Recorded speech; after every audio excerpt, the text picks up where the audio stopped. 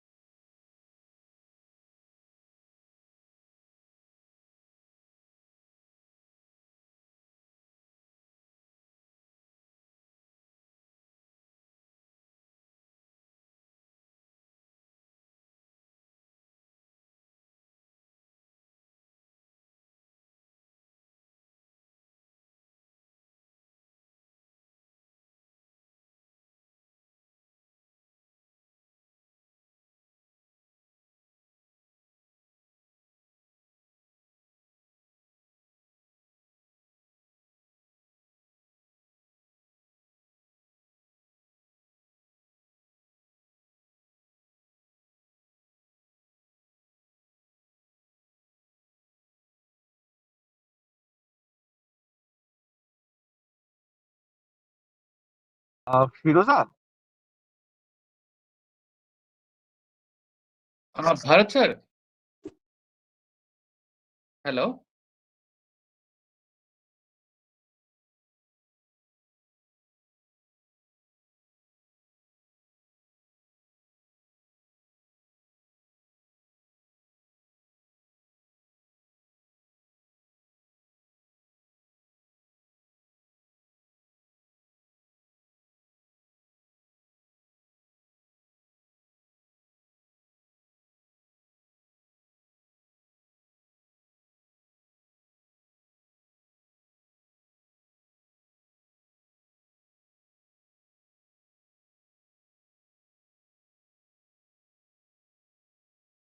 hello Firoza, are you able to listen me?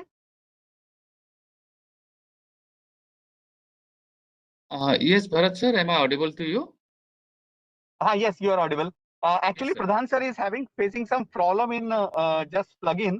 We are Yes, trying sir. to sort it out. Just ask the participant to wait for a moment, and we are Yes, sir. extremely sorry for this delay. Yeah, Okay, sir.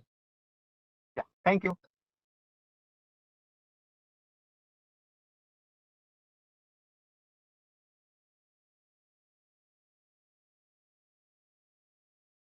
Dear participants, you please wait for 5 more minutes. Our expert will be joining us soon.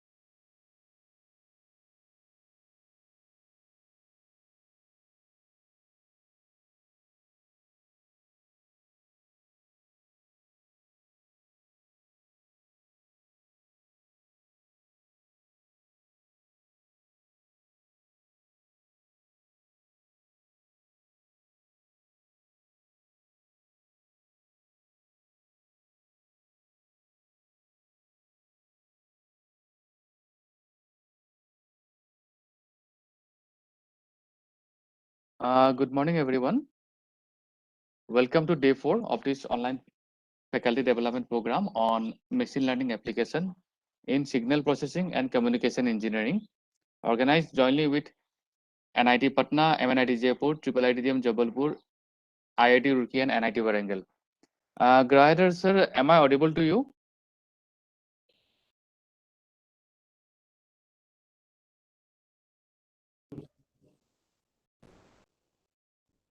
बोलिए। हाँ मेरा slide देख रहे हैं? नहीं अभी नहीं दिखा। सर अभी तो स्लाइड शेयर नहीं हुआ है आपकी तरफ से। लॉगिन हो गया था? हाँ, आपका लॉगिन हो गया सर, आप अभी प्रेजेंटर है सर। इस साइड से लॉगिन नहीं हुआ।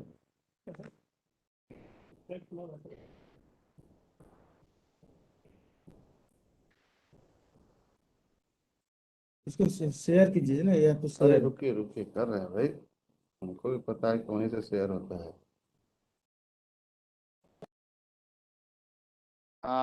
Good morning, everyone. Welcome to today's session, lecture 12 on machine learning in speech processing. We have our expert, Dr. Gayadhar Pradhan sir from NIT Patna. Before we start, we would like to share his brief profile with you. Dr. Gayadhar Pradhan sir is Associate Professor in the Department of Electronics and Communication Engineering at NIT Patna.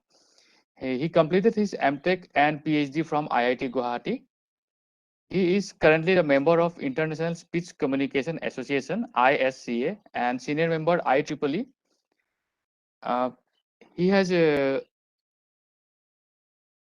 been a training and placement coordinator at Department of EC NIT Patna from April 2019 to June 2021. He was also the head of the department EC NIT Patna from April 2016 to March 2019. He was professor in charge Computer Center at NIT Patna. He was also nodal officer, National Knowledge Network Project, NIT Patna, and he was also PhD coordinator, Department of EC, NIT Patna.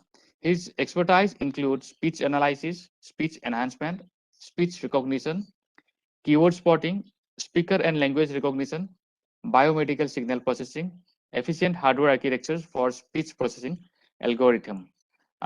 Sir, welcome to today's session. I am making you the presenter. From now, you can share your slides. Thank you. Can you please make me the presenter? Yes, sir. I am making you the presenter.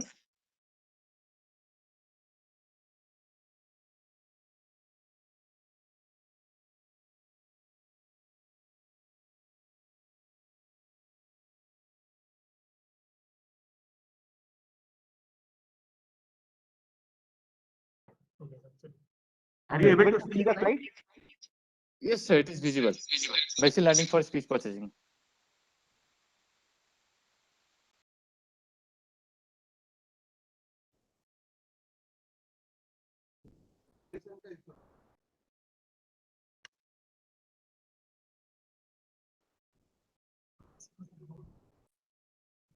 Hello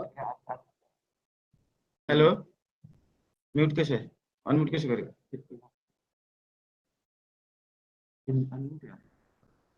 hello, am I audible? Yes, sir. You are audible. Of कर दो।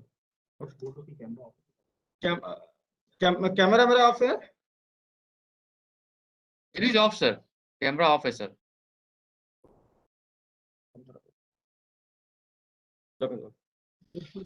Okay, sorry for delay. We are facing some problem. ये कैसा है?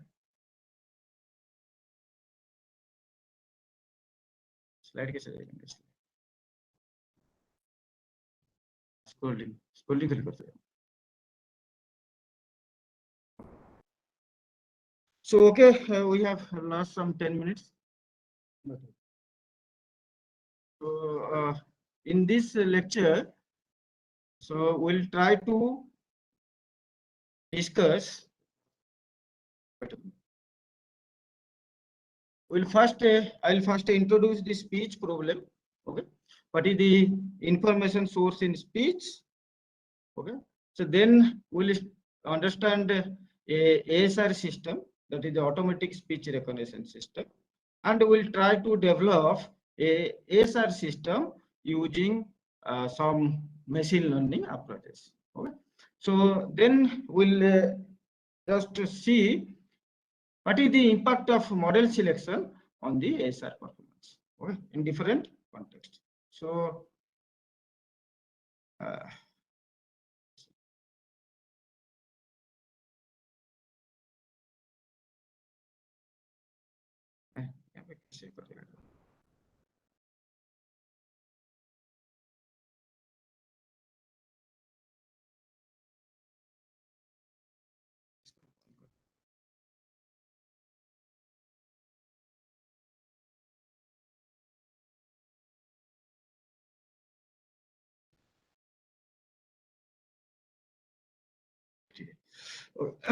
so first we'll try to understand the speech signal.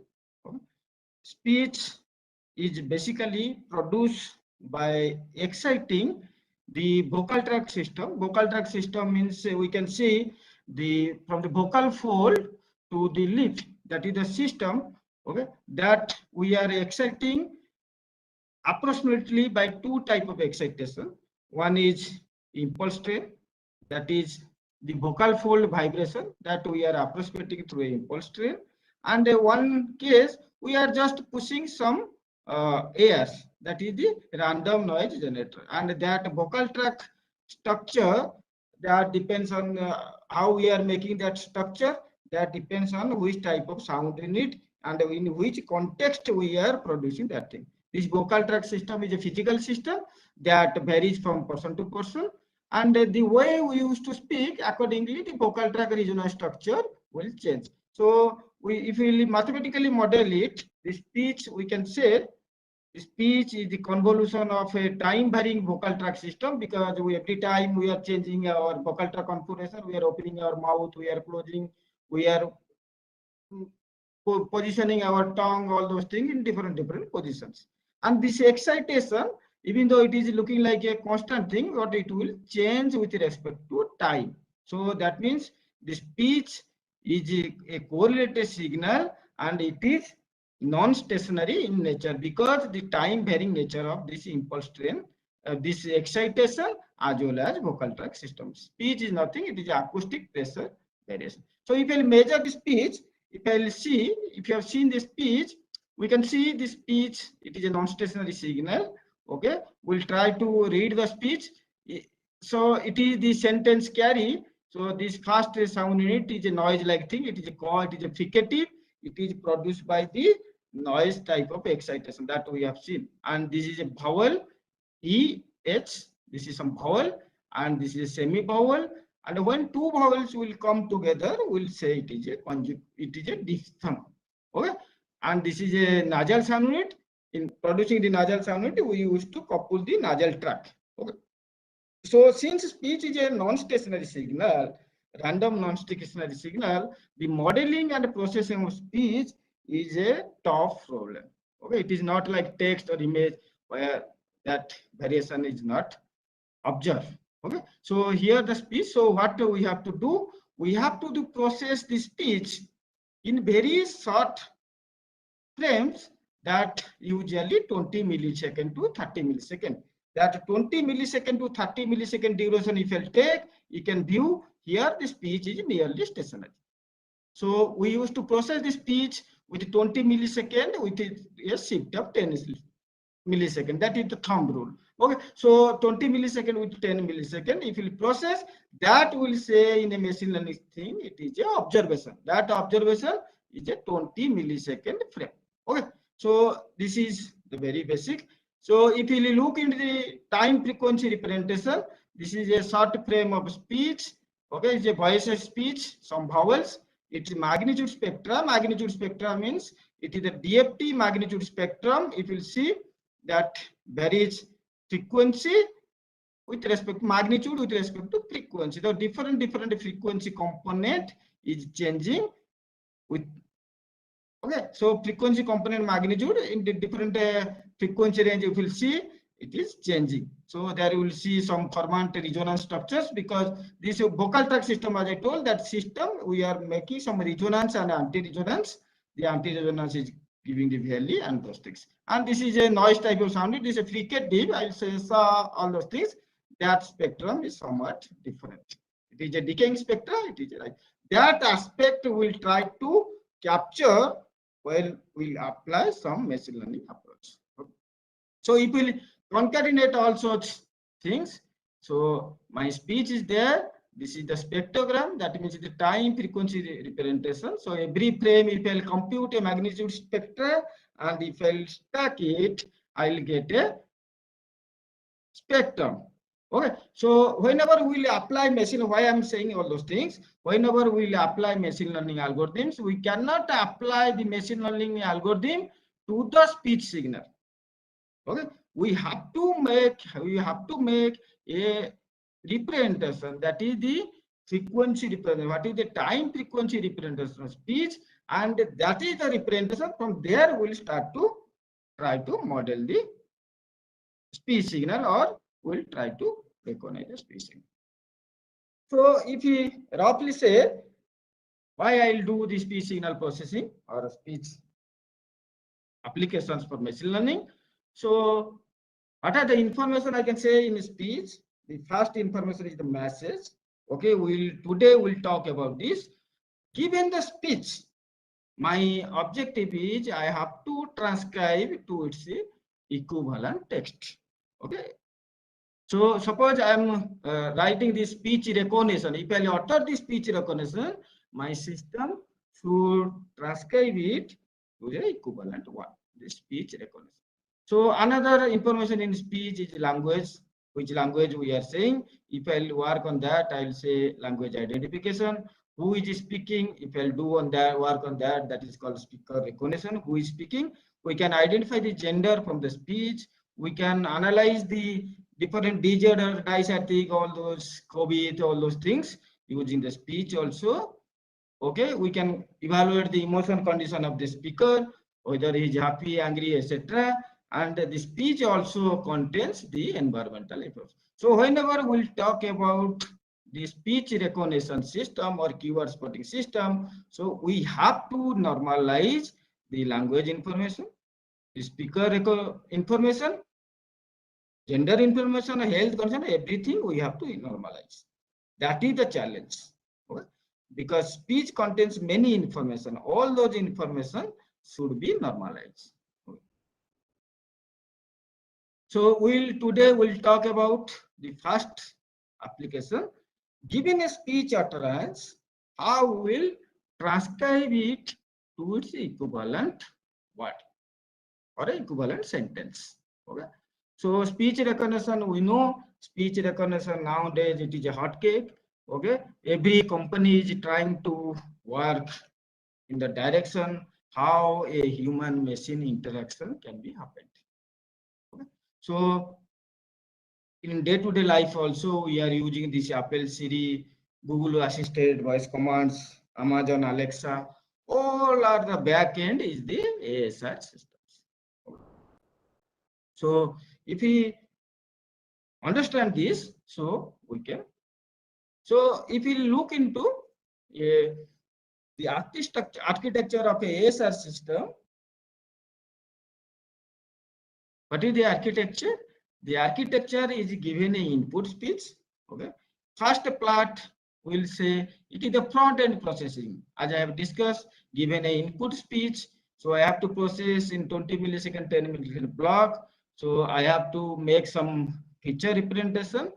That mostly used feature is the MFCC. What we are using?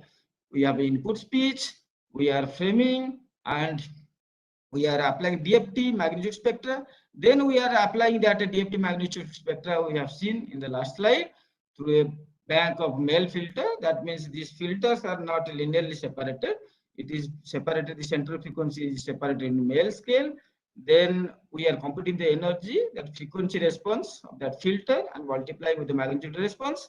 Okay, then we are logarithmically we are applying, and DCT, discrete cosine transform, we are applying to get some reduced dimension and decorrelation.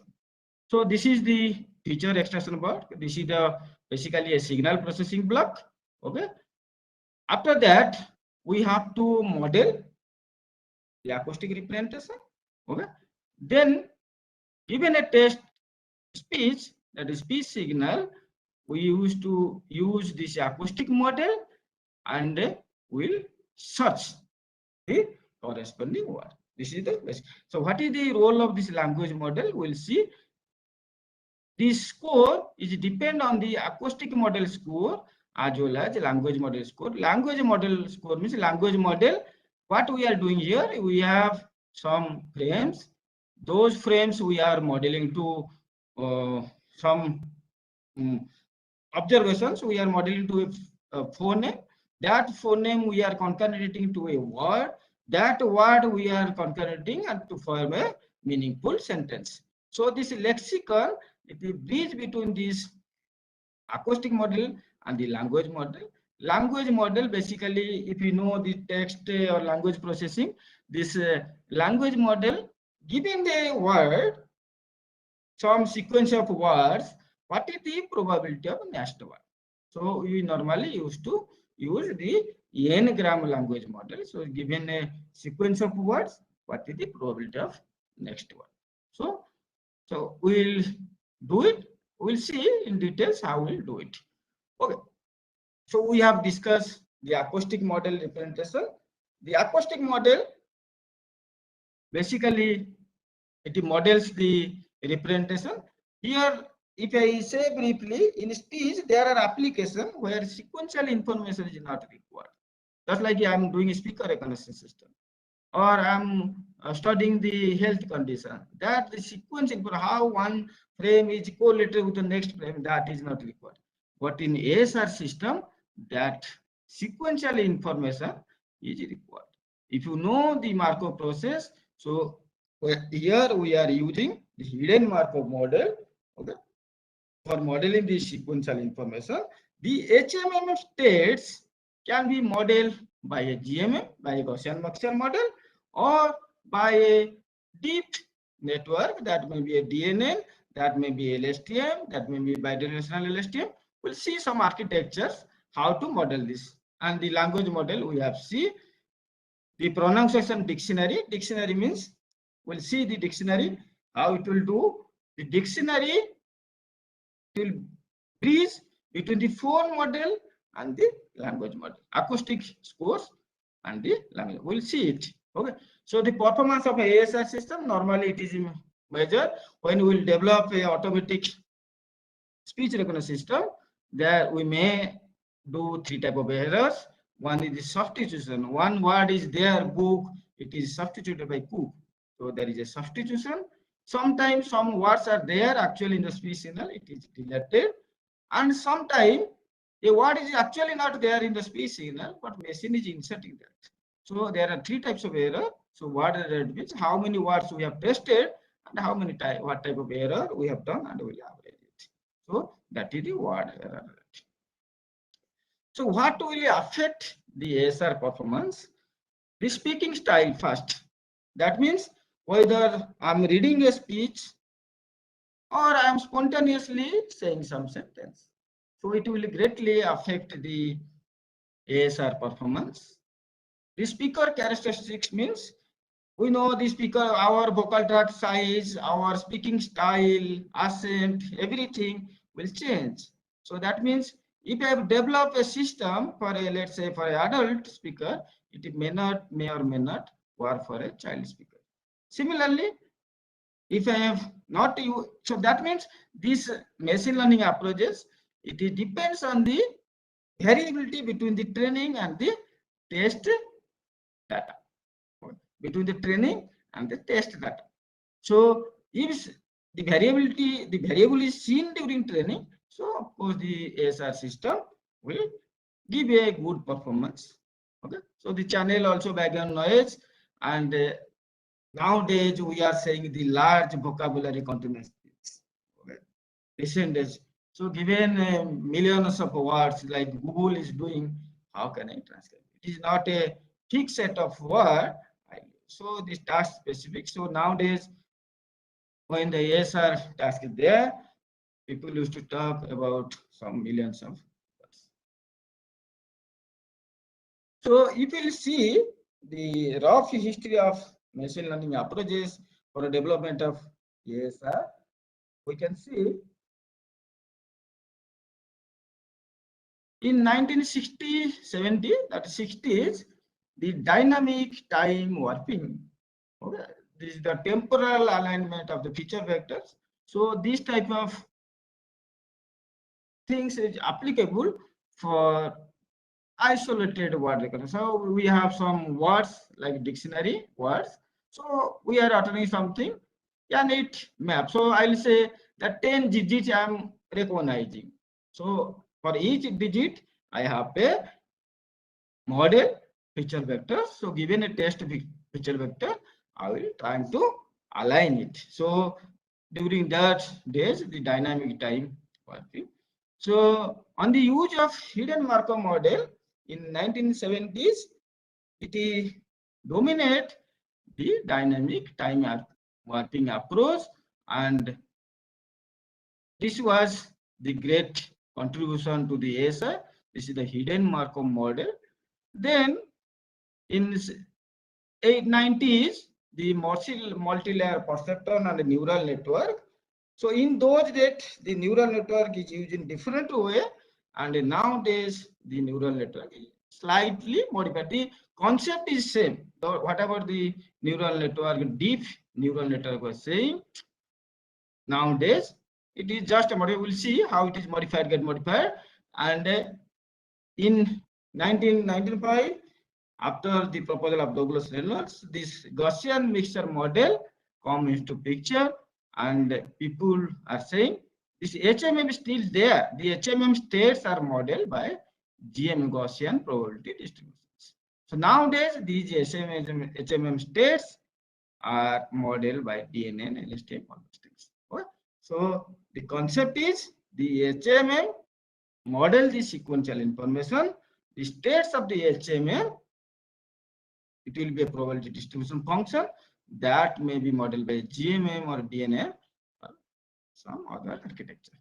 Okay. So what is the task? Here is a task. If you see mathematically, whatever we have discussed, if you say that given a observation sequence X is the 20 millisecond frames, we are taking each 20 milliseconds, say, and we are doing some spectral representation. That may be a MFCSP feature or some other feature. That is the observation.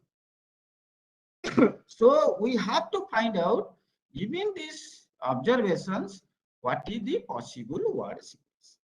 That is the objective of a ASR system. Okay. So if I apply the base rule, we know we can write Px given W. That means given this word, that is the reverse. Okay. And this is the prior P omega PW, that will say it is a language model. Okay. This is the X omega. It is the given word. It is the acoustic model, and this is the language model. And this is the total probability. That thing. So X is a feature vector. Okay. We'll imagine we have some T number of observation, discrete observation. It is not a continuous observation, it is a discrete observation. Every 20 milliseconds, I am taking one observation. Okay. So W is the possible word sequences. Okay. So this is the acoustic model. So given observation sequence, we have to find out argument max, means the word which is giving the maximum probability for this set of observation given a language model. Okay. This is the thing. So we'll see Px by omega. What will say? It is a phone sequence. What will say? HMM states are there. We'll see in the next slide. The states are there. Given the observation, what is the corresponding states? If the states is there, what is the corresponding phone? If the phone is there, what is the word? So that means what we are doing, given an observation, we are converting it to a phone. Okay. The phone we are converting to a, by converting the phones, we are making a word. Okay. So n-gram language model, if you see, n-gram language model. That means n word, that possibility of this n word sequence. This is the n-gram language model. This is a good field of research in ASR, in text recognition, in natural language processing. If you work on this, how to develop a language model, that itself is a research. You can get your AD. Okay. So how will you read it? This is the unigram. This is the first word probability. What is the first word probability? Given that, so this n sequence, then I minus 1 sequence, what is the probability of I? Okay, this is, so in ASR, we normally use the bigram language model. This is the unigram. That means what is the probability of this first word? So given this first word, what is the probability of next word? Just if I'll say, if I'm saying I am, then next word I may be, I'll say I am going, I am eating, I am cutting. So given I and am, what is the probability of next word? That we used to model it. And this is greatly contribute to the ASR performance. So if we'll view this sequential modeling through HMM, so what we can see, each phone we used to model using 3-state HMM. Okay, people have tried many approaches before. So this is the way to model the HMM. HMM means, suppose I will say the utter the word cat. If I'll split it, okay, if I transcribe it, I'll write ka. If I'll utter it, how I'll produce ka sound, then one vowel, then ta, cat. Okay, so each phoneme, this ka is modeled using a 3-state HMM. Not like 3 phones we are modeling 3 states. Each phone is modeled with a 3-state HMM. Okay, so the why we are modeling? If you have observed whatever the first figure I have shown, the speech is a non-stationary signal. Whenever we are pronouncing some sound, so at the onset, it is slowly rising. This is the onset. If we have a phone like something, it is like a Gaussian curve type of thing. It will first rise, then it will maintain a constant value, then it will fall. This is amplitude. So first is onset, that phone, and this is the middle, some frames, middle regions. It may be 4 or 5 frames. The onset may be 2, 3, 4 frames, and the end it may be some frames. So each phone I will model through a 3-state HMM. And this arrow you can see, there are many phones that will concatenate. Okay, and we'll try to find out what is the possible sequence. Okay. Nowadays, whenever you will talk about ASR, so the first question is, it is a context dependent. Context dependent means a sound you can record and you can observe. It depends on the context. What is the preceding sound and what is the succeeding sound. So, okay, if I say it, some vowel, if I say in between, if it is bounded by 2 different sounds, phonemes, that nature is different. If I am starting from a vowel, that nature is different. If I will end with that, it will depend. Suppose here I am saying cat, that tau I am taking less time. But if I say T, that tau I am taking a long time. That depends on the context. So if I model this context dependent phones, so how many ways I have to model? Suppose let's say Hindi, we have approximately 49 phones. So each phone I have to model with 3 states. Okay. So how many context dependent phones will be there? So for each case, it will be 49, 3 times you have to multiply. It is 49 to the 3 and 3 states. So 3 into 49 to the power 3. So whenever we will search, so this It is not possible. We cannot search so many phones using a machine. So we have to restrict it. Restrict it means, suppose I can align, suppose rat, cat, mat. If I produce 3 words, this all every time it is bounded. So that nature will not change. So I have to find out what is the nature of, even though it is bounded by some different sound roots or something. So where it is located, whether it is located middle or it is starting or it is ending, what is the context, whether it is followed by a vowel or it is followed by a consonant, all those things people take a permutation combination. So people used to take some around 2000 of such combinations.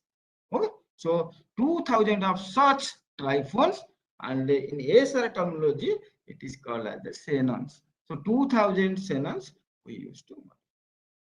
So this is the thing we have to some state. So if you know HMM query, there will be probably that first frame is in state 1, next frame may be in state 1, or it may go to state 2. Check. So in this ASR system, it is not like your normal Markov process that there is a route from right to left. This is the forward. Once we have moved to the forward, we have to go in a forward direction. So okay, so this is the transition probabilities, all those things. Okay. So now what is this thing? This density, that HMM as a state means it is what? It is not a circle. It has some distribution. That we, if I say, let's say all such curve when it is starting from silence and bounded by vowels, if I collect all those curves, okay, they may be in a huge database, 100 or 200 hours, you will find so many such xenons. Those xenons I will pull and I will model that distribution. The first onset few frames that will model, that is a distribution, Gaussian distribution.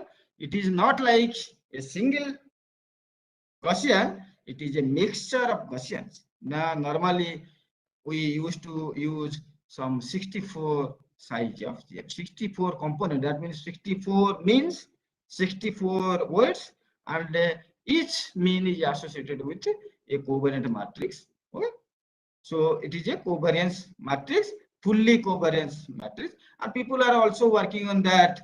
How will reduce this computational cost and all? Okay, so how will select this covariance and all? Okay, so if you look into the so if you look into the Gaussian mixture model, just I cannot discuss all those mathematics. It is behind this slide. You can check it later on. Okay, I'll just give the concept. Okay, so a GMA, if you see, it is modeled by 3 things. One is the mean, you can see here, and the covariance. Sigma is the covariance. Okay, sigma, I should write capital sigma I. Okay, it is sigma. That means you can see fully covariance matrix, and W is the weight of each component. Okay, so that means it is a weighted combination of Gaussian components. What I told, this distribution is modeled by a Gaussian components. So that means you can say people have studied from 8, 16, 16. Okay, people observe that around 64 or something. If you increase more, that computational cost is there. Okay, you may get some delta improvement. Okay, so this is the distribution. We can view a Gaussian component. So this is the Gaussian distribution. Okay, let's say first feature. It is a feature means it is a cluster. Where what we are doing, we are modeling some features with one Gaussian, next with another Gaussian, next distribution with another Gaussian. If I apply this formula WNP, this thing called conditional probability, I'll get W1 some weight, it is multiplied. Second component is multiplied by some other weight. Third component is multiplied by some. So finally, this is my distribution. So given an observation, what I have to find out? I have to find out what is the likelihood and all. Okay. So and this sum of these weights will be equal to 1. Okay. So we have to normalize it. And this Gaussian mixture model is used to build by expectation maximization algorithm. Okay, expectation maximization. We have to initialize this parameter with some random number. So then given the data, we will update that parameter. And some convergence after 20-30 iteration, it will converge. So that parameters will not get. So given this distribution, okay, so this distribution I know, given an observation, I have to find out the likelihood. Okay, so this state. Okay, so with respect to this state, all those things will find out. So when we are saying this HMM, GMM HMM system or DNN HMM system, this HMM fellow or DNN fellow will play a role here. This HMM is still there. HMM, it is modeling the sequential. That states we used to model. Okay. So if you interpreted this, you have to remember this. What we are trying, I am giving you these states, these observations X. Your objective is to find out the what. What we are doing it in reverse way. The X given over. That means given the states, what is the probability that this state is generating this observation? Okay. So this is the Gaussian visual, because why I am emphasizing on there. When we will go to DNN, we'll see what is the modification. Okay. So this is the thing. Okay. So I think I have some 10 minutes. So I will not spend on this. I've clearly written this background. What is the hidden Markov model? Okay. I'll just briefly say hidden Markov model. It is used. Why we are saying the hidden Markov model? Because the states are hidden. We are not seeing the states. Okay. Okay. So the states are there. So what is the parameter of HMM? We can see here. Okay. This is the state. This is state transition probability. One parameter there. Okay. So how will model these things? Okay. Parameters, the state transition probability. I can read it. Given the current state is I at a time t, what is the probability that in the next time instant it will go to another state j? How many such states? That depends how many states we are using. So let's say n number of states. So it can go from any state to any state in the next matrix. So this is a matrix Aij. Okay. Some of those probabilities 1, that should be constant. It is a n cross n matrix. Okay. So next is the observation symbol probability distribution B. That means even I am in state J, let's say time t, what is that probability I am producing a particular sound, that BK is observation. Okay. I am in state I and producing a sound unit, let's say. What is the probability that I am in state I am producing sound unit? That thing. Okay. So the third parameter is initial probability vector. So whenever we'll go for a sequential modeling. So from somewhere we have to start. From where I start, that is the pi I. So each state has some probability. So if I know these three things, A, B, and pi, it will completely describe the HMM. Okay. How will model all those things? It is background. I have completely written step by step. You can later on you can follow it. Okay. So what I'm talking in the context of ASR. Okay, you can read it. So we'll see this in vitro algorithm. Okay, because I cannot explain this thing without going back to all these expressions, how it is derived. Okay, conceptually I'm saying. What is my thing? I have some states here. I have some states. That means, let's say we have some n states, possible n number of states. Okay. So given at a time t, I have some observation 1, observation 2, observation 3. So observation t, xt number of observations are there. So each observation have some probabilistic alignment with a state, because it is a probabilistic alignment. I cannot say this feature vector will go to this state. Okay? It will have some probabilistic alignment. So n number of states are there. So it will have some probabilistic element. So next feature vector, I will have some probabilistic element. All those things. So now my objective is, if these are the states, a number of states. So from this point to this point, if I move, so how will move? We'll move in such a in a path such that the probability is maximum. If the probability is maximum, the error will be. So that means we can compute this value and put in a grid. इसको ASR में बोलते हैं grid search. So we will search that grid and we'll find the path. So accordingly, that is the possible phoneme sequence. So once I get the phoneme sequence and I know the state sequence, as I explained, I can get a possible word. So once I get the possible word, so okay, so we can go to next word and so. So it is a huge topic. I cannot cover all those things in an hour. Okay. So what is the architecture difference between GMM HMM and DNN HMM? So now with this invention of deep architecture, people try to replace GMM with DNN. So what is that? We have seen in the last slides that the states are modeled by a distribution. That is the Gaussian distribution, Gaussian component. We are saying a mixture of Gaussian component. So now these states, okay, there are some n number of states. Those states are the output of the DNN. Okay, there is a softmax layer, that probability and conversation. Okay, so given an input speech, we'll parameterize it and we'll feed and we'll get the output. Okay. So here the question is, what type of activation function will use? There may be tan hyperbolic, there may be some ReLU, other there are many things. And what type of, how many layers will use? That in ASI, okay, people have studied from 3, 8, 10, all those things.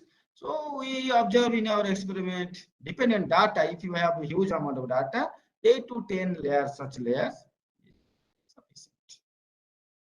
Okay. These are the Shannons. How many Shannons we are using, that we have discussed. Okay. Here also, whether these layers are backward way connected, this is bidirectional, all those things, RNN, all those things. This architecture, this is the basic concept. What the actual concept is there? Given the state sequence, we are finding the feature vector. What if it is the state sequence? What is the probability that this state sequence generate the feature vector? But the earlier neural network, what we have started in 1986, those networks also working on that principle. But in recent advancement, what we are doing, we are just doing in the reverse direction. Given the feature vector, what is the state sequence? That is the modification, and due to this modification, the ASR performance. So you can see also the activation function we have seen. We can see the dropout. Dropout means, suppose we have a data, training data. So let's say I have model with a clean data. During testing, we are testing with a noisy data. Okay. So what about the test observation? It is not coming in the training thing. So what we can, how can we adjust out? If we see the neural, you have visualized the neural network, we'll take out some neurons. Okay, we'll drop some neurons and try to build that. That means randomly we will take out some neurons and try to train. And in the recent days also, this tandem features, that means one layer, I'll reduce the size of that layer, okay, output, and we'll give that will act as a feature. Here we can feed the spectrogram and we can model it. That is a CNN. Okay, so it is just a delta variant, but this is the concept. Okay. So we have developed some. I have okay. So 1 minute I'll take because I cannot discuss all those things. Okay, so we have developed some systems. Because I have lost 10 minutes during this connection. We have studied this DNNJ because I am actively working on this ASR and all for the last 3-4 years. Okay. So these settings and all, everything is well defined. You can follow it. You can see here, we have tried so many features. Let's say GMM, HMM, DNN, HMM, DLSTM, HMM. There we have also GRU-based models and all we have studied. You can see, okay, if there is a mismatch, okay, model is trained with adult and test with child and all, this modeling things is giving. If I change this model, my performance is drastically changing. Okay, similarly for noise and all, we can see, okay, the noise impact on different modelings. Okay. So some references we can see. I have taken some few references from my PhD student. Some things also added from Professor Samudra Vijaya. So many sources. Okay. If you are interested, some of the recent publications I have given, you can read it. Okay. Thank you. Thank you, IIT Guwahati, Professor Bhattacharya sir. He's my sir, given me this opportunity. Thank to E and ICT NIT Patna and all Professor Bhattacharya, PI, and all these people, those who have helped me, my career, to my students, all those teachers. Okay.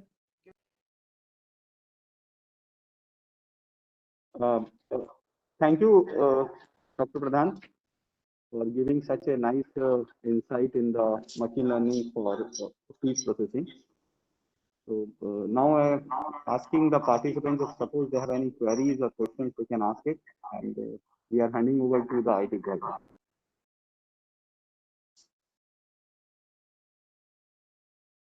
IIT Guwahati? Yes, Bharat sir. Yes, please. Sir, Yeah. there is a query from participant side. What is HMM, GMM accomplishing in acoustic model? That then you model the sequential information, as I told. How one frame is correlated with the next frame, because speech is produced from a physical system. Okay, suppose I'm saying gather, I cannot say gather like that. It has some alignment. One frame is alignment with that. That is a model because it's a physical system. To change one position to other person, it will take some time. That sequential information, if this is the phone, what is the problem next phone, all those things, it is model HMM. How we model this HMM? This HMM states we have model, that state is modeled by a GMM.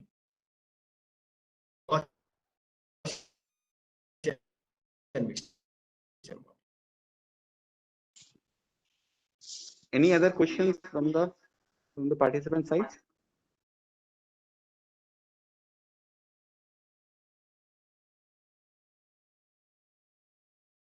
Yeah, please, Lakshmi, you can ask. Sir, good morning. Sir, I'm working on speech processing. So I'm just asking you whether I'm doing it the right way or not. Sir, suppose I have a .wav file. Sir's connection is lost. Connection is there, na? Ma'am, you are audible. बोलिए. Okay. हाँ हाँ. Sir, sir मैं audio processing में काम कर रही हूँ, तो suppose I give a wave file as my input in Python, so it gives me number of samples. That means I'm getting amplitudes, right, of speech. Number of samples means I'm getting the amplitude. Then when I calculate Fourier transform of this, then I get something called something in negative frequency, in some negative components. Is that the right thing? What I am understanding, some complex numbers with some negative. No. Okay, there is a in the Python also how to compute Yes, this MFCC and all. Okay, how Mhm. to select the feature vector, filter bank, what is the frame rate, everything is there. Some of my students also work in Python. Otherwise, you can, as I told, you can compute the spectrogram. Okay, because this temporal information will get nothing. It is simply some magnitude. Okay, so we have to go to the frequency domain. Ha, sir, that's what Right. my question So- is. If I apply Fourier transform on the set of samples I have got, so I'll be getting the That will set go, of if you apply frequencies. that, you will get some, okay, Fourier transform. If you once you apply, it is a complex number. You Yeah, have yeah, to yeah. convert it to magnitude.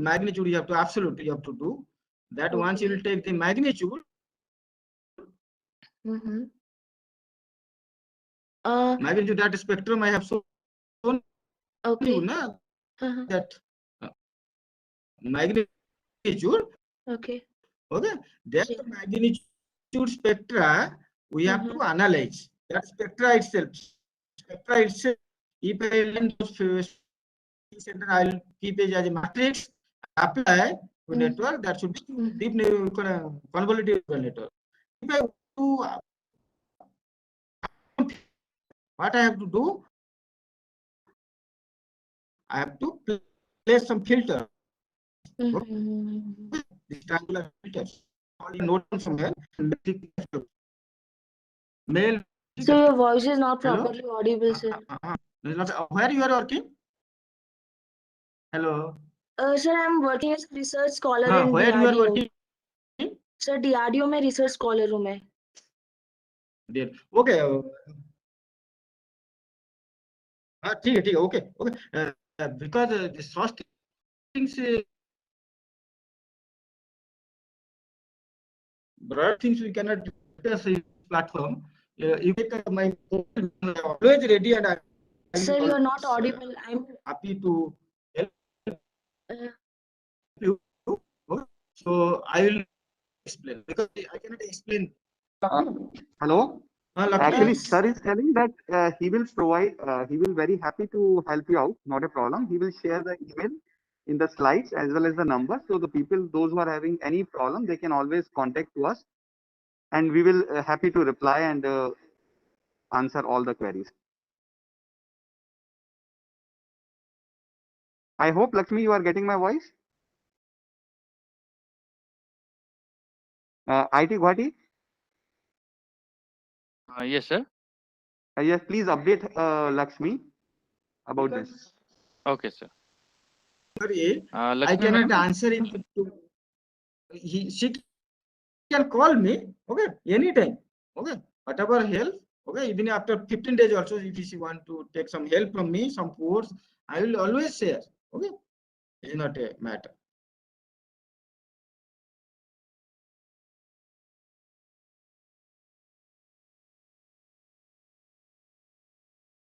Participants who have any queries, they can raise your query in the chat box, or you can just raise your hand so that we can unmute you.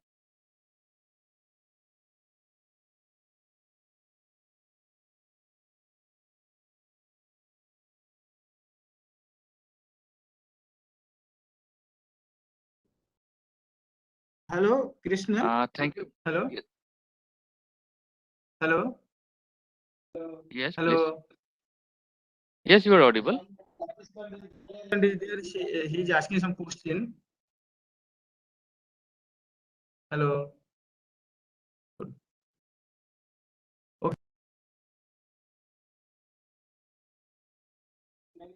Hello. There is one question from the participant side, that how can I use GMM and HMM for classification? Sir, please. Hello. Hello.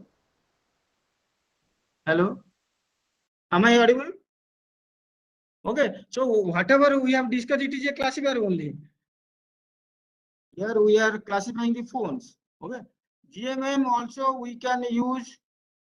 If you look into 1995 to 2005, GMM was a very good classifier for speaker recognition, language identification. If you look into Google citation of Douglas Reynolds, you can see some 30,000, 40,000, or some lakh citation maybe. GMM is we can use as a classifier, GMM itself, where the sequential information is not required. How one frame is aligned to other frame. We will pull all these feature vectors and make into some clusters. Okay. So only given an observation, I have to find out the likelihood. Likelihood means you know how to compute the likelihood. Okay. This likelihood. If there is a sequential information is required, then we have to use GMM. Okay. HMM. Thank you, Pradhan sir. Now it's over to IIT Guwahati for the next expert. Thank you, Bharat sir. So now our next topic is on machine learning in gesture recognition. It will be covered by Professor Manas Kamal Bhuya sir. Before beginning, we would like to share his brief profile with you all. Professor Manas Kamal Bhuya sir received PhD degree in Electronics and Communication Engineering from IIT Guwahati. He was with School of Information Technology and Electrical Engineering, University of Queensland, St. Lucia, Old Australia, where he was involved in postdoctoral research. Subsequently, he was researcher with SAFE, Sensor Research Group, NICTA, Brisbane, Old Australia. He was assistant professor with the Department of Electrical Engineering at IIT Roorkee and Jorhat Engineering College, Assam. He also worked in Indian Engineering Services. In the year 2014, he was visiting professor with Indiana University and Purdue University, Indiana, USA. Dr. Bhuya was a recipient of National Award for Best Applied Research Technological Innovation.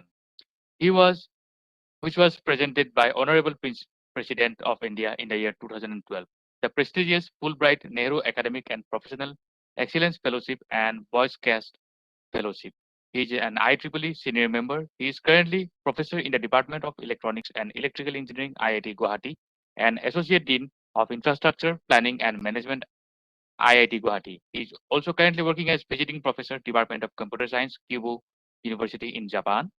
His current research interest includes machine learning and artificial intelligence, image video processing, computer vision, human-computer interaction, virtual reality, augmented reality, and biomedical signal processing. He has almost 27 years of industry teaching and research experience. He is author of the textbook Computer Vision and Image Processing, Fundamentals and Applications, published by CRC Press, USA, 2019.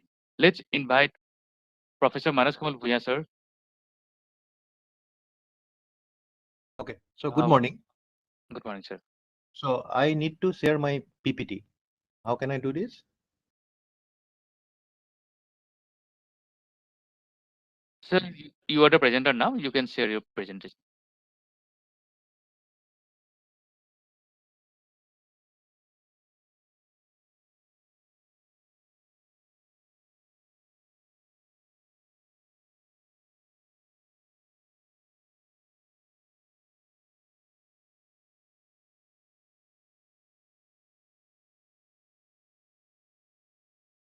Okay, is my screen visible? My PPT is visible? Yes, sir. It is visible. Okay.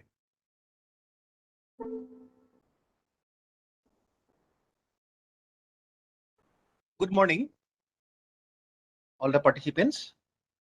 And I think one or two faculty members are present in this meeting. So my topic is Introduction to Machine and Deep Learning and Applications in Gesture Recognition. So in my talk, mainly I will consider the brief introduction of machine learning and the deep learning. And finally, I will explain the applications of machine learning in gesture recognition. So am I audible? Yes, sir. You are audible. Okay, okay. So this is my topic. So outline of my talk is, so first I will explain the concept of the machine learning and the deep learning. And after this, I will briefly explain the concept of gesture recognition and some of the applications.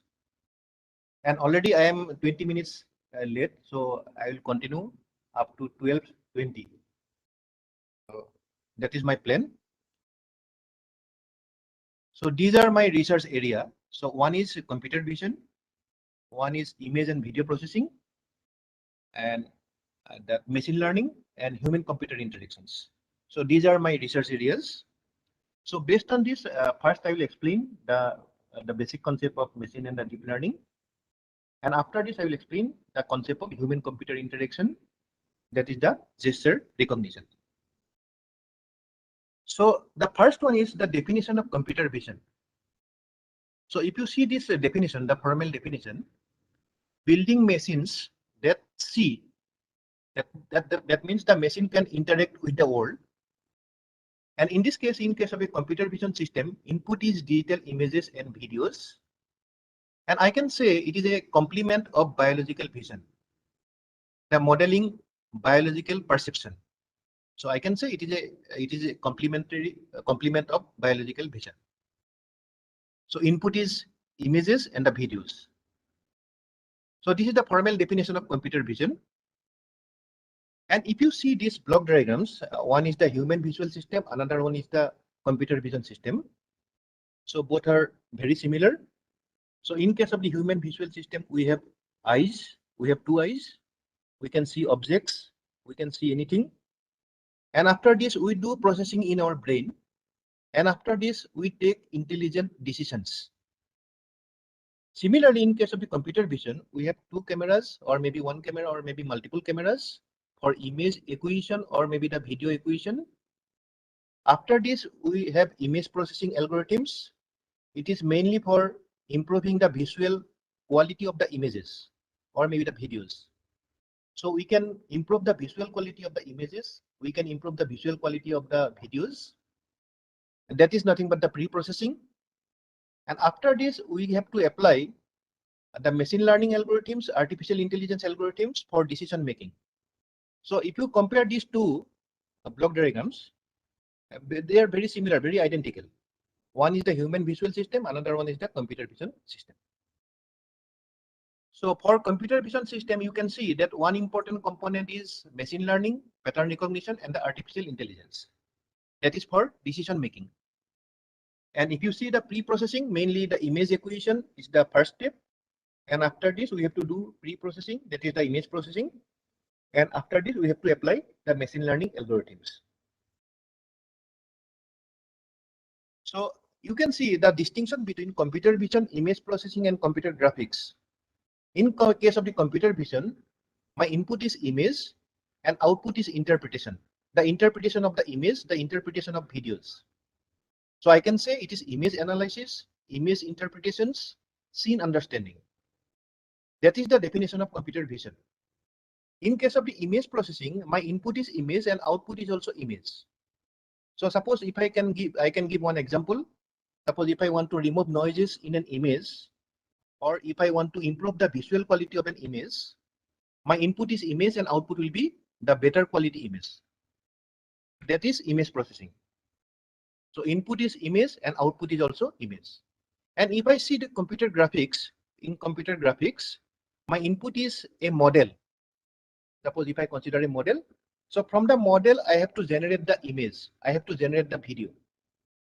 So if you see in computer vision and the computer graphics, they are opposite. In case of the computer vision, input is image or the video, and output is the model. Model means the interpretations. In case of the computer graphics, input is the model, any model. Suppose if I consider the model of a box or model of a face, the output will be the video, output will be the image.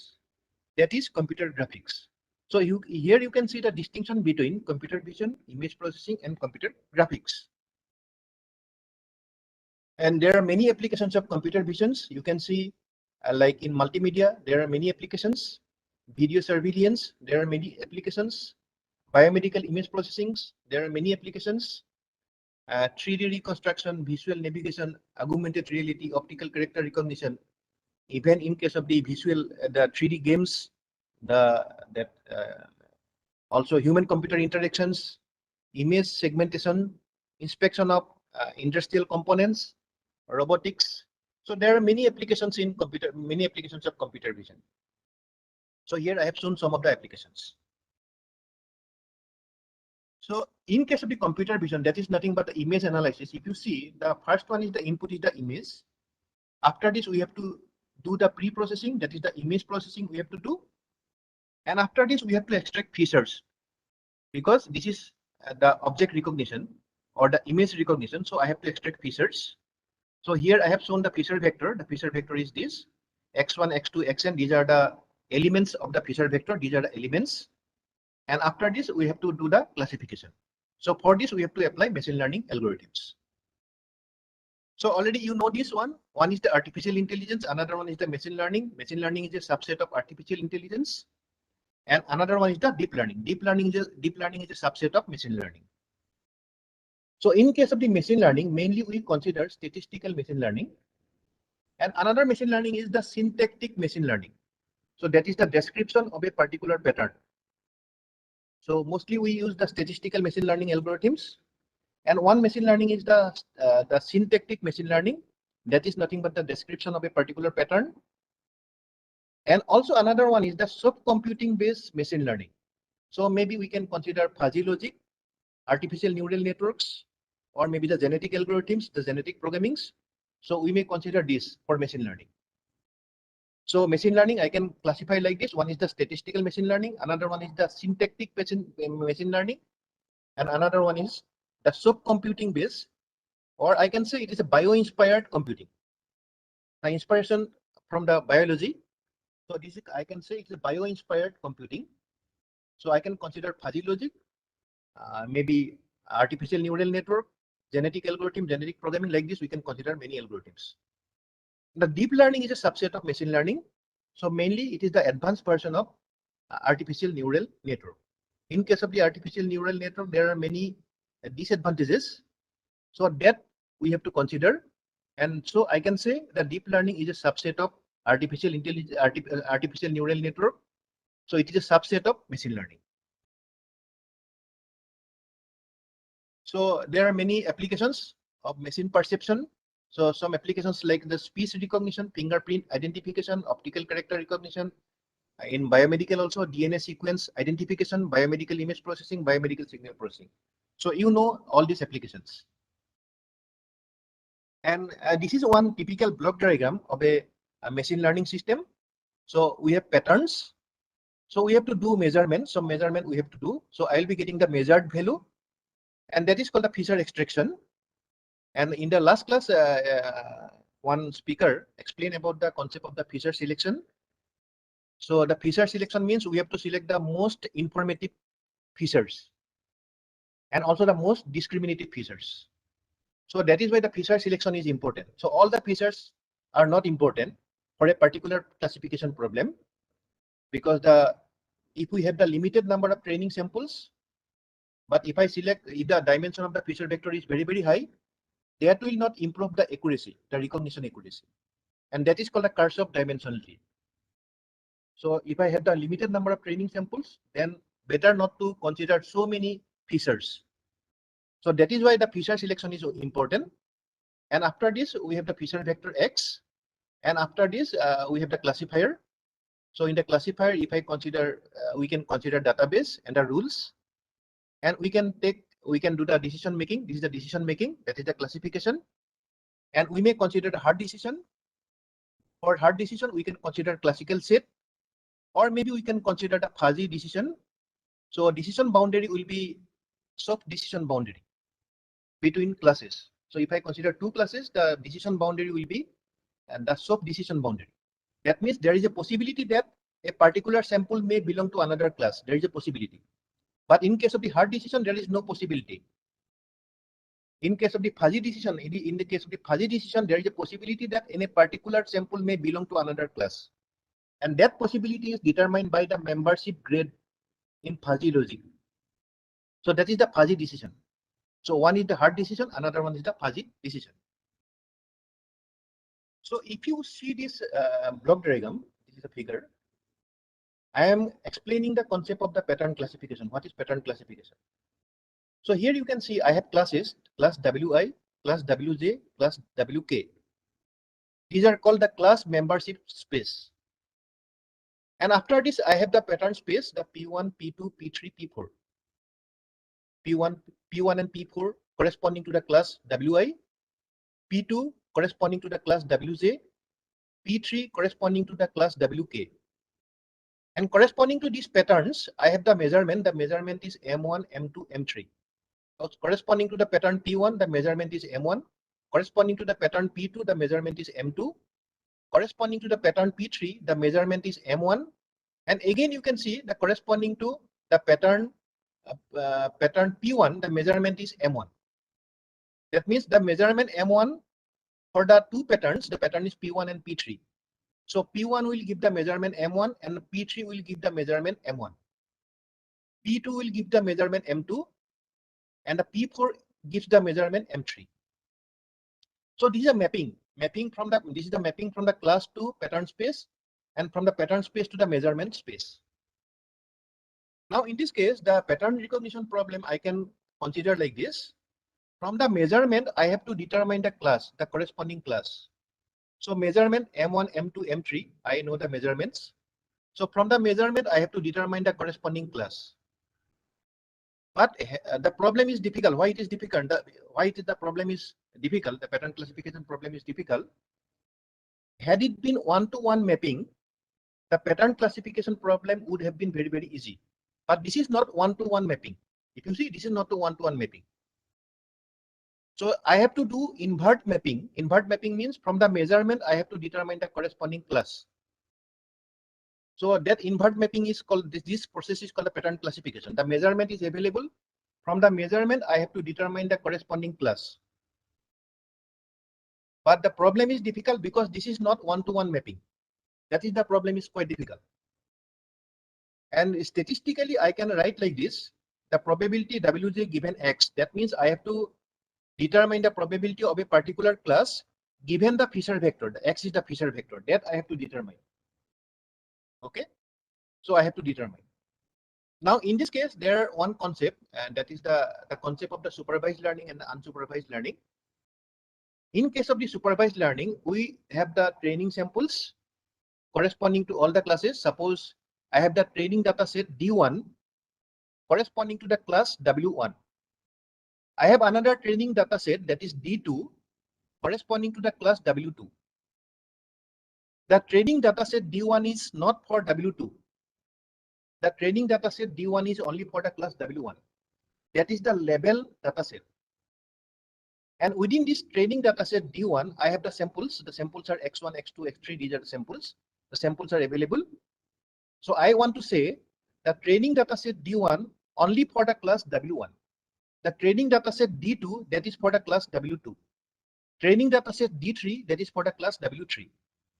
The training data set D1 is not for class W2 or not for class W3. That is the concept of the supervised training. So I have the training samples. And from this knowledge, I have to determine this, the probability of Wj given X, I have to determine. That is the concept of the supervised learning. In case of the unsupervised, we have only the Fisher vector. The Fisher vector is X. And we have to group the Fisher vector based on some similarity. So I have to group the Fisher vectors based on some similarities. That is called the unsupervised. So already it was explained what is the supervised and what is the unsupervised. But I want to just mention this. This is the supervised. So we have the label data. Label data means already I have explained. And what is the unsupervised? In case of the unsupervised, we don't have any information. Only we have the Fisher vector.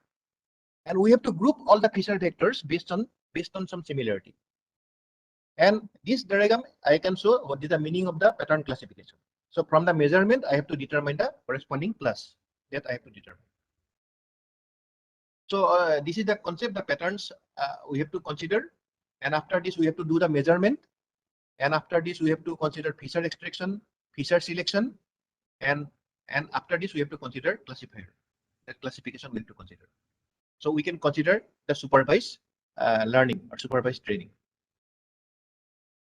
So here you can see, mainly we have the training samples. The training samples are available X1, Y1, X2, Y2. These are the training samples. And in this case, I have to consider the classification problem, the jockey and the hoopster recognition. And here we are considering the linear classifier. So based on this W dot X, that the dot product plus B greater than 0, I can determine a particular class. The particular class is H. And if the another one is W dot X plus B is less than 0, then another class Z. And you can see the decision boundary between the classes. One class is the blue class, another one is the red class. And what is the equation of the decision boundary? The equation of the decision boundary is w dot x plus b is equal to 0. So that is the equation of the decision boundary. So this is the hard decision. So soft decision already I have explained. In case of the soft decision, there is a possibility that a particular sample may belong to another class, and that is determined by the membership grade. The membership grade lies between 0 and 1. That is the membership grade. So membership grade is suppose 0.9. That means there is a higher possibility that a particular sample may belong to another class. So feature extraction is important. After this, we have to select the good features. We have to eliminate bad features. So that is the concept of the feature selection. And in case of the good feature, you can see it is easy to draw a decision boundary between the classes. In case of the bad features, it is very difficult to draw a decision boundary between the classes. So that is why the feature selection is quite important. And that is the concept of the feature extraction. I am extracting the features x1, x2, these are the features. And after this, I have to reduce the dimension of the feature vector, and that is the feature selection. So last class also, somebody discussed about the concept of the PCA. So with the help of this PCA, we can consider the feature selection. But PCA, you have to remember that PCA is the unsupervised. Is the unsupervised method. Another method also it was explained, the LDA, the linear discriminant analysis. Generally, it is the supervised. LDA is supervised generally, but PCA is the unsupervised technique for dimension reduction. So you can see the linear classifier x1, x2, x3. These are the decision boundary. So you can see the linear decision boundary between the classes. And the second one is the non-linear decision boundary between the classes. So you can see, so it is a feature space. So feature space, and I have the label regions. So x1 corresponds to the class w1, x2 corresponds to the class w2, x3 corresponds to the class w3. So this is the decision boundary between the classes, and I am considering the feature space. So this is the feature space. And already this concept was also explained. That is the concept of the discriminant function.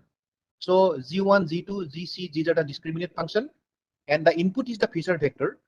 So for C number of classes, I have C number of discriminant functions, and I have to determine the discriminant function g1x, z2x, like this I have to determine. And I have to select the maximum discriminant function, which one is the maximum.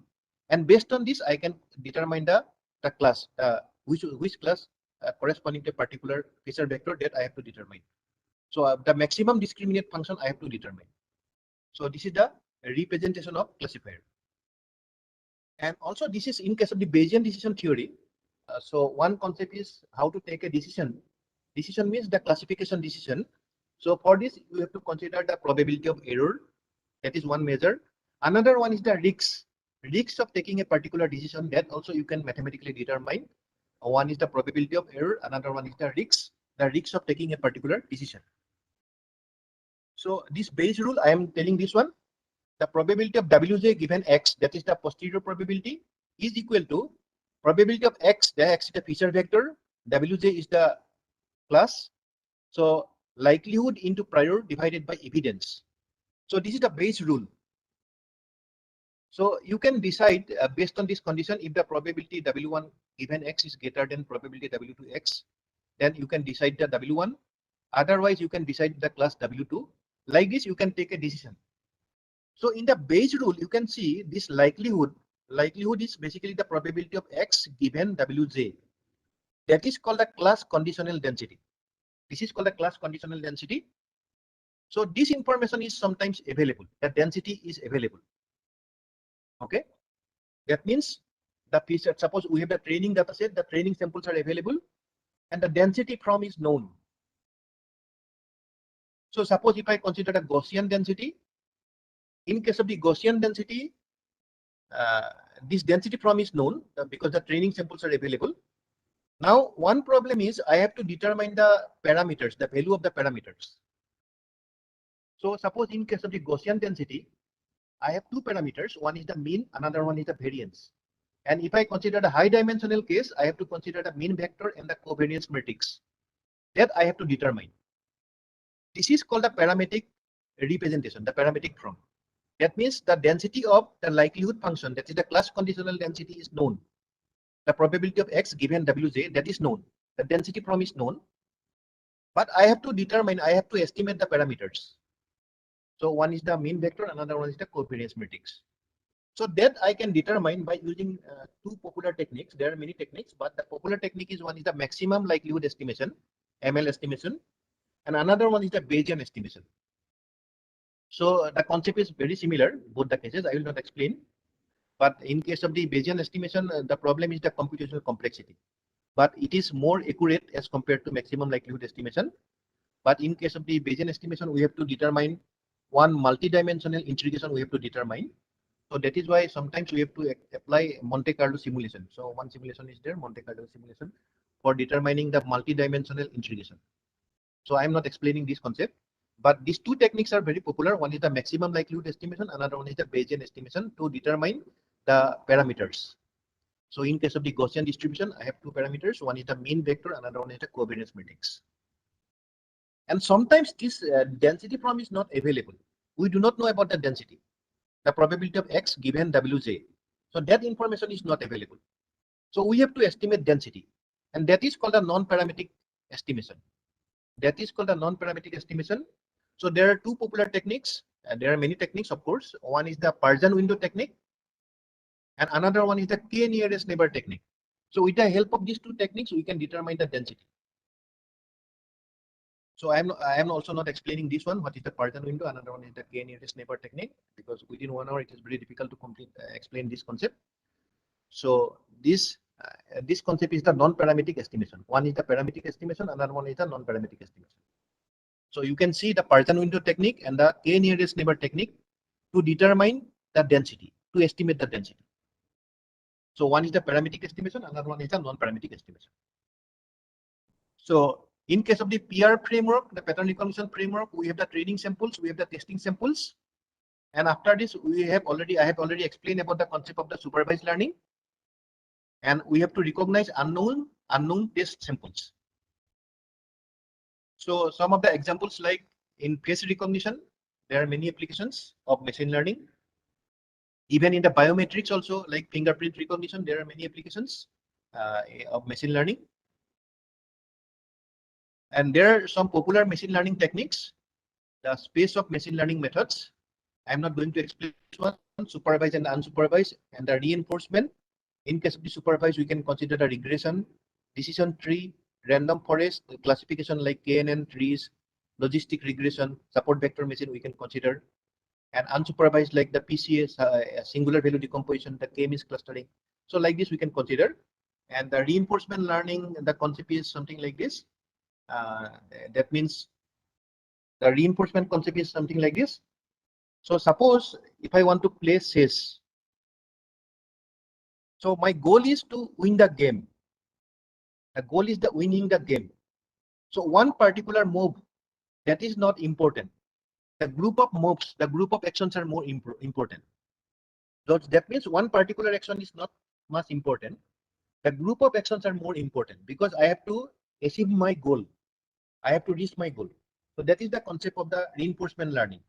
So if I perform a good action, then I will be getting a reward. And if my action is not good, then I will be getting the penalty. So main concept is, in case of the reinforcement learning, one particular action is not so important. The group of actions are more important. So I have given one example that like the playing of chess.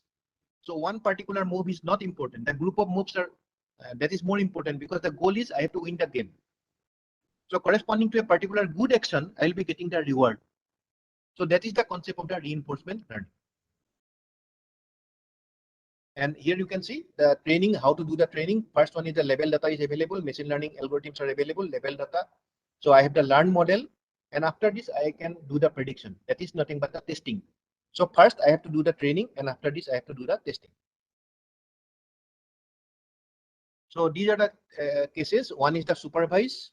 You can see the classification problem I have shown, the class A and the class B, that is the supervised.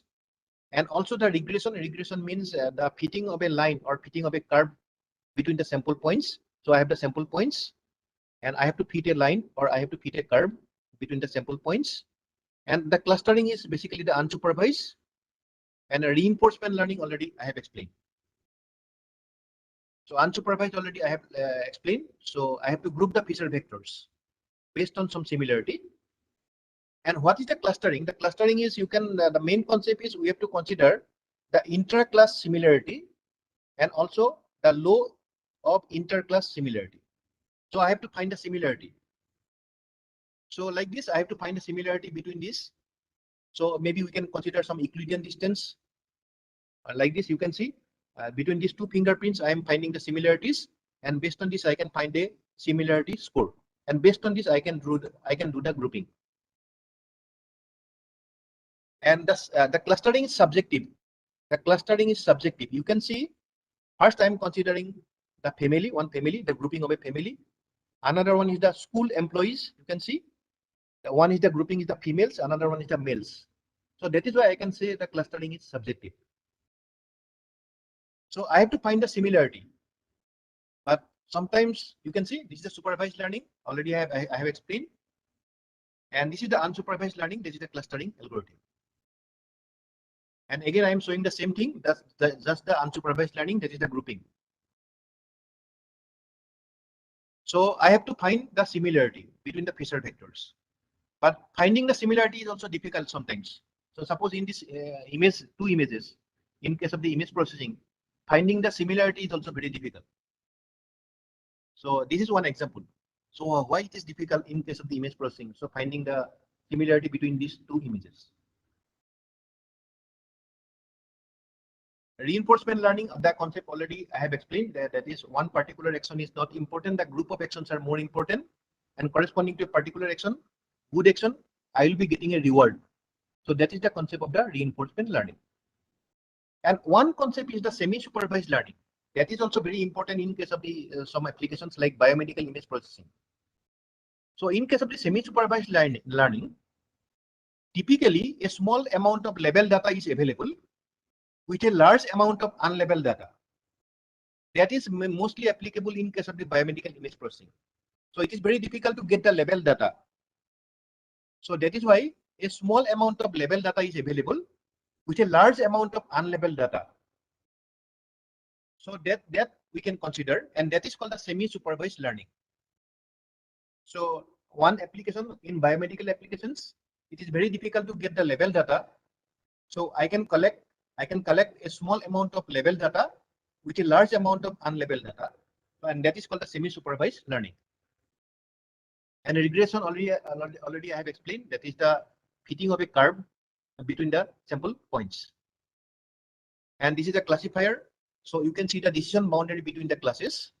So decision boundary I have shown between the classes. And the concept of the parametric and the non-parametric already I have explained. So parametric means I have to estimate the density. I have to estimate the parameters. The density from is known, so I can estimate the parameters with the help of these two popular algorithms. One is the maximum likelihood estimation, another one is the Bayesian estimation. And in case of the non-parametric, I have to estimate the density. So I am not explaining this one. So these are called the generative classifiers. In case of the generative classifiers, the density from of that is the class conditional density. That is the likelihood that information is available. And based on this, I can determine the parameters. And after this, I can apply the Bayes rule for decision making. That is called a generative classifier. Another classifier is, this is already I have explained. So another one is the discriminative classifier. In case of the discriminative classifier, that information is not available. What information? That is the class conditional density. That information is not available. So what we have to consider, I have to consider randomly a decision boundary between the classes. So corresponding to this, I can write one equation of the decision boundary, and I have to update the weights so that I can get the best decision boundary between the classes. So I can give one example. So example is something like the neural networks, the support vector machine, MLP, multi-layer perceptions. So these are the examples of the discriminative classifier. So here you can see I'm considering two classes, 1 and 0, and I am finding the best decision boundary between the classes. So that is why I am changing the weights. In case of the artificial neural network also, I have to change the weight. so that I can find the best decision boundary between the classes. In support vector machine also, I have to find the best decision boundary between the classes. So these are called the discriminative classifiers. And you can see there are some linearly separable data. These are the linearly separable data. And also the non-linearly separable data are available. So you can see this is the decision boundary between the classes and corresponding equations.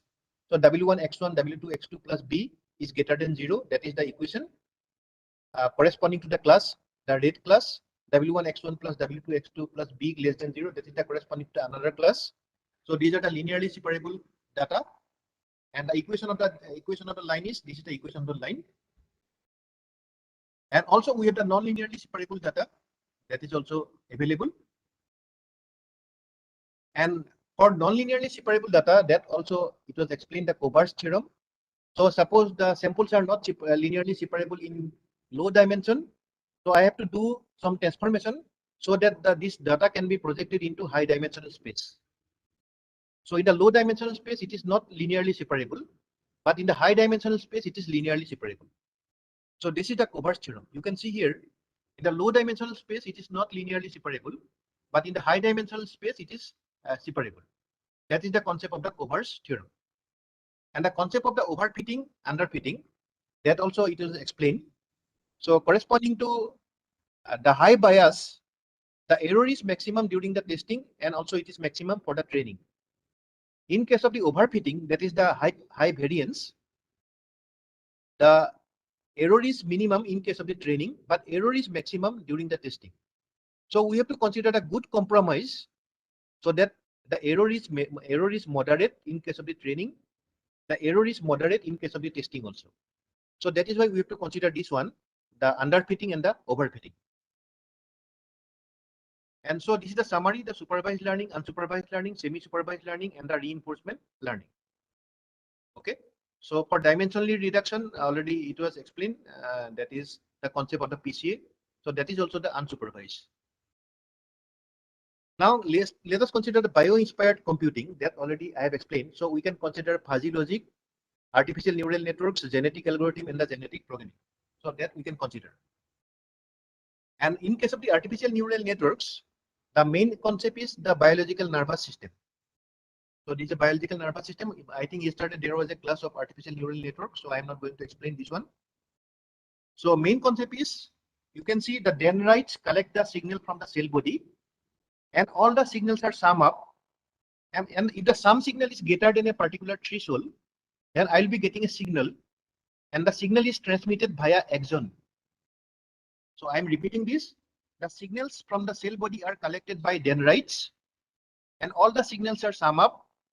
The sum value is greater than a particular threshold, then I'll be getting the output. The output signal I can transmit via axon. So that is the concept of the neural network. And if I consider corresponding electrical system, the corresponding electrical system is this.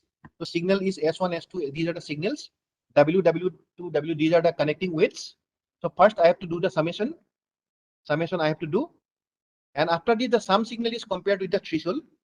And that is called the squashing function. Maybe we can consider the sigmoid function, and I'll be getting the output. Output is S.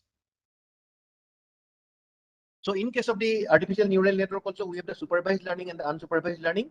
In case of the supervised learning, in case of the artificial neural network, we know the desired output, and also we can determine the actual output. The difference between the desired output and the actual output, that is the error. So I have to minimize the error. So the error is back propagated to the input, and I can sense the weights of the artificial neural network to minimize the error. So that is the concept of the supervised artificial neural network. So what is the objective? I have to minimize the error. So I know what is the desired output. I can determine what is the actual output, and the difference between the desired output and the actual output, that is the error. The error is back propagated to the input to sense the weights of the artificial neural network so that I can reduce the error. So that is the concept of the supervised learning. And in case of the unsupervised learning, in case of the artificial neural network, so artificial neural network can be used for clustering. So some of the artificial neural networks like the competitive learning, or maybe the coherent neural networks. So these networks can be used for clustering, the unsupervised clustering. So one is the supervised learning, another one is the unsupervised learning in case of the artificial neural network. So this is the simple case of artificial neural network. You can see input nodes are available, and you can see the interconnections. And after this, you have the input layer, hidden layer, and the output. And you can see this, again, I am showing this one, a simple neural network. Inputs are available, and after this, these are the input layer, hidden layer, and the output layer is available. And in this case, I am considering the ReLU function. ReLU is nothing but the maximum of 0 and x. So based on this, I can determine the neurons output. The neuron outputs I can determine. A11 I can determine, A12 I can determine. Like this, I can determine the outputs.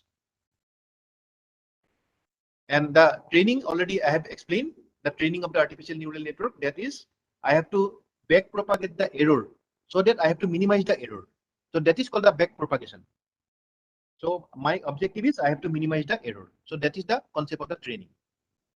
And I can show this is one example. This is the artificial neural network, and I can determine the x. And after this, I can compare this is a multiplication of this, multiplication of input with the weights, and after this, I can determine x. And after this, I can determine fx. So how to do the training, you can see, suppose I am considering two classes, class 0 and class 1. And suppose I have the training samples are available. So this is the training, how to do that. First, randomly, I have to initialize the weights. So randomly, I have to initialize the weight. And I am giving the input. Input is 1.4, 2.7, 1.9. And corresponding to this, output should be 0. Output should be 0, corresponding to a particular class. But I am getting the output 0.8.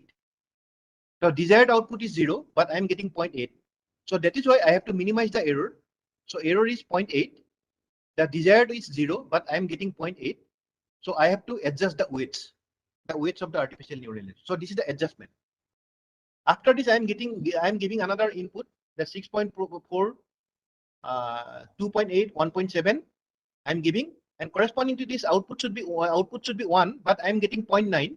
So error is minus 0.1. So I have to back propagate the this error, and I have to do the adjustment of the error. So I am doing the adjustment of the weights, and I have to do like this. So this is the concept of the training of the artificial neural network. So I have to do this.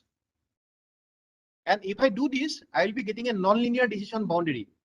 So with the help of the support vector machine, if I consider a simple support vector machine, linear support vector machine, I can draw a linear decision boundary between the classes. But in this case, since I am considering the sigmoid function, the nonlinear function, so I can draw a nonlinear decision boundary between the classes. So you can see, with each and every iteration, I am changing the decision boundary. Like this, I am changing the decision boundary. So this is the nonlinear decision boundary between the classes. So finally, I am getting this. But in the support vector machine, if I consider fx is a linear function, then only I can draw a line or maybe a plane between the classes, the samples of the classes. Two classes I am considering. So this is the case of the support vector machine. Support vector, if I consider linear support vector machine, I can draw a line or the linear decision boundary between the classes.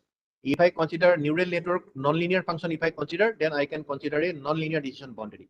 In case of the artificial neural network, one terminal is the bias terminal. So bias terminal is available. So what is the need of the bias terminal? So I can move the activation function, that is the sigmoid function, along the right direction or along the left direction based on the bias. So bias is the B. So I can move the activation function. Activation function is the sigmoid function. That I can move the sigmoid function along the right direction or along the left direction based on the parameter. The parameter is the bias. The bias is the B. And there are many types of neural networks, the feedback network, Hopfield networks. I am not going to discuss about this.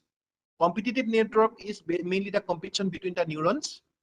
So I can use this network for unsupervised clustering. For unsupervised clustering, I can consider a competitive network, or maybe the self-organizing network like the Cohen neural network I can consider for unsupervised clustering. So there are many types of neural network. I'm not going to explain all this. I can explain all that, but the time is not available. So there are many types of neural networks are available. Now, briefly, I will explain the concept of the deep networks. What is the deep networks? So in case of the traditional pattern recognition system, suppose the input I want to classify. So for this, I have to extract the features. So maybe I can consider the shift feature, the scale invariant feature transformation, or maybe the HOG, the histogram of oriented gradient, or maybe we can consider a color feature, we can consider texture feature, or we can consider all these features. We can consider, and after this, we have to apply the machine learning algorithms. So these are called the handcrafted features. So this is the traditional pattern recognition system. But in case of the deep learning, this is nothing but the cascade of nonlinear transformation. So I can extract information, more and more information from the input image. Why it is called the deep learning? Because I can extract more and more information from the input image. So I can consider the low frequency information, the mid frequency information, the high frequency information.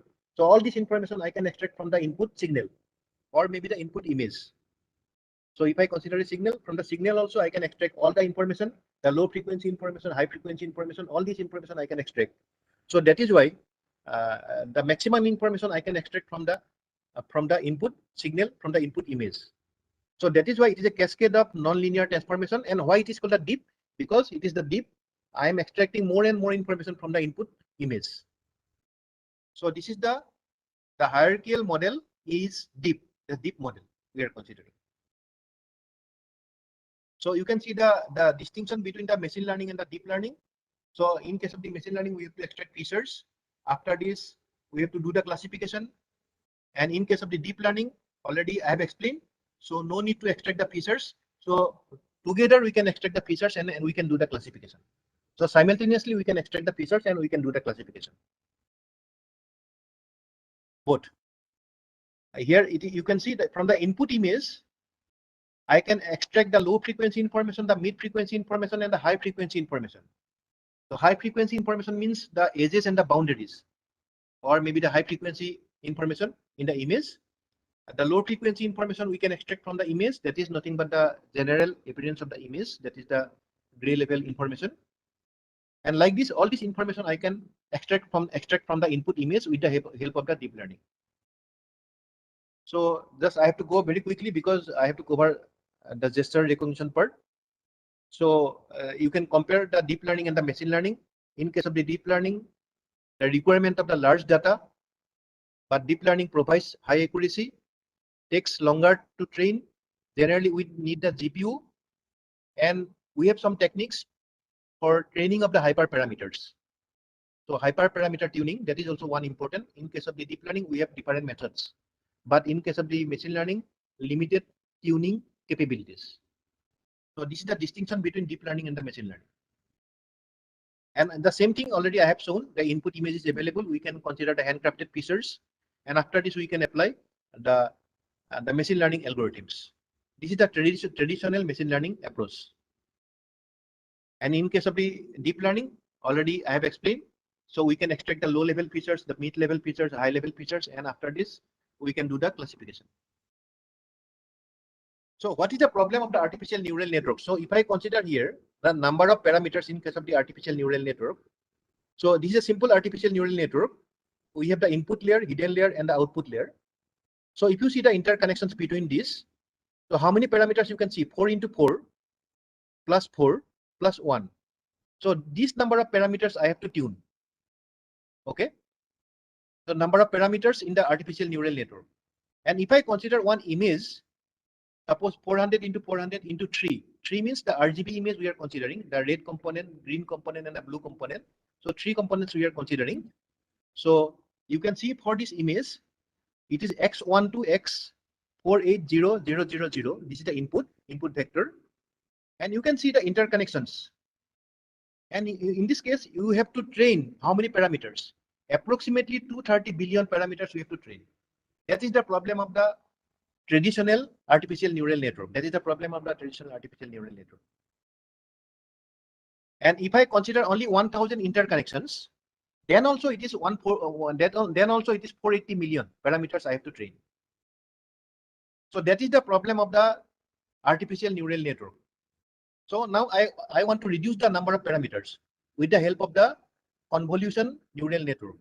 So briefly I will explain what's the convolution neural network. So again I am showing here. This is a simple neural network, and I'm not counting the inputs. So how many weights you can see? 3 into 4 plus 4 into 2, so 20 weights, and I have 6 bias terminals. So that means 26 learnable parameters corresponding to this simple neural network. So that is very difficult. If I consider the image, so 480 billions like this in the previous example, so it is very difficult to train. So that is why the concept of the convolution neural network. So let us see how convolution helps. So suppose this is the input image and I am considering some filters. So with the help of these filters, I can do convolution. Okay, this is the image. So just convolution means the multiplication and sum up. So like this, you can see I'm doing the convolution. So suppose corresponding to this filter, I am getting the convolve image. So I have to put the marks over the image and I have to do the convolution, the multiplication and the sum up. Convolution means the multiplication and sum up. So I'll be getting the convolve image. So I have to do the convolution to extract the important features of the image. So there are some important features that I can extract from the input image with the help of these filters. So I have number of filters. So with the help of these filters, I can extract the information. So what is the convolution? Convolution, you can see, just I am considering the filters and I am getting just, I have to put the marks over the image. I have to put the filter over the image and I have to do the convolution like this. So this is the convolution and I am getting the output. Output is H1. Like this, I have to determine H1, H2, H3, all this case I have to determine. So in this case, if I apply the convolution corresponding to this, so I'll be getting only one feature map. Okay, I'll be getting one feature map. So corresponding to one feature map, the number of parameters for one feature map is only 4, and number of parameters for 100 feature map is 4 into 100. So it is reduced. You can see because of the concept of the convolution, the number of parameters are reduced. That is the objective of the convolution. And another one is the concept of the pooling and the average pooling. So maximum output within a rectangular neighborhood, that I can consider the pooling, or maybe the average value within a rectangular neighborhood we can consider. So the pooling also reduce the number of parameters because we are considering the maximum value in a neighborhood, or maybe we can consider the average value in a neighborhood.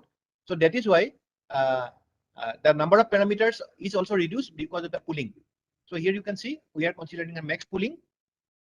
So within the 2x2 neighborhood, we are considering the max pooling, and it is the maximum value we are considering for the 2x2 neighborhood 4, 5, 3, 4. So I'll be getting the output like this. So because of this, I am reducing the number of parameters. So this is the complete architecture of the convolution neural network.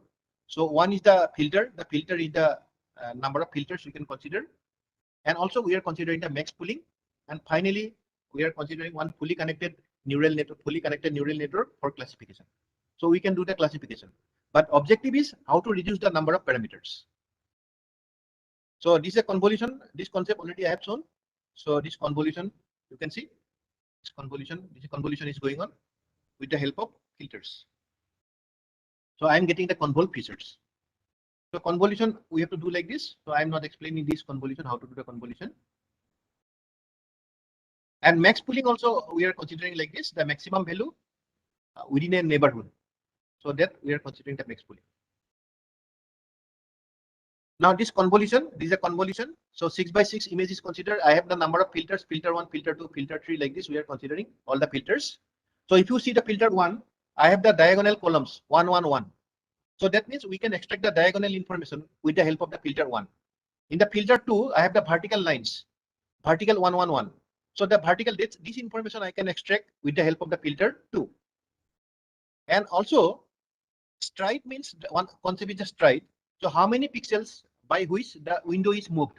The stride 1 means by only 1 pixel the window is moved.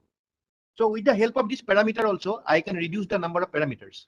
So it is stride 1, stride 2, you can see, we can consider stride 1 and stride 2. Stride means by how many pixels we can move the, I am moving the window. So stride 1 and stride 2 we can consider. So if I consider high value of the stride, then I can reduce the number of parameters. So you can see with the help of the filter 1, I can determine the feature map. So feature map I am determining. So this is the feature map I can determine like this. Repeat this for each and every filter. So for each and every filter, I have to repeat this. Filter 1, filter 2, filter 3. So I have to repeat this one. And for the color image also, we have to do this process, the convolution for 3 channels. One is the R channel, another one is the G channel, another one is the blue channel. For all the channels, the red, green, and the blue, I have to do the convolution, and I'll be getting the feature maps corresponding to R, corresponding to G, corresponding to B. So I have to do this. So I have to do the convolution. And finally, after convolution, we are considering the fully connected network for classification. So you can see the fewer parameters. So if I consider only the Fisher map, only we need to connect 9 inputs, not fully connected. So that means I am reducing the number of parameters with the help of the convolution. That is the objective of the convolution neural network.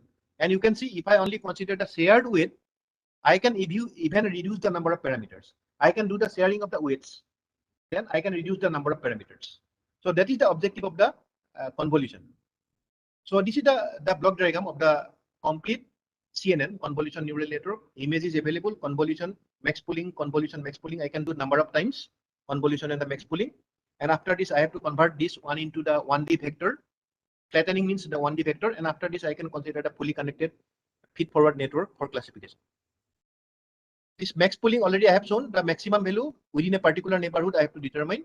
So this max pooling, you can see this is a 3 is the maximum value, 0 is the maximum value, 3 is the maximum value, 1 is the maximum value. Like this, we can consider the max pooling. So one case where the max pooling actually does not change the object. So if you see this image, the input image, if I do the subsampling, max pooling is nothing but the subsampling. So the max pooling or the pooling, I can consider any pooling, not max pooling, maybe max pooling or the average pooling. It will not change the object. That is nothing but the subsampling. So that means the subsampling will not change the object. So that is the concept of the pooling. But with the help of the pooling, we can reduce the number of parameters. So this CNN, the main is reducing the number of connections and the sharing of the weights. And also we are considering the maximum max pooling to reduce the complexity. So this is the max pooling, already I have explained. So this is a convolution. So this is a typical block diagram, the whole CNN. And after this, we have to do the flattening that is converted into 1D vector. And after this, we can consider fully connected feed-forward network for classification. And I wanted to explain the autoencoder and other things, but I am not getting time. So autoencoder, just briefly, I'm explaining. Other things I will not explain. So last class, the PCA was explained. So the autoencoder also, it can be used for dimensionality reduction. We can reduce the dimension.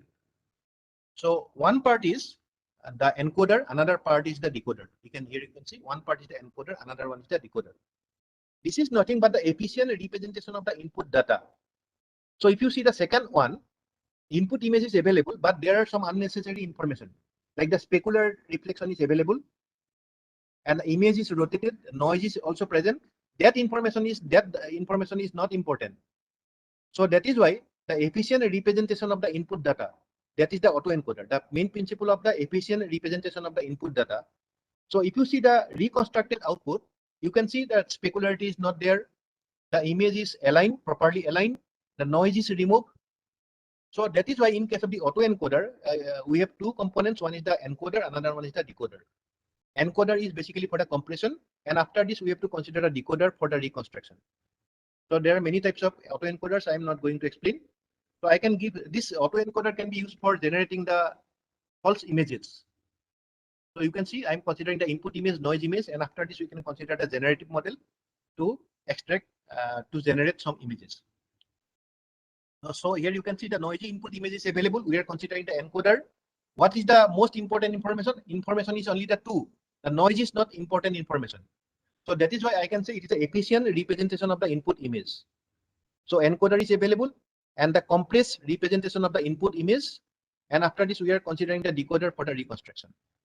So efficient representation of the input image, efficient data representation. That is the main concept of the autoencoder. So I can give one example here.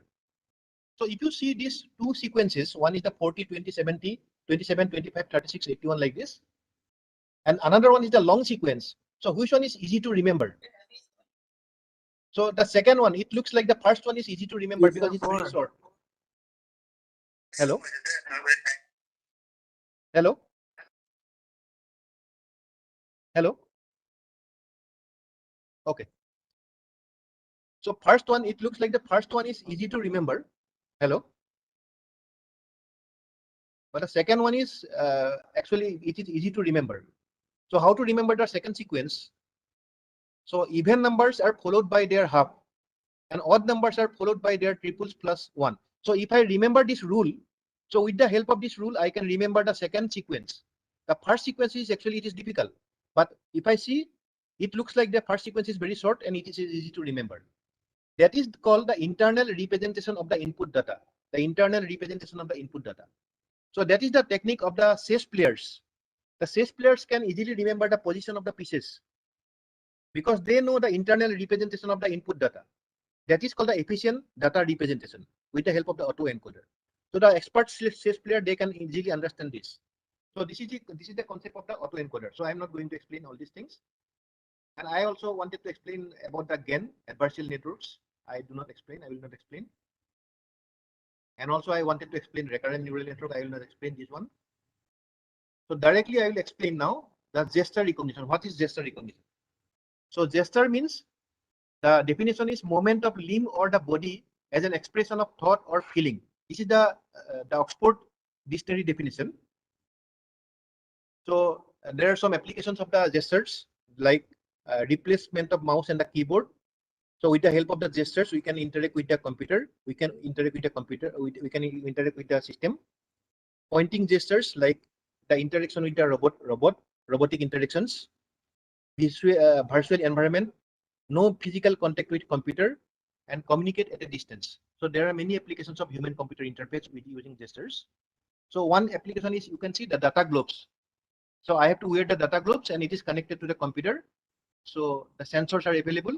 So all the information like the finger motions and all the information I can get, and I can interact with a computer with the help of these data globes. And another one is the vision-based system. So in the vision-based system, the camera is available. There may be one camera or maybe multiple cameras. This camera detects the movement of the hand, and finally, I can interact with the computer with the help of this system. So this is a vision-based system, and another one is the globe-based systems. So there are many advantages and disadvantages of the globe-based system and the vision-based system. I am not going to explain. And there are some applications like in computer vision, like hand tracking, hand gestures, arm gestures, head tracking, gaze tracking, lip reading, facial expression, body tracking, activity recognition. So for all these applications, one component is the machine learning. So we have to apply machine learning for this interface, the visual interface. And static gestures are also available. The dynamic gestures are available. Like these are the static gestures, the hand gestures. And some of the dynamic gestures are like this, generally used for the sign language. So these are gestures. And the vision-based systems, audio-based systems, sensor-based system, and like this, the multimodal systems are also available. Static gestures and dynamic gestures we can consider. And already I have explained the applications like sign language recognition, robotic control, and the healthcare, human-computer interactions, augmented reality, and the virtual reality. So there are many applications of gesture recognitions. So major challenges of the gesture recognition, one problem is the segmentation, occlusion, illumination, sense, depth information is not also available. And also we have to consider affine transformation, the temporal variation, all these cases we have to consider. So I'm not going to explain this. And this is also one problem in the continuous gesture recognition, that is called the moment epenthesis and the co-articulation problem. So I'm not going to explain, but just I'm showing some of the applications and gesture modeling. So there are different techniques. So here you can see we can apply something like the KNN support vector machine, artificial neural network. We can apply these techniques. You can see we can apply this type of techniques, hidden Markov model, conditional random fields. So for gesture recognition, we can consider this. Or maybe we can consider the deep networks. We can consider like recurrent neural network, LSTM, GRU. So all these techniques we can apply for the dynamic gesture recognition. So we develop some systems like this for gesture recognition. You can see TV remote control, TV control by gestures. These are our development. So gesture is recognized. So one important component is machine learning, computer vision. I have explained. So you can see one is the tracking of hand in the complex background, and another one is this one.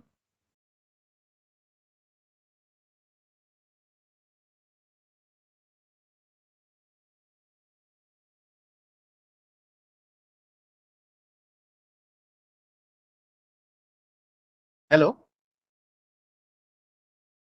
Yes, sir. My slide is not visible now.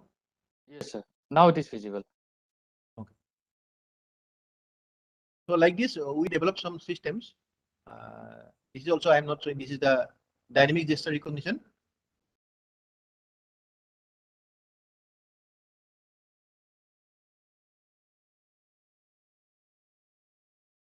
And also we develop some system for gesture animation. For hand gesture animation also we develop some systems. So I'm not going to explain this one. So we developed one portal, and that is under National Mission for ICT, under MSRD. That time it was under MSRD, now it is the Ministry of Education. So this is for the sign language recognition. So for sign language recognition, we developed some portals. And also we developed some interface, human-computer interface. One is the globe-based system, another one is the vision-based system. So we developed some system like this, human-computer interface. And one of my students did some research on facial expression recognition, because the facial expression is also very important. So Sunil Kumar, my student, he did his research in facial expression recognitions. And like this, also the face recognition. So with another student for different cases. And Sunil Kumar has these publications. And also we consider the skin color segmentation, because segmentation is also very important. So we consider some static models and also some dynamic models. So based on the skin color, we can do the segmentations. So we have some publications in skin color based segmentations. And you can see here, this is a skin color based segmentation. So this is done from our laboratory. So this is skin color based segmentation we develop. So we develop one system, that is the human computer interface. So that is, for that I was awarded the National Award for Best Applied Research. So this is the human computer interaction. One is the globe based system, another one is the vision based system.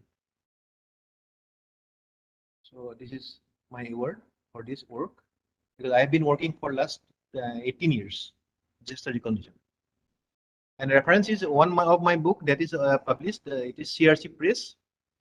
And I think you can see my NPTEL course that will be starting from this January. So NPTEL course in computer vision and image processing, the last number 4. Number 2, that advanced machine learning and deep learning book, it will be available in the market by November, this year November.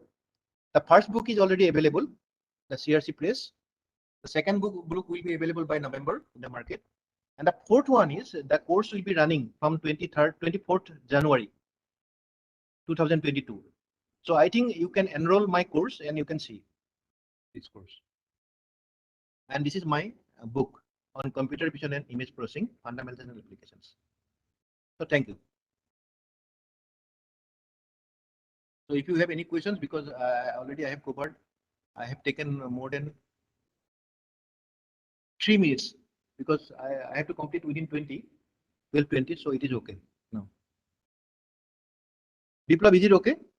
Yes, sir. Sir, there is a query from Vijay Khare. How to calculate the number of filter in each convolution layer? No, it depends on the application. Suppose if I consider on biomedical applications, so I need more and more information from the image, because I need information for the biomedical image processing. So that is why I have to consider more and more information from the input image. So that is why I have to select the filters, so which can give the information. But if I consider, suppose, very simple application, then in this case I can consider only some information, maybe some diagonal information, vertical information like this. Some filters we can select based on the application. So if I select more and more filters, then this means I have the more number of feature maps. Then computational complexity will also increase, and number of parameters also it will increase.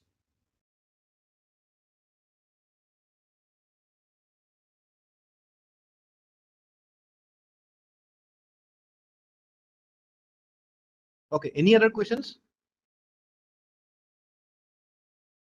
Sir, there is one more question from Lina Sharma. If I have to predict the rainfall in India, which learning algorithm will be suitable? For rainfall, actually, there are many classical techniques. So if you see the statistical estimation theory, then with the help of the statistical estimation theory, you can consider this problem.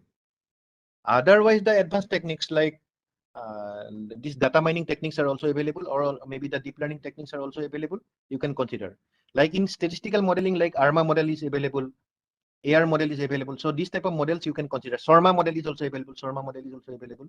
So with the help of this model, you can do the prediction. So it depends on how many, the amount of your training data. If it is very large, then you can consider some advanced technique. Otherwise, for this type of training, rainfall data, you can consider the traditional estimation theory, the statistical estimation theory. Even the hidden Markov, many people are also using the hidden Markov model also.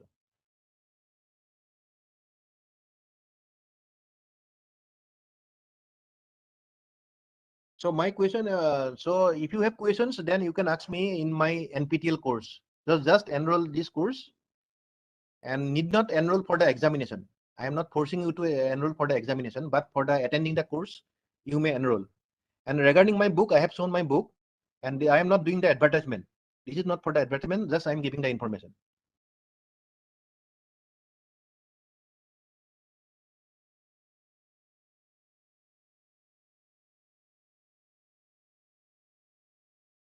So any questions you can send it to me. I will send it to my students. If they cannot reply, then I will reply, because I do not get time to reply. So first they will reply, they will try to reply, and after this, if they cannot, then I will reply.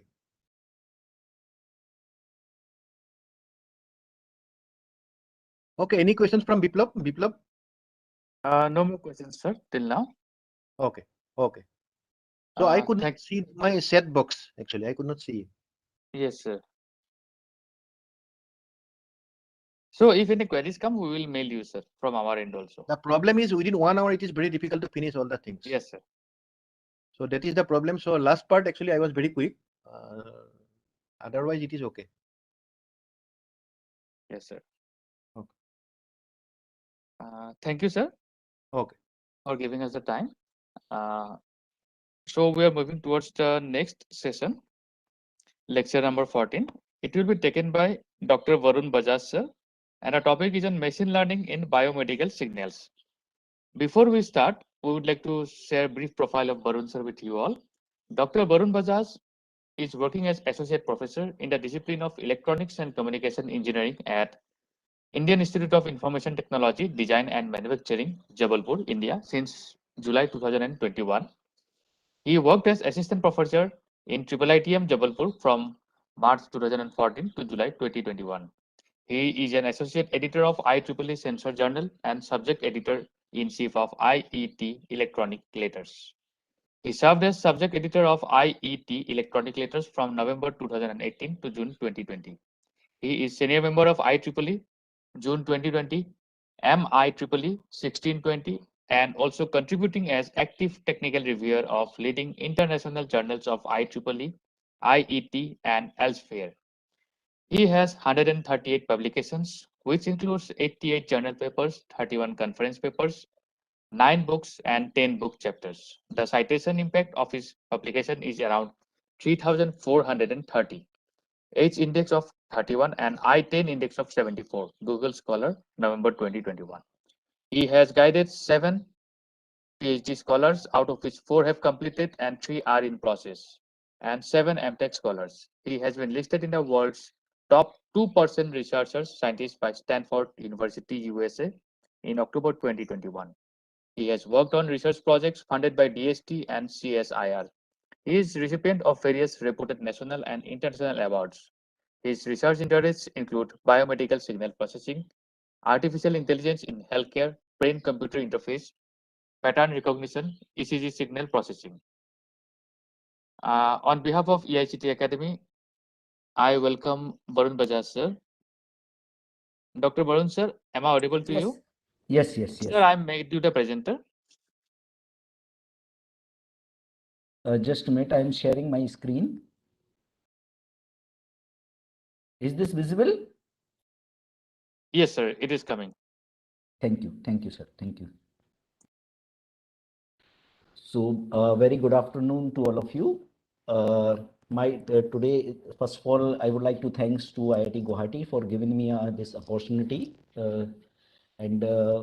Today, my topic of talk is machine learning in biomedical signal processing.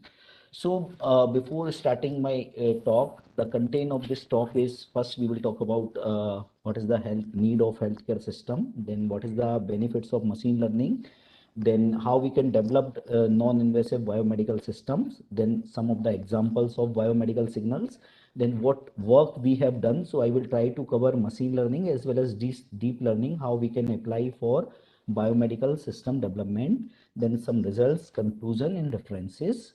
So as we already know, nowadays biomedical is a highly costly sector. Now it is growing faster than the economy. So there are few reasons. The increasing the expenditure of healthcare. There are multi aspects like population is growing, aging, decision prevention, incidence, increasing the demand of healthcare services, and the price rising in the health services, as well as pharmacological cost. And in a healthcare system, we required to process multiple informations like screening and diagnosis purpose. We required some processing. Then the treatment and continuous monitoring task also we required processing. Then managing of healthcare system is also a tedious task. So there are various, in short, we can say that in a healthcare system, there are various sector where we required decision making. So when we require decision making, then we can apply machine and computer program for capable to solving these problems like a human brain. So machine learning is nowadays, machine learning is most excited area, and it is developing for automatically sensing the data, and we need to interpret the data. What is the interpretation of the data? So by using non-invasive technique, we are trying to develop some algorithms for problem solving or diagnosis of any disorders.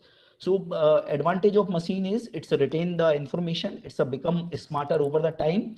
Machine is does not susceptible to sleep prevention, distraction, information overloading, and short-term memory loss. So these are the advantages to use machine. So when we will talk about in the machine learning in biomedical, so there are two branch. One is known as virtual branch, second one is known as physical branch. So in machine advantage of machine learning is suppose we require highly repeated work, we can apply machine learning algorithm. It can also empower the doctor for faster recovery or accurate detection or classification purpose.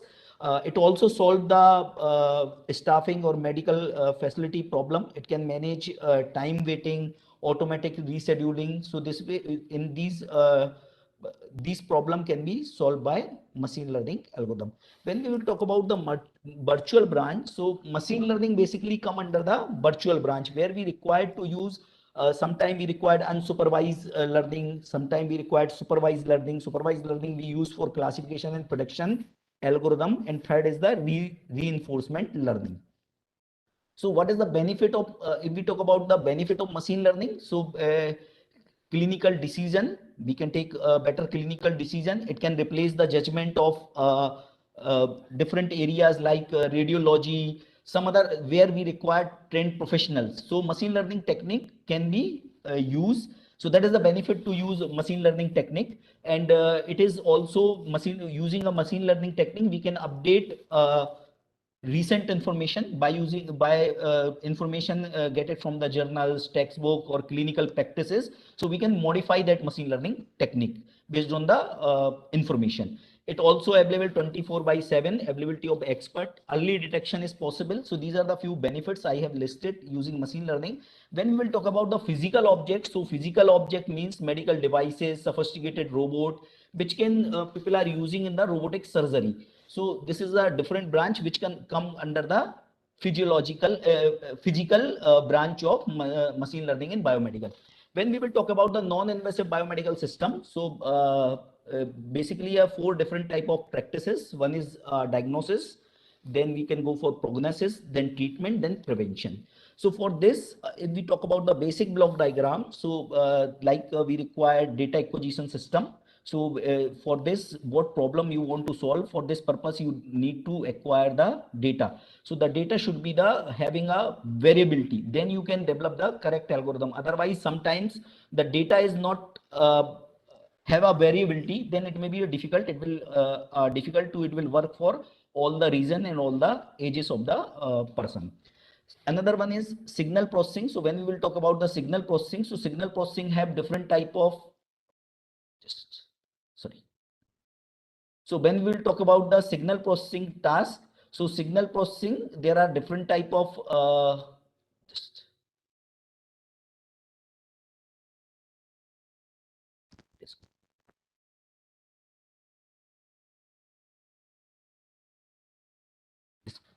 So signal processing, when we will talk about the signal processing, so there are two type of signal processing we are using.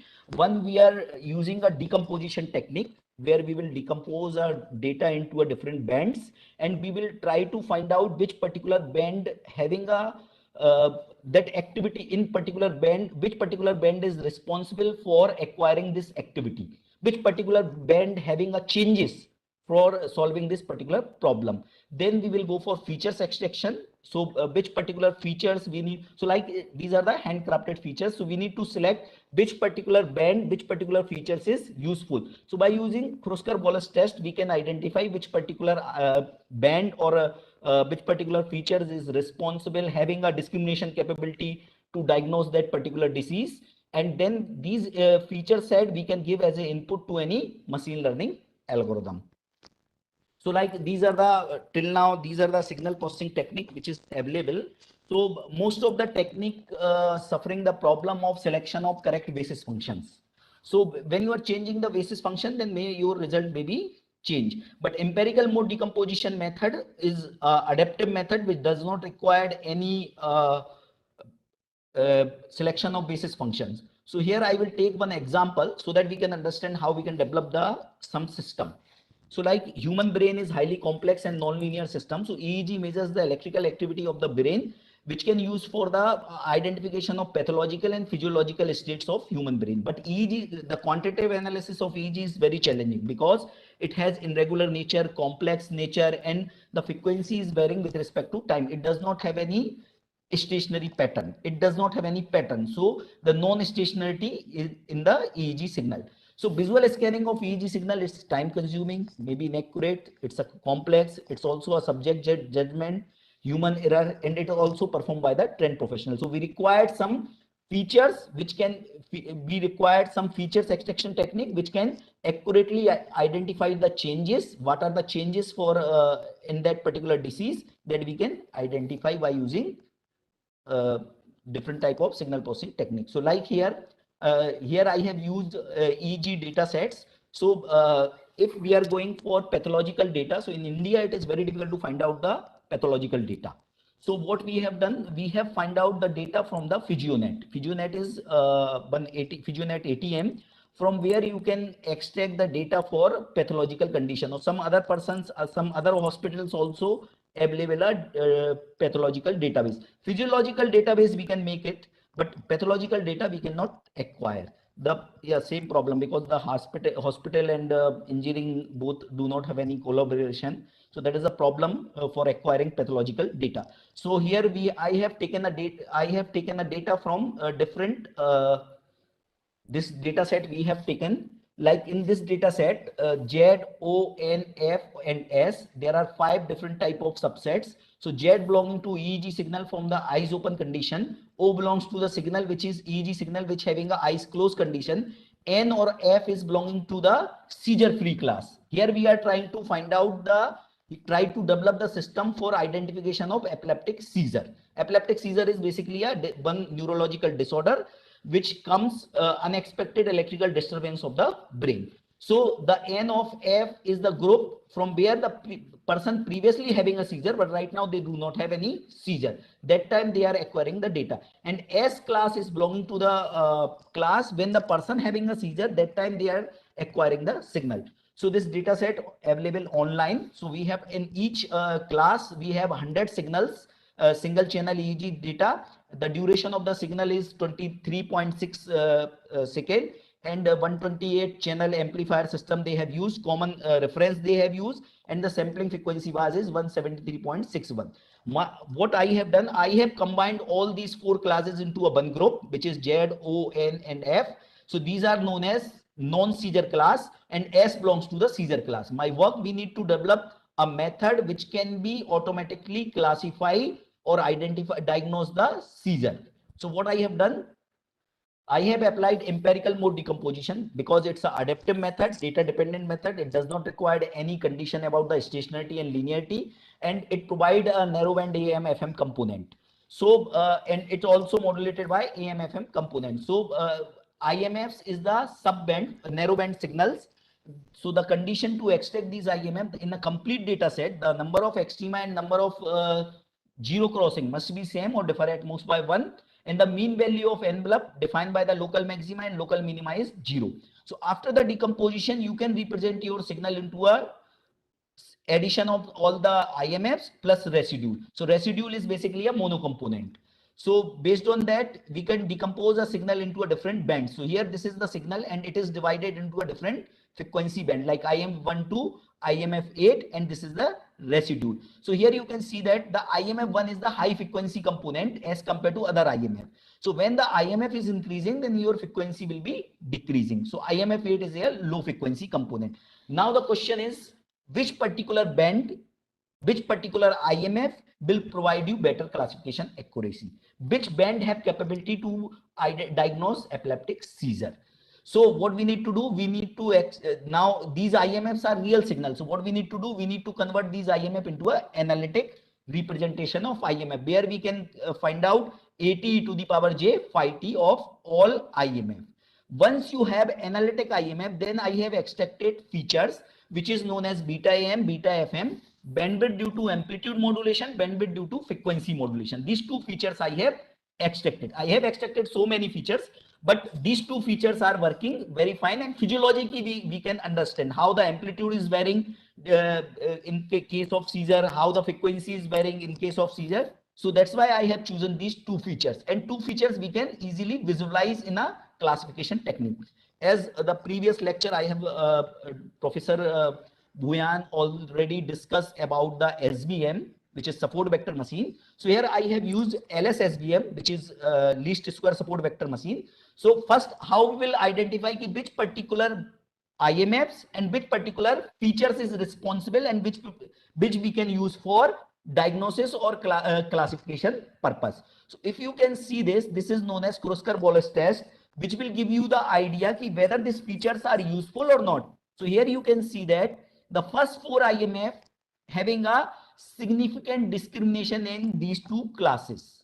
Like here, it has significant discrimination of these two classes. So first 4 IMF is useful, others are not useful, because here after 5th IMF, the similarity index is very high of this particular class. So if we talk about the beta FM, so we can see that here the first 4 IMF have some discrimination capability, but other IMFs do not have any discrimination capability. So from this we can conclude first 4 IMF have capability, other IMF do not have any capability to discriminate these two classes, seizure and non-seizure classes. So this is the beta FM. Now, by using this test, we can also find out the value of probability. So this is showing the discrimination. If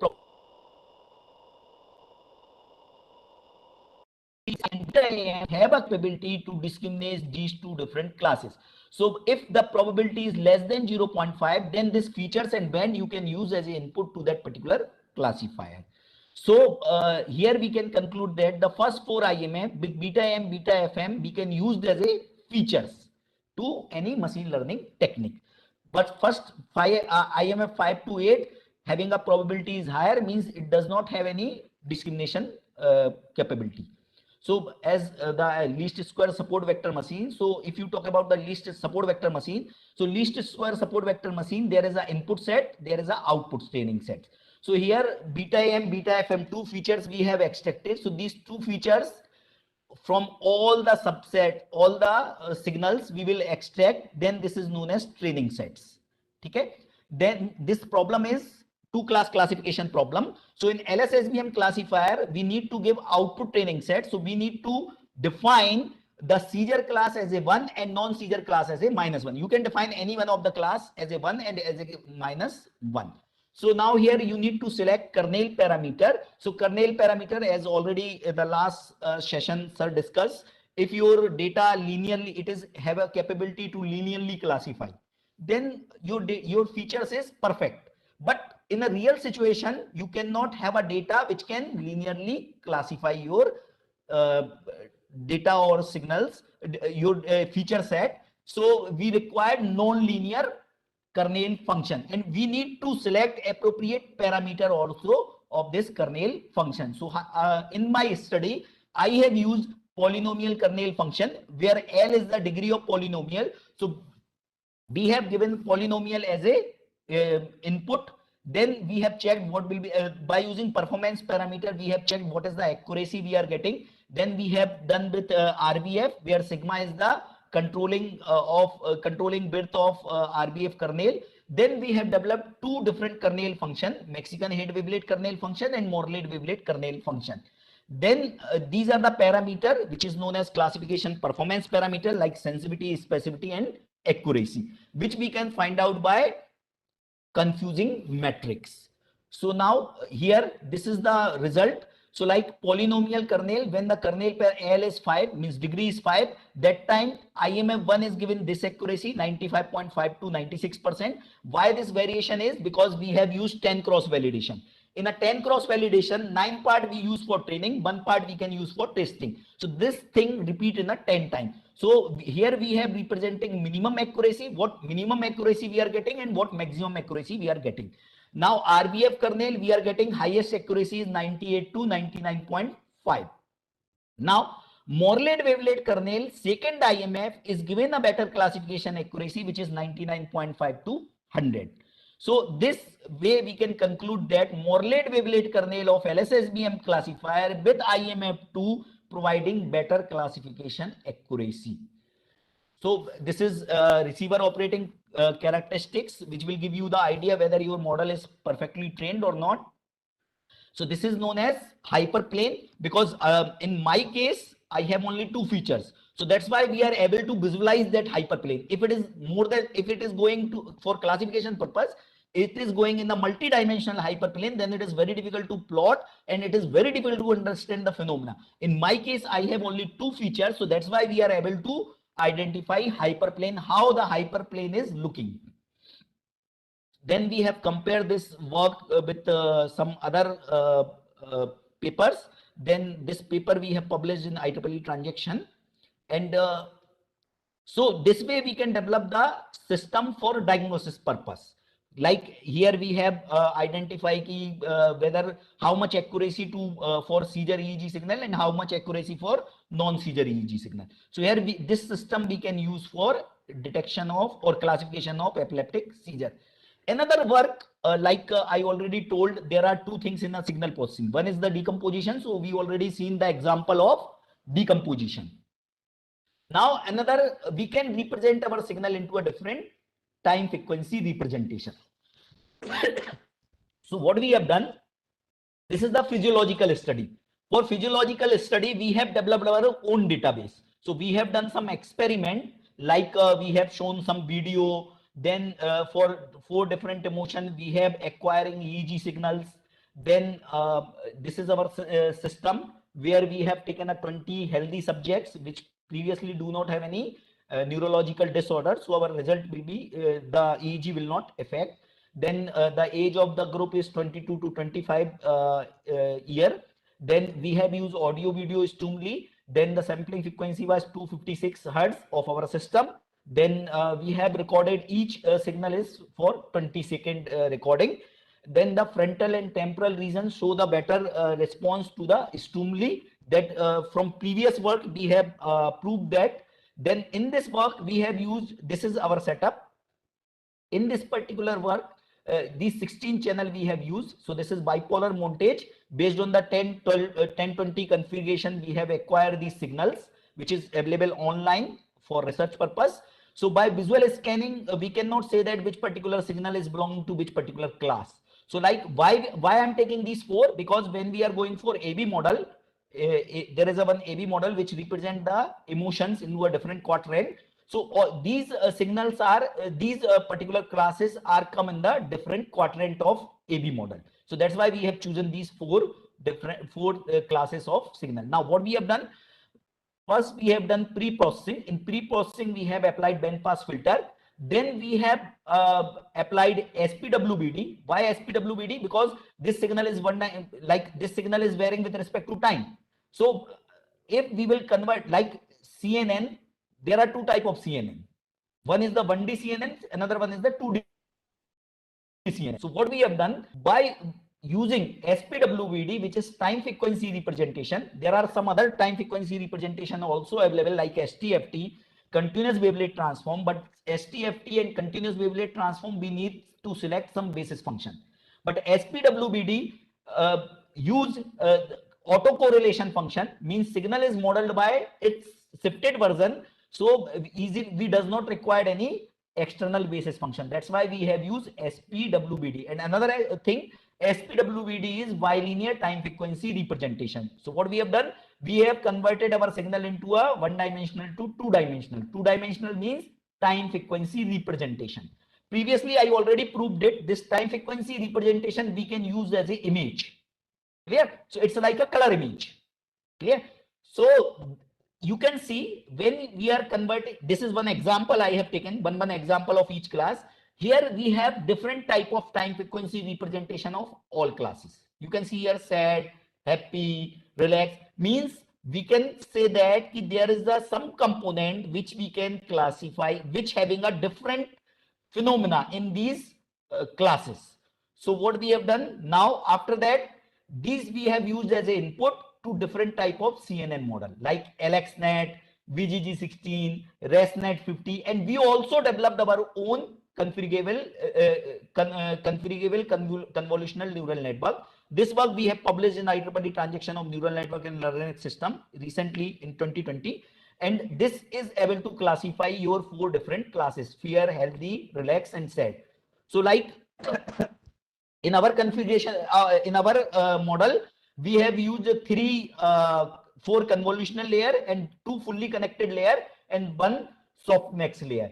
Then when we will see this parameter, so here we can see the LXNet is providing 90.98 accuracy, ResNet50 providing 91.9 accuracy, VGG16 92.71, and configurable CNN providing 93.01. So here we can also conclude that all CNN model having a more than 90% classification accuracy. So main thing, when you are converting your signal into a 2D, if this is perfectly, if you given a information, if your pre-processing is fine, then you maximum deep learning model, they can work fine. So here you can see that all the models are given more than 90% classification accuracy. But yeah, from your own developed model, you can just classify 2-3% classification accuracy. But so pre-processing and signal processing is also important before applying deep learning. Blindly you cannot apply. So before prior information also you can develop your pre-processing, you can do some other things, you can do this. So your deep learning model well trained, and it can give a higher classification accuracy. So this work we have compared with the other work also. So like we are getting here 93.01% classification accuracy. So this way we can, here previously we have developed handcrafted features for same problem. Here we have used multi-class LSSBM classifier. Previously we also developed TQWT plus ELM. Then this CNN model given a better classification accuracy with SPWBD. Okay, we also tried 1D CNN, but it is not given a better accuracy. That's why we have converted our signal into a SPWBD in a 2D. Then this 2D SPWBD of signal given as a input to configurable CNN model.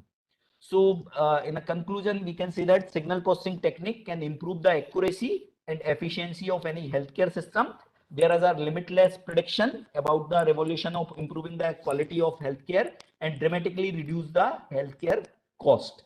But here we are only trying to develop non-invasive. Non-invasive means the sensor we are putting in the surface of the body. Like EEG, we are putting the sensor in the surface of the body. ECG, we are putting the sensor in near to the heart. In EMG, we are putting the sensor in muscles. So we are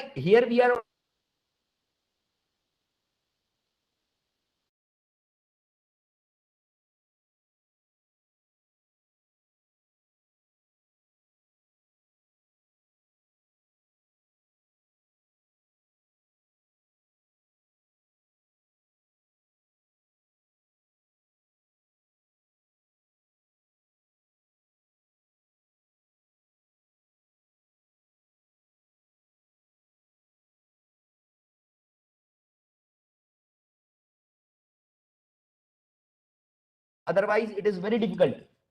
If you are applying invasive technique, then it is very difficult for continuous monitoring. But here we can go for continuous monitoring, like sleep stage classification or other activity like apnea detection. We can go for different type of activity which required continuous detection. The future scope. So the problem is we need to develop some the first problem in Indian scenario. We need to develop pathological data with development of different type of by collaboration of different type of medical hospital, so that the same data we can the algorithm can be work in the Indian. Right now we are not going for testing or for Indian data and Indian EEG signals. This is a big problem with us because there is required a lot of collaboration from the medical hospitals. So real time also a big problem. How we can develop machine learning algorithm for real time data processing or processing of information. Security is also one of the big challenge. So like whatever data you are acquiring from the person, that is the secure or the privacy should not be disclosed. So this is a few problem in development of biomedical system. In current research work, if we talk about the current, so people are working on the diagnosis is done. Diagnosis, people can there are many devices is available for diagnosis of epileptic seizure, but now they are going for treatment. So treatment purpose, what they are doing, epileptic seizure, they will developing a device which can insert some drug in the body and that effect can be reduced. So that for treatment purpose also people are working and they are applying machine learning algorithms.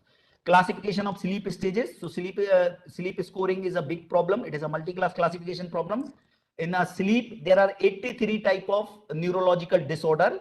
So first, in a first sense, we require to classify sleep stages. Means in a sleep, they have 6 different type of stages. So first, we need to identify the person having some stages are missing, not some stages are overlapping. So this study we need to do in a classification of sleep stages by using machine learning algorithm. Identification of focal and non-focal area. So focal area is the portion where the doctor needs surgery, and the you can say that infected area from the brain where the doctor needs surgery. So that area is known as focal area. So database is already available, which has huge database for focal and non-focal EEG signal classification. So people are working for identification of focal EEG signal. Same classification of alcohol and non-alcohol.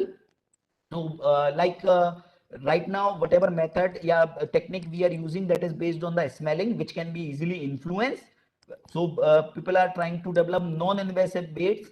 Some of my student is also trying to develop non-invasive EEG based technique for classification of alcohol. Emotion classification I already shown you. In EMG, we are working on ALS and normal EMG signal.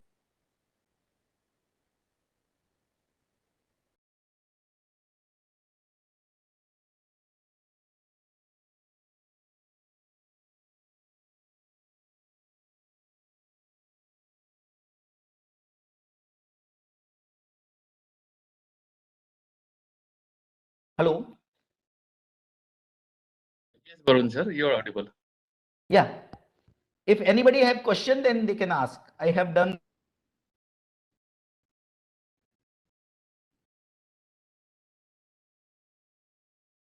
Participants, if you have any queries, you can raise your hand. We will unmute you from our end.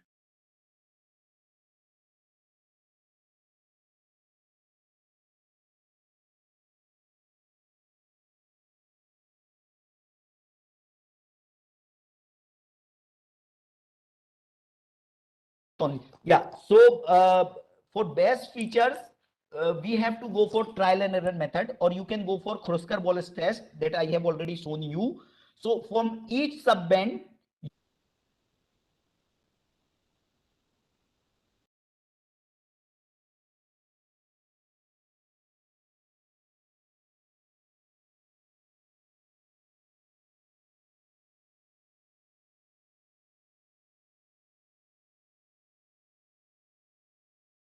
then you can go for post-hoc analysis. That can be used for multi-class classification problem. So same features from same band, you need to give as an input to these test, which is ANOVA test.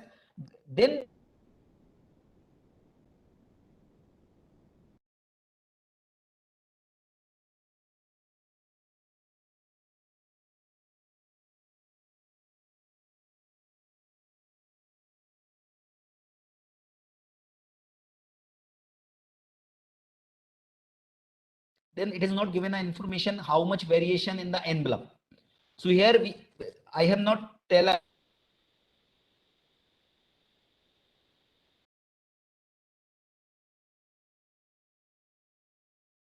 Barun sir, there is some audio issue at your end.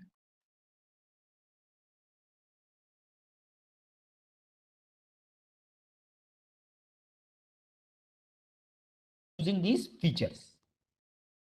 I think Jan Singh, I think it is clear.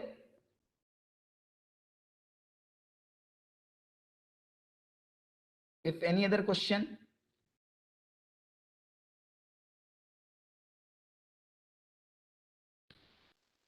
kindly elaborate the processing technique applied in your recent work 2020 paper. Yeah.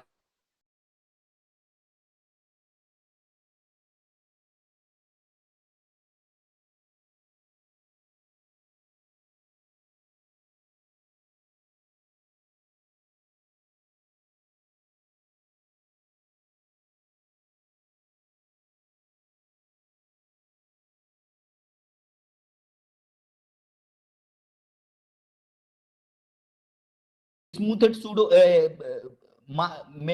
different type of other model also available which you can use. WBD also available, but I have used SPWBD because SP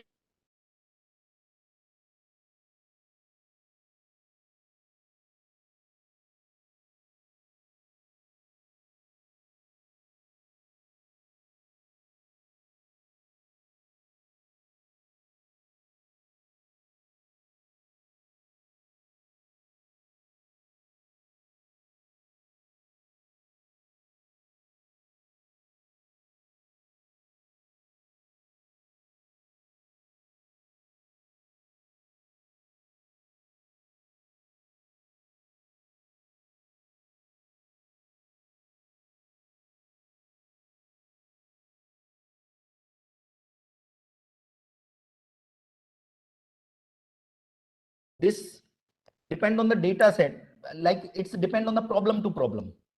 Like class imbalance means if if one class you have huge data sets and another class you have very less data.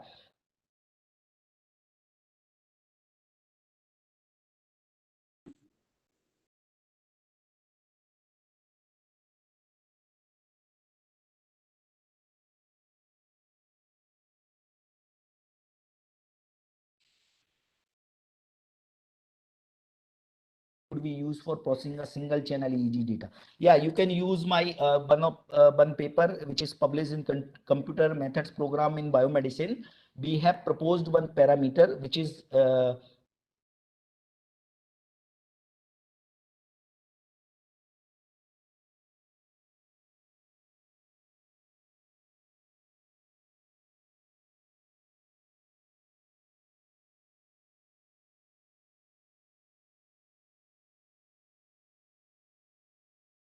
shows that if you are going for emotion class,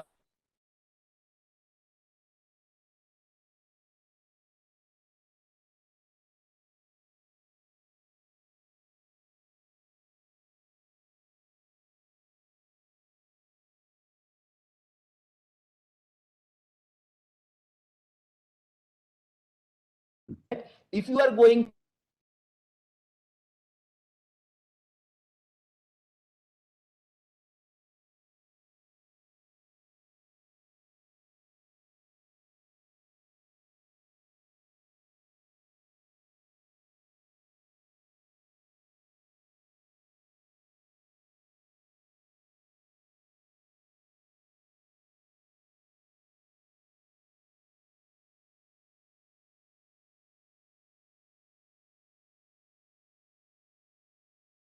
there is any features in EEG that can use for the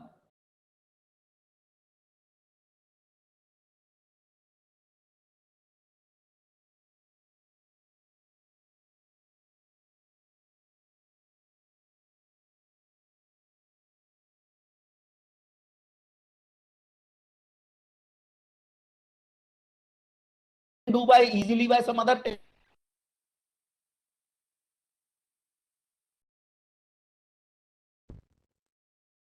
do by easily by some other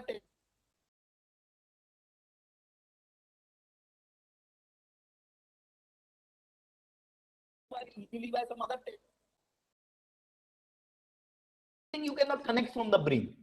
So like gender discrimination or person identification, there are so many methods which is give better result as compared to EEG.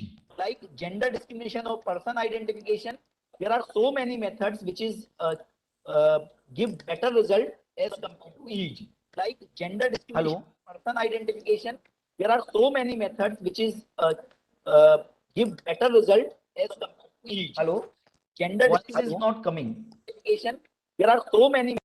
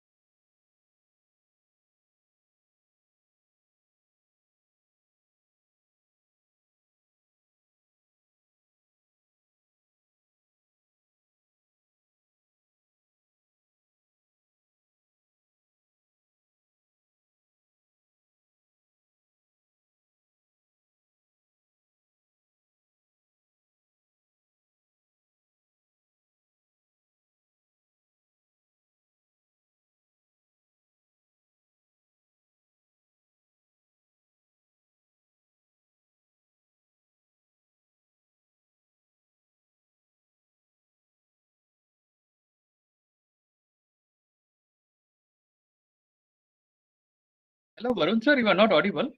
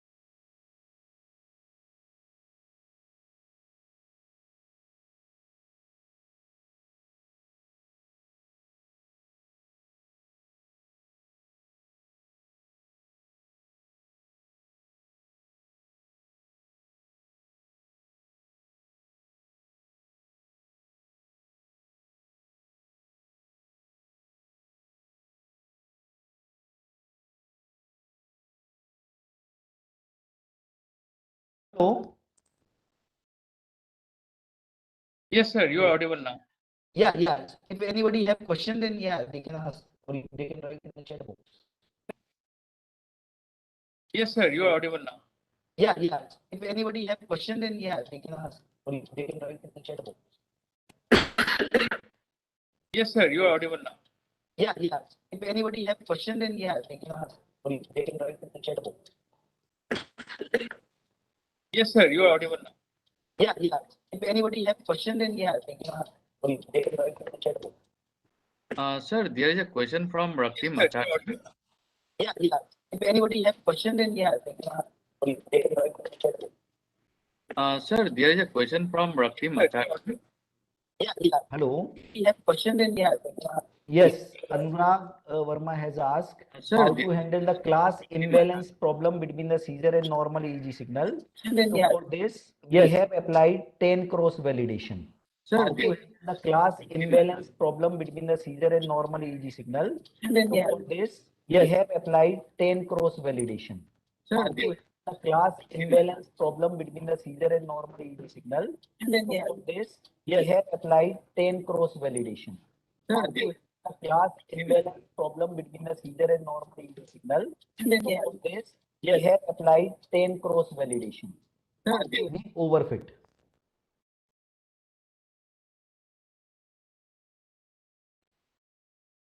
Okay.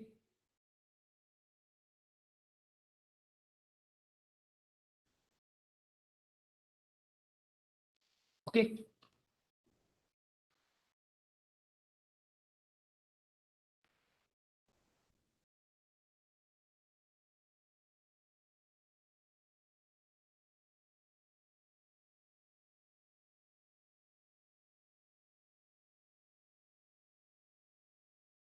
Mr. Abhijanjan, you can raise your query.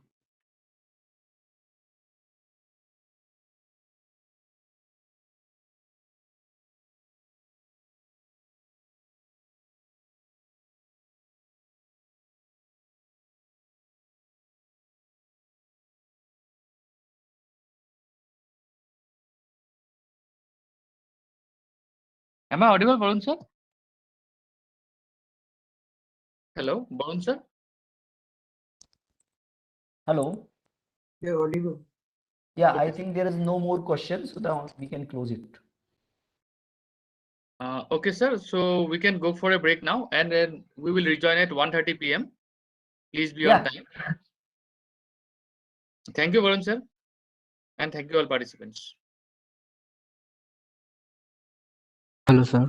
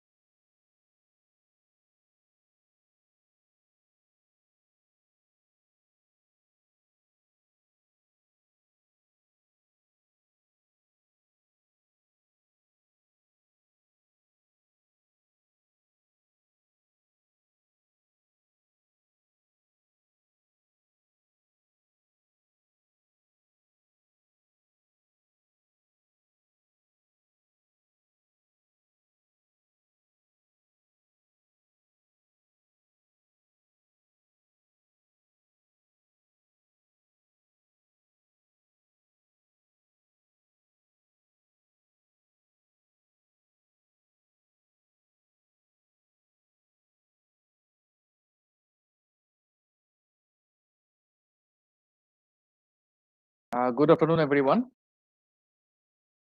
I hope I'm audible to all of you. Good afternoon, Mitul sir.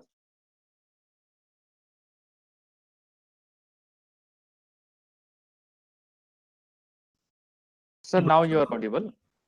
Good afternoon. Is my voice audible? Yes, sir. Your voice is now audible. Okay. Okay, sir.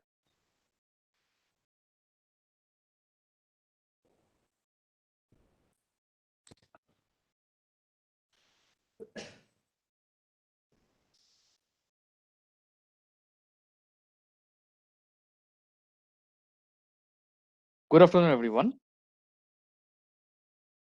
Our next lecture from Dr. Mitul Kumar Ahirwal sir from MNIT Bhopal on the topic linear regression.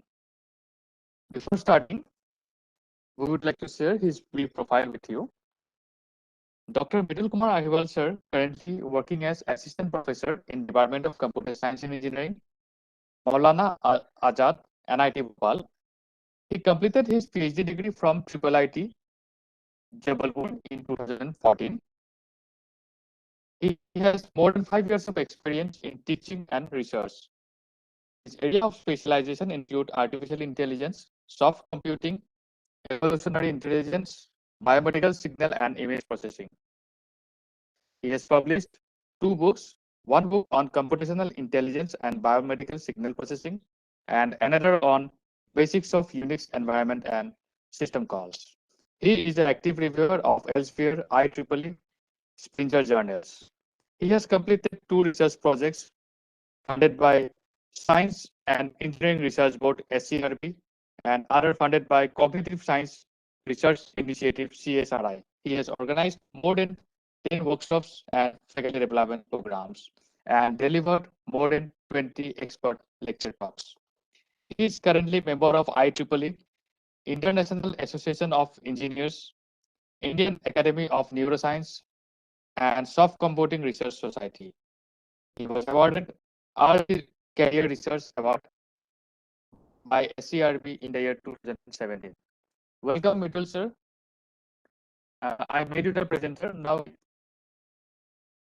Okay, thank you. Thank you for a nice introduction. And I would also like to thank the Electronics and ITC Academy and IIT Guwahati for inviting me to deliver the lecture here. So thank you. Okay, so should I start now? yes, sir, you can start.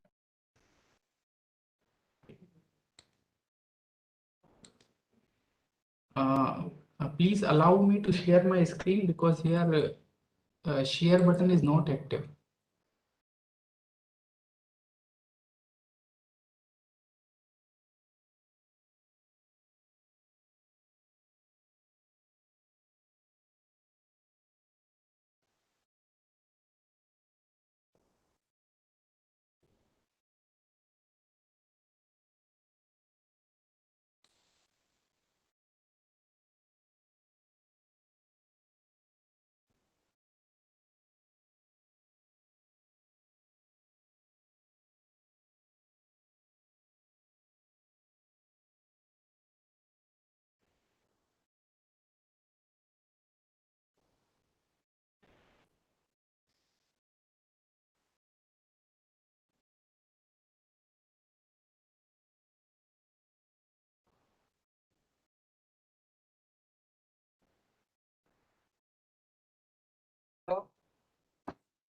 Hello.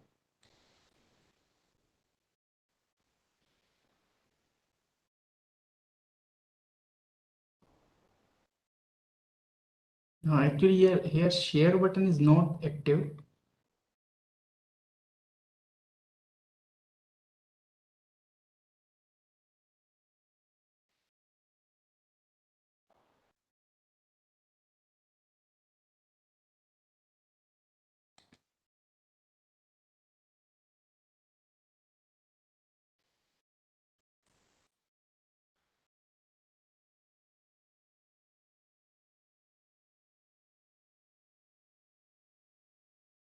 Okay, I request host to please allow the option of share screen.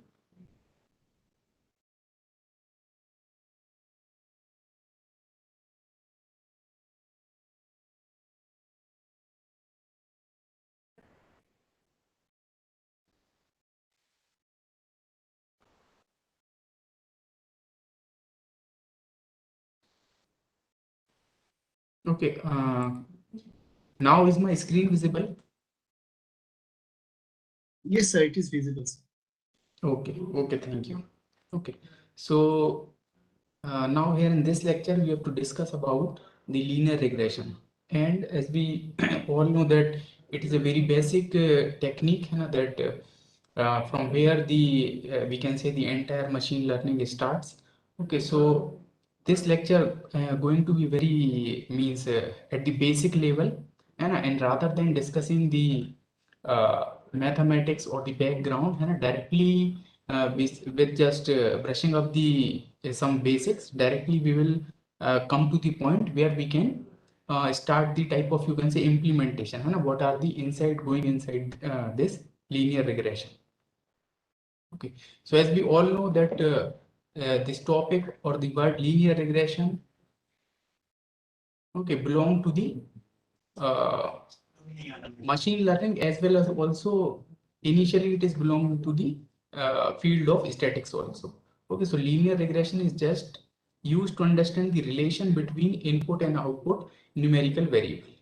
Okay, so some input we have with us, okay, and output also we have with us. So generally we are representing this input as a x and output as a y variable. So we need to develop something or some model, okay, between this, that we will put the value of x and we will get the output y. Okay, so this fx we have to make as a relation. Okay, so these are the basic terms that we are going to use in the linear regression. So x is your input variable that we can also call as a dependent variable. Y is the output variable that we can also call as a independent variable. Okay, now see, if we are having only single input and single output, means only one value of x is there, okay, as the input, and one value we are getting for y. Okay, so this belongs to the simple linear regression. While in case if we are having the set of input values, that may be like this. Okay, so multiple values we are providing in an input, or we can say parameter or features, and we are getting the single y as the output. So this is called a multiple linear regression. Okay, now see, this is a very, we can say, well-known equation to all of us. Y is equal to b0 plus b1x. Okay, this you may also recall with in our school time, that we are seeing the y is equal to mx plus c. That is the simple equation of the line. Okay, so here, what is the thing like this? What is the meaning of this b0 and b1? So these are known as the coefficients, or we can call as the beta coefficient. So for different role, we have to find out the values of this b0 and b1. So in the entire this solving the regression problem, anyhow we have to obtain the value of b0 and b1 only.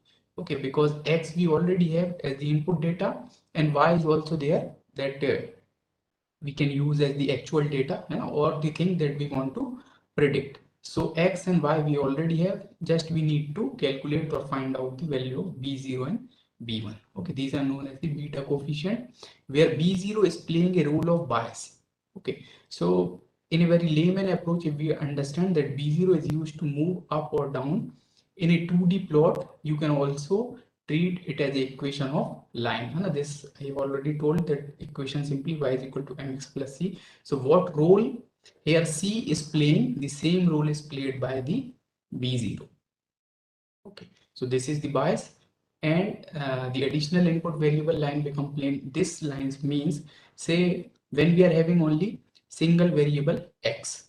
Okay, and if in your data set or in the inputs multiple variables are there, x1, x2, x3, like this. So more dimension of means more dimension we have to create. So generally, if we have one variable, so simply we can represent in the form of a line, Okay, as we are increasing the dimension, so line become the plot, or surface plot means 2D plot, then 3D plot, like this.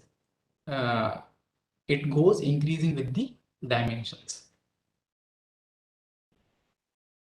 Now see, in this lecture, we are going to discuss these two methods, that how with these two methods we will obtain the value of B0 and B1. Okay. So first one is the simple linear regression, and second one is the with the help of gradient descent method, how we can obtain the value B0 and B1. Okay. So the simple linear regression is a very simple case in which we are having the single input variable, and it simply require a simple calculation that is based on the simple calculation of mean, division, multiplication, like this. Okay. So directly, okay, this is the basics about the gradient descent, as the gradient descent is very famous algorithm for the optimization, that how we can optimize the B0, B1 coefficient, that will reduce the error. Okay, so here error we are considering as the cost function.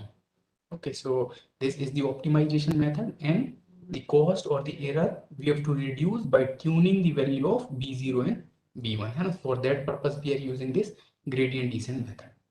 Okay, so it always means also work when we are having the more number of input variables. Okay, so in this we also need to define the learning rate, that is known as the alpha. And the one more advantage of this gradient descent method is that, like when we are having the very large amount of data set. Okay, so in that, what problem come with the previous method, means this with a simple linear regression method, while we are calculating the value of B0 and B1, so entire data matrix we have to use.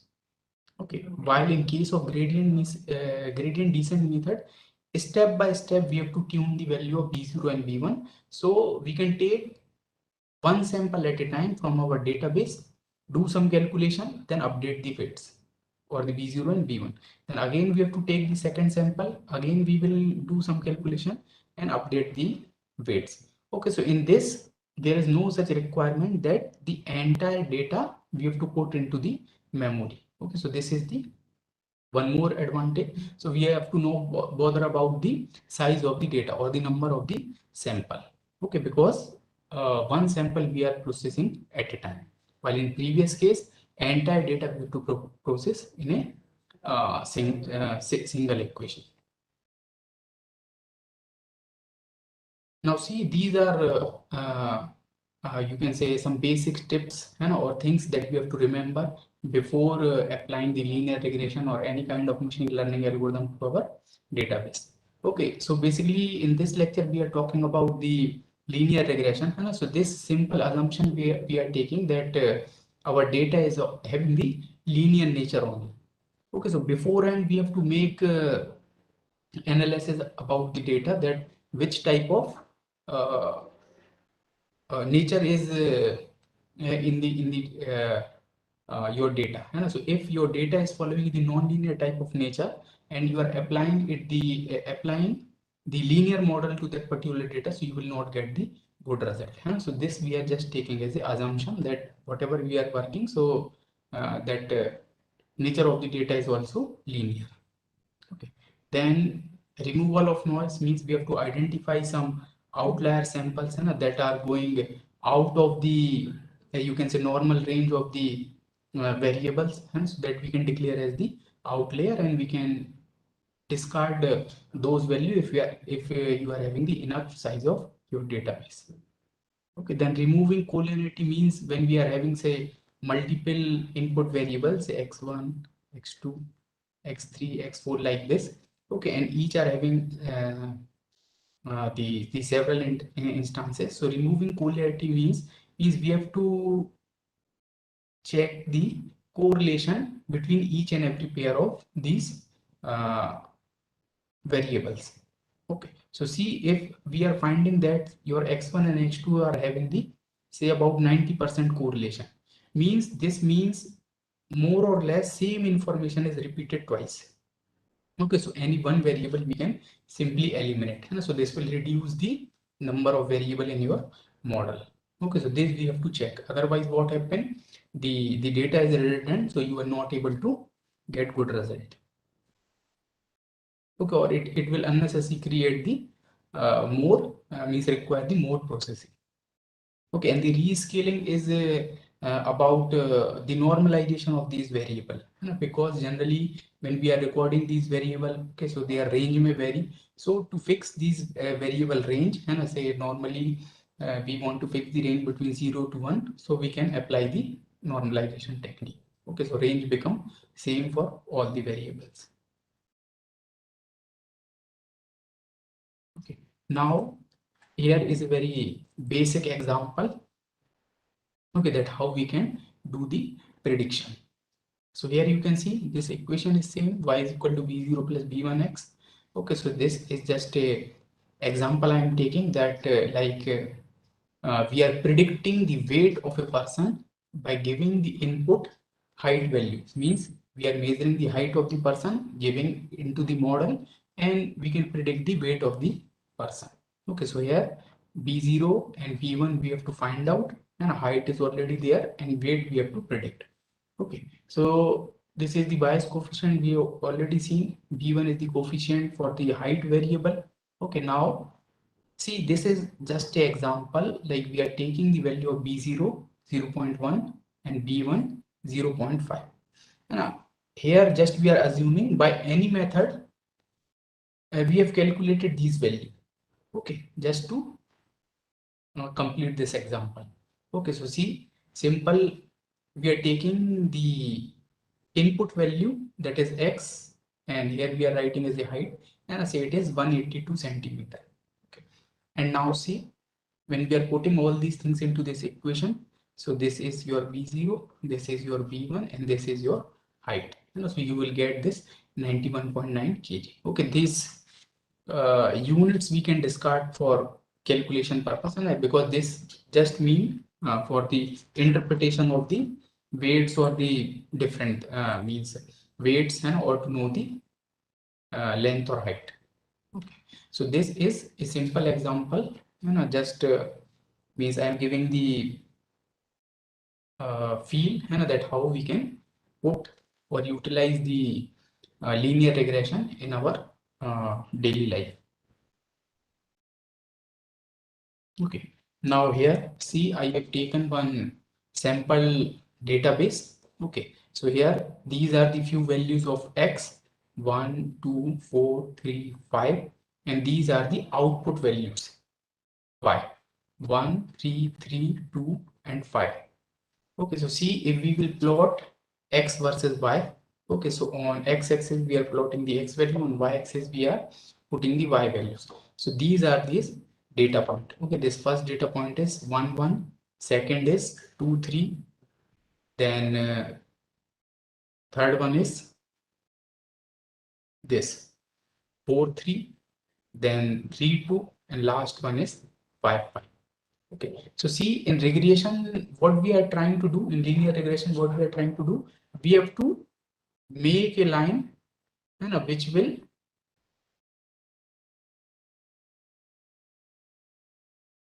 model these point. Okay, though we are not able to exactly cover these point, and because for that we need to go for the non-linear regression. But here in this lecture, we have to just discuss about the details of linear regression. So we are trying to find out this line, though we are getting some error also, because say if we will give the input value x2, so according to this model, it will give the answer here on this particular line. So there may be difference between the actual point and the predicted point, and that we will see in the next slide, that how we can calculate all these things. Okay, so see, this equation we have to follow to solve this as a simple linear regression problem. Okay, so here this equation is same, y is equal to b0 plus b1x. So see, what you need to calculate, first you need to calculate the b1. So for b1, what we are doing, first of all, we need to take out the mean of x values, then mean of y values. Then we have to subtract each x value from the mean and each y value from the mean, and we have to do the multiplication of these differences and sum them all.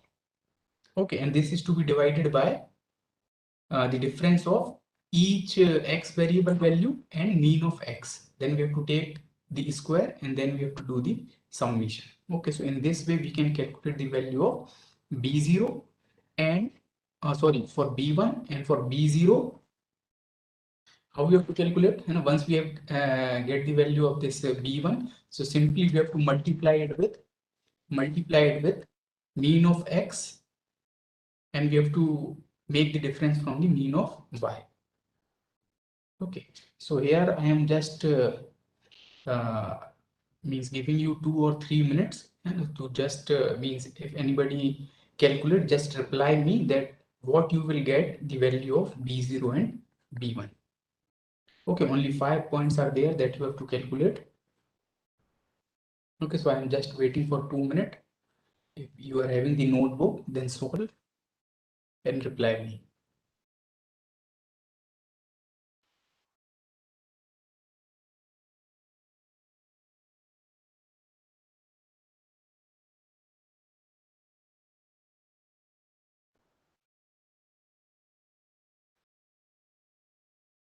Okay, if you are able to unmute yourself, then unmute and reply me.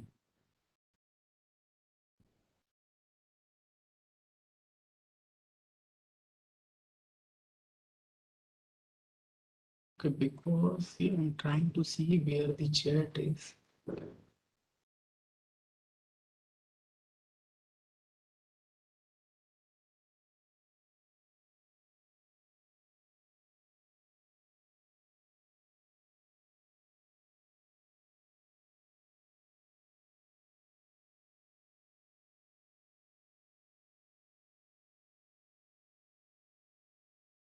Okay, what if we have the 3 variable? Okay, that case I will also discuss. And once we will done with the this single variable case, so procedure become clear to you, and then we can then I will show you that what you have to do when you are having more variables. And actually that is the multiple linear regression. So for that you can take 3, 4, 5, any number of variables.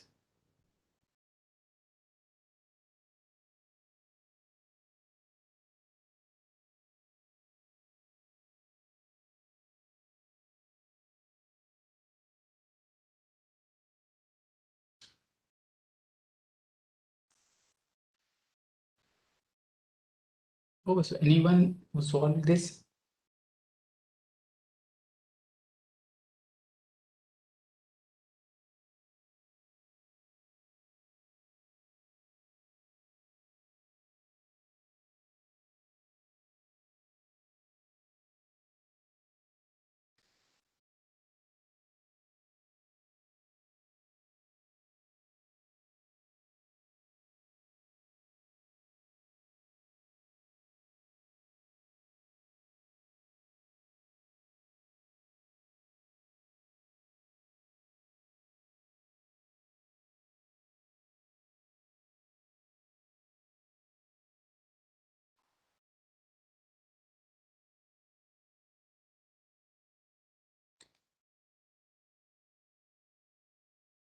Okay, no problem. See, when you will solve this, so you will get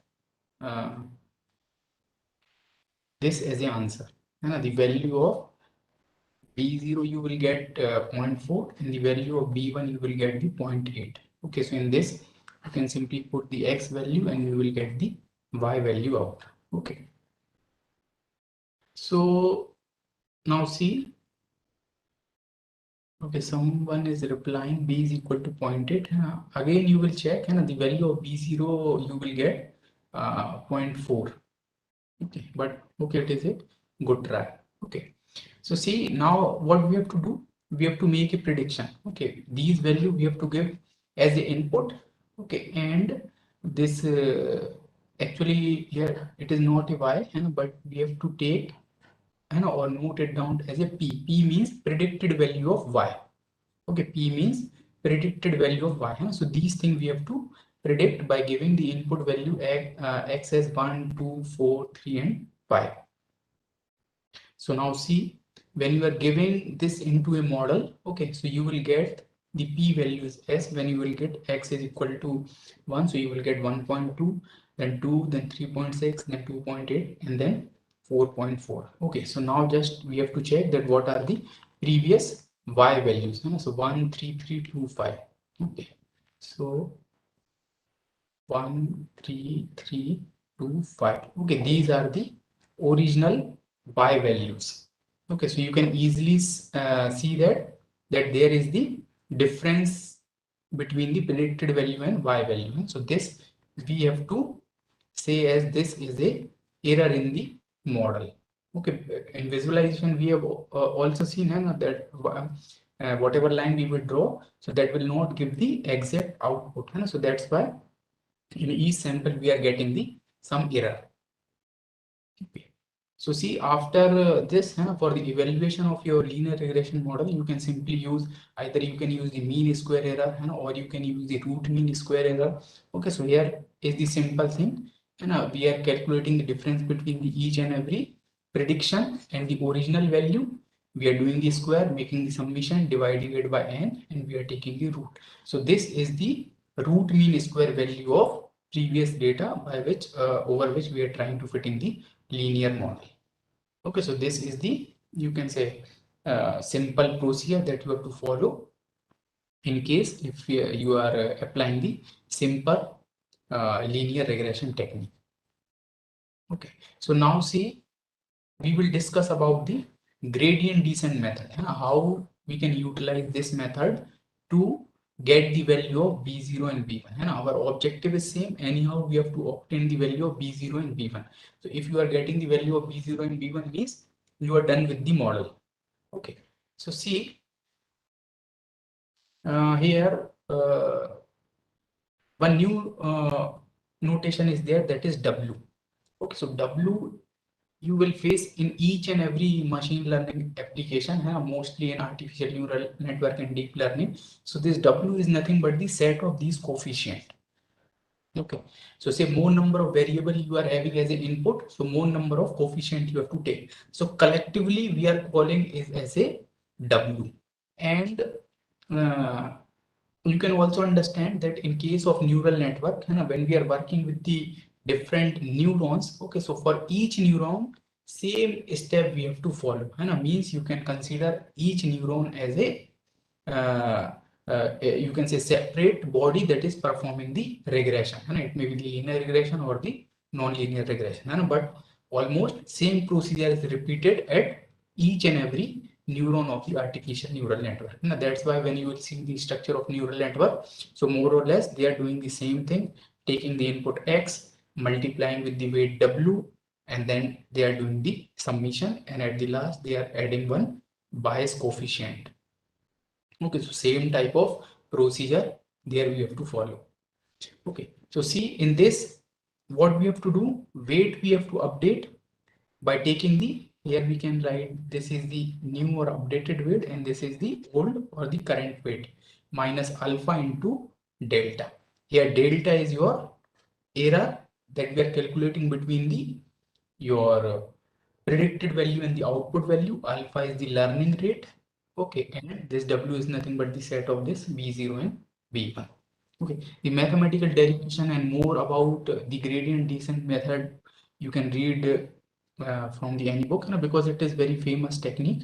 So we not giving much time to that. Okay, now see, this is the inside of that particular algorithm that we have to follow. So you see, same database we are using that we have previously taken to calculate the value of B0 and B1. Okay, and this is the iterative process. Your gradient based method are the iterative one. So see how we have to begin with the iteration 1. Okay, continuously we have to update the value of B0 and B1. মই চাওক আপুনি যেতিয়া ভাত খাব পুৰা ready হৈ যাব ন তেতিয়া মই আপোনাক সুধিবলৈ যাম ঠিক আছে মই আপোনাক phone Karim Okay, anyone want to ask something? মই যে ভাত খোৱা যাব সময়খিনি আপুনি থাকিব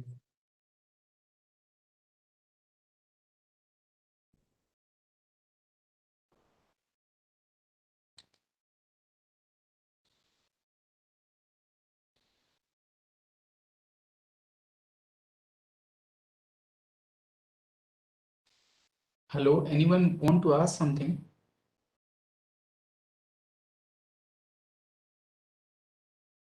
Okay. So see, this is the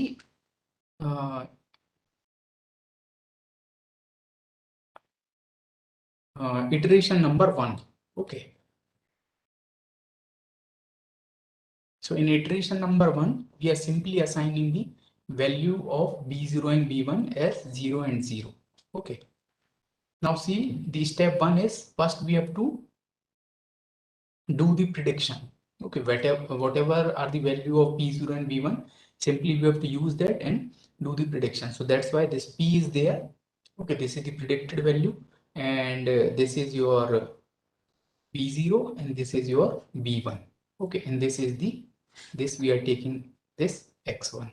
Okay, so we will get the 0. Okay, so predicted value is 0. Now we have to calculate the error. Okay, so how we will calculate the error? Simple, P minus V. So P just we get 0 and Y. So you can see what is the Y value? Y value is 1. So 0 minus 1 is equal to minus 1. So this is the error in this particular iteration. Now for weight update, we have to use these two equations. Okay, here T is simply representing the number of iteration or the count of iteration. Oh, sorry, the current iteration. Okay, so this is the current iteration T, and for next iteration we are calculating the value of B0 and B1. Okay, so this is same W that we have written in the previous equation minus alpha into error. So error is this minus 1. Okay, and alpha, okay, alpha we are taking as a 0.01. Okay, 0.01. So here we have to put 0.01.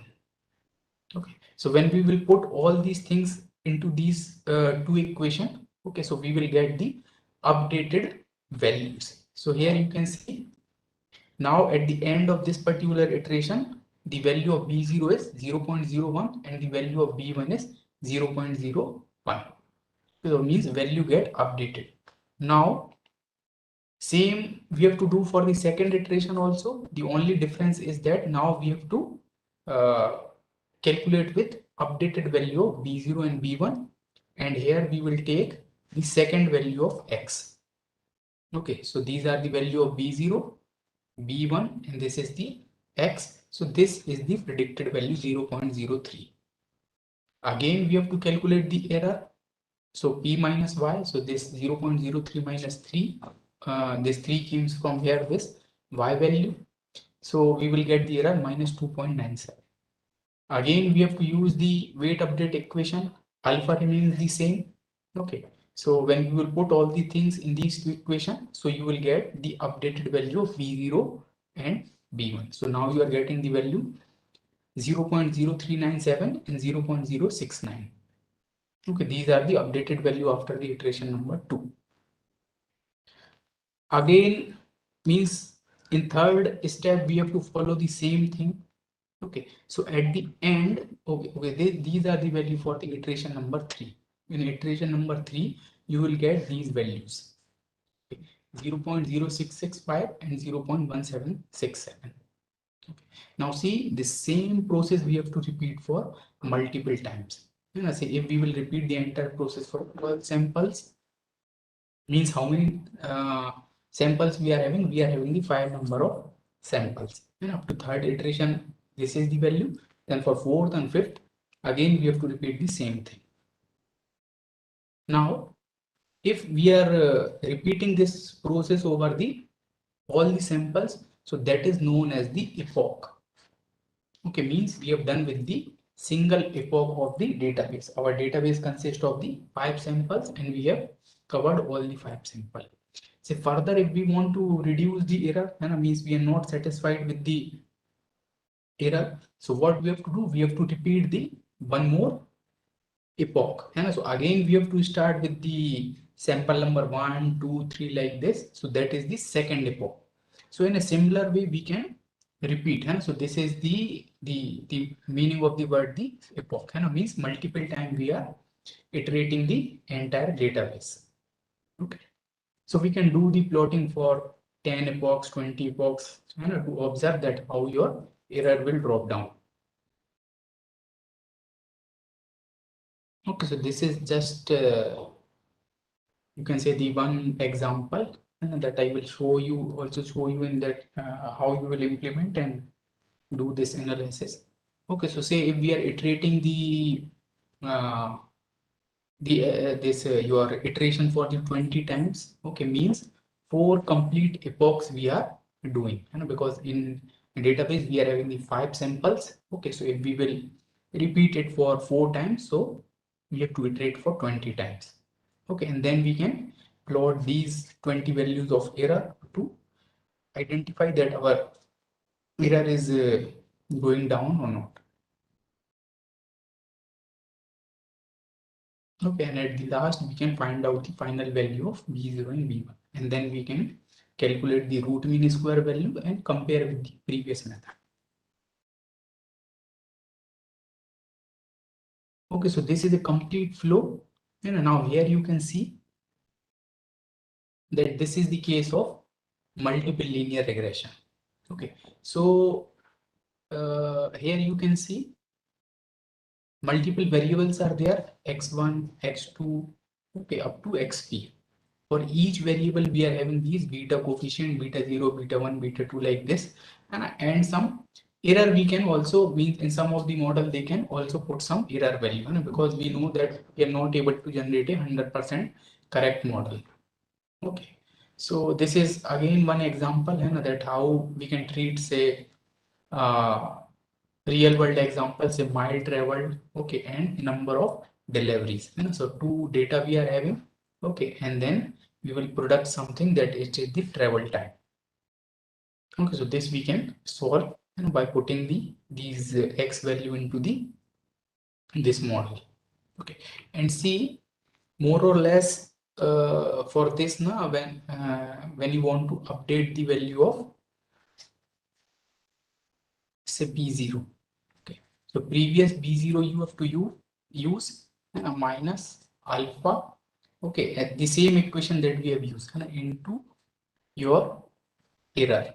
Okay, for b1 you may use b1 minus alpha into error into x value you have to use. So here x1 is there. Okay, then beta 2 alpha error into x2, and likewise you can get the multiple equation for multiple variables, and then you can repeat the same thing. Okay, and these equation you will simply get from the basic theory of your descent gradient method, and in which you are making the derivatives of the cost function. Your cost function is the nothing but the error, and you are derivating it with respect to the error.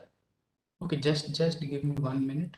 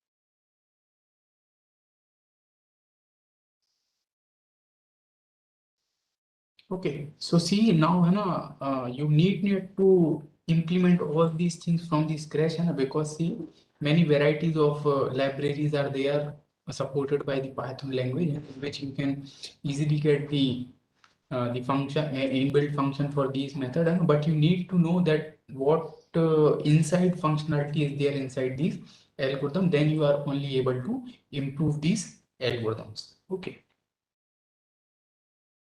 So this is just a, you can say, little bit introduction of the logistic regression, and because see this logistic regression we can apply for the binary classification problem. Okay, so now you can see in classification problem directly we want to predict the either 0 or the 1, and then only we are able to categorize the thing. And with the help of linear regression we are making the prediction values. Okay, means we are getting the real values only. Okay, so here you can see a one logistic function we have to use, or that is also known as the S-shaped curve function. Okay, that will map the real value between the 0 and 1. Okay, so here you can see this is simple representation that how your linear regression model is converted into the logistic model. So you can see this equation we have already discussed in detail. Y is equal to b0 plus b1x. So this is your linear model that is represented by that line. Okay. To convert this into the logistic model, see what we are doing, simply whatever we are predicting here as a y, and that thing we are putting here. Okay, in this e to the power minus b0 plus b1x. Okay, 1 divided by 1 plus e to the power minus this b0 plus b1x. Okay, so it will convert it into the logistic regression model. Okay, so this is a simple thing. Okay, now see, this is just a one example.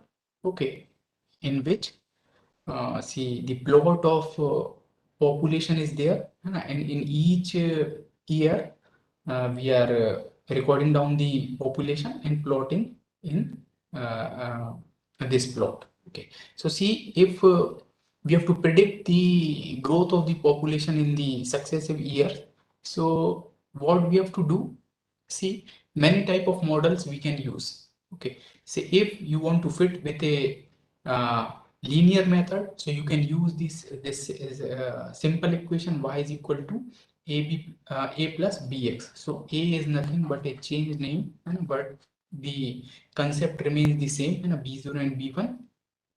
You can also apply the geometric curve in the form of this particular equation, or you can apply the polynomial curve in this form, a plus bx plus cx square. So ultimately what we are doing, anyhow we have to find out the coefficients of the model, which may be you are finding with the linear regression or the non-linear regression. And if you are means if you are done with the finding the coefficient, means you are done with the model.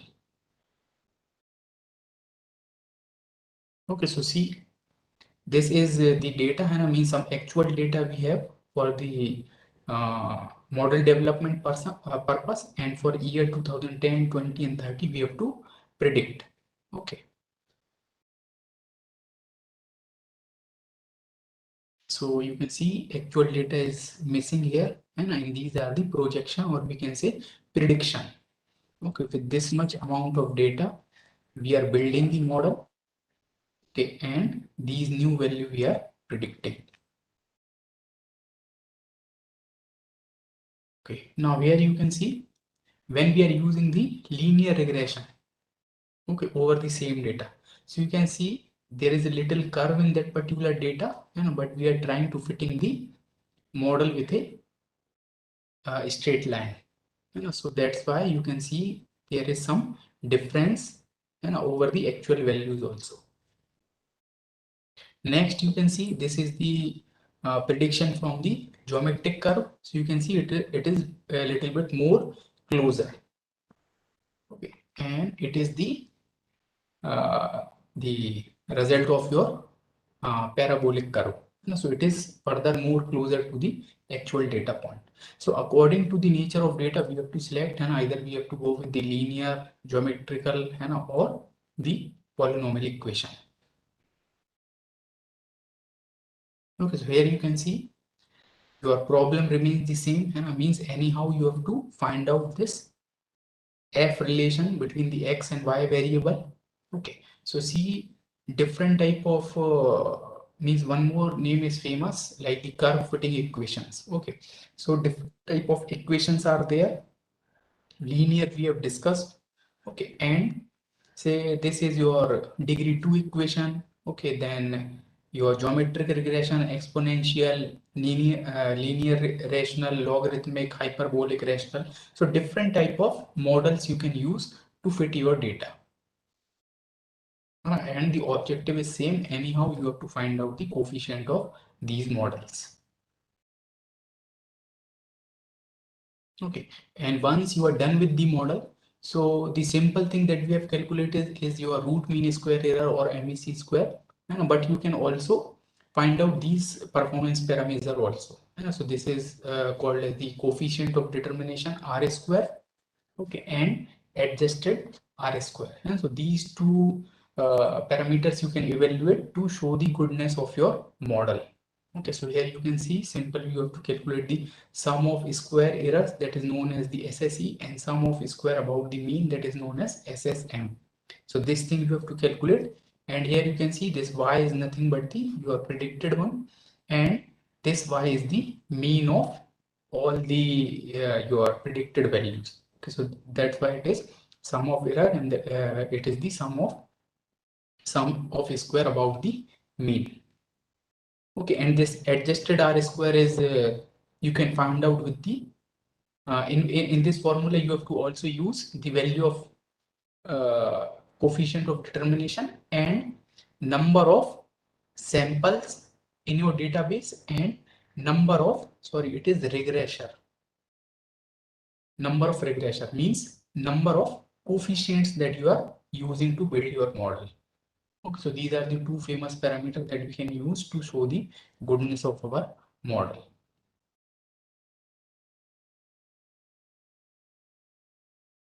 Okay, so see this thing you can also easily implement inside the MATLAB. So you may note down this function that is known as the polyfit.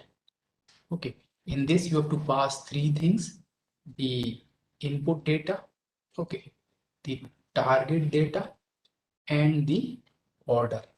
Okay, so if you are going for the linear model, so you can simply put 1 here. Okay, and these are the your input values. Okay, and these are your output values. So simply you can use this polyfit function, so it will return the value of p. Okay, so how to utilize the value of p? See, in answer you will get the two values. Okay, and these value you can utilize like this. So this is your b0 part, and this is your b1 part. Okay, because in this you are multiplying this x. Okay, so this is the b0 coefficient, and this is the b1 coefficient. Previous slide, sir.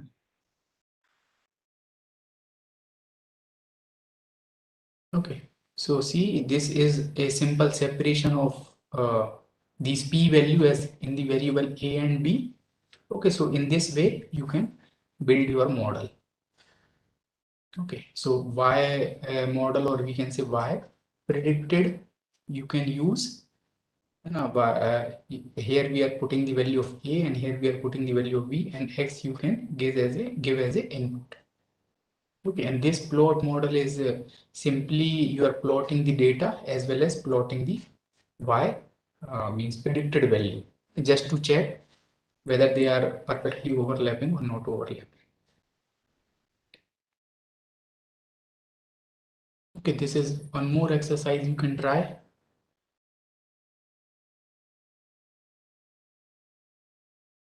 Okay, over this you can practice the polynomial regression also. So see, in case of polynomial regression, simply we have to increase the degree.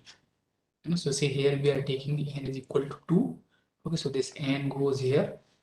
Okay, and then okay, one more function is there that is known as, first you have to execute this polyfit. Okay, and then you can use the polyval, means polynomial valuation. Okay, so in this you are giving the predicted values and x input value. Okay, so it will compare and evaluate. Okay, so like this output you will get. Okay, so here you can see this is the value of B0, this is the value of B1, and this is the value of B2.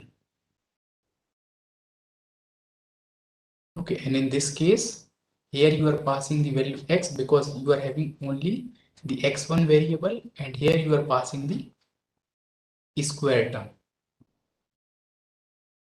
Okay, so if your data is not following the linear nature, then you can use these equations to increase the degree, so you are able to generate the non-linear curves also.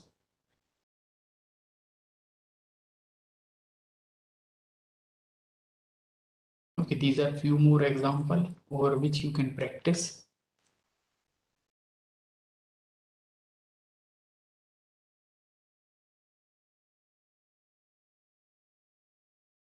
Okay, this paper you can refer, and in this I have simply used the simple curve fitting techniques and over some database. Okay, these are the few references. Okay, so I think 10 minutes are remaining. So now I will ask a participant, you want to ask something, then please ask.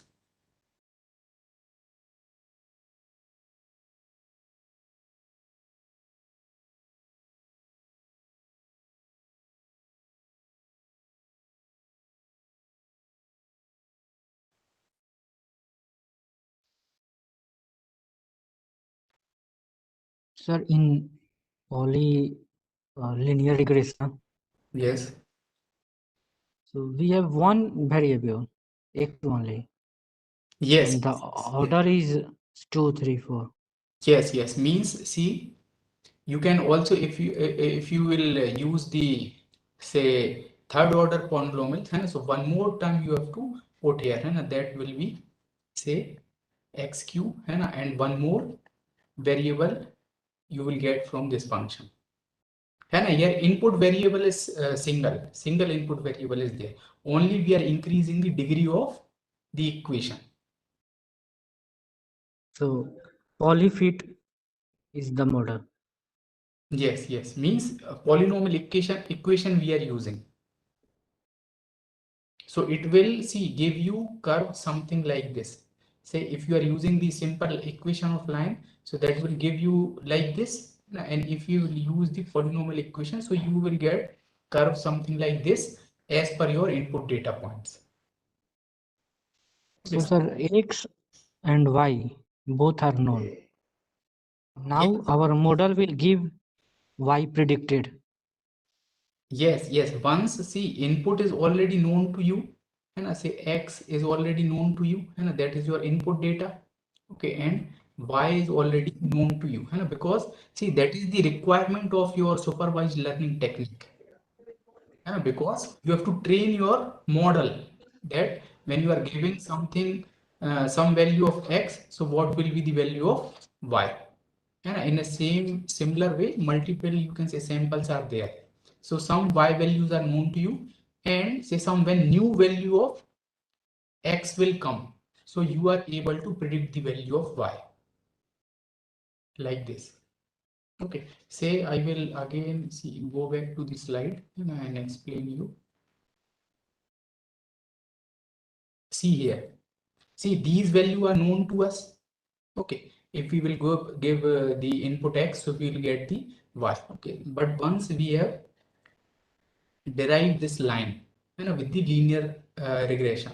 Okay, so now if you can see, if I want to find out what will be the value of 2.5, Okay, so this model will return that here is the 2.5.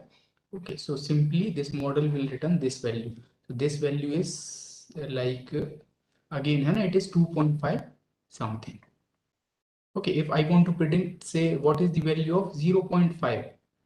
Okay, so these are the new value that we are predicting from the model, means from the equation of line. So when we will put 0.5, so again it will give something here, so it may be say 0.3.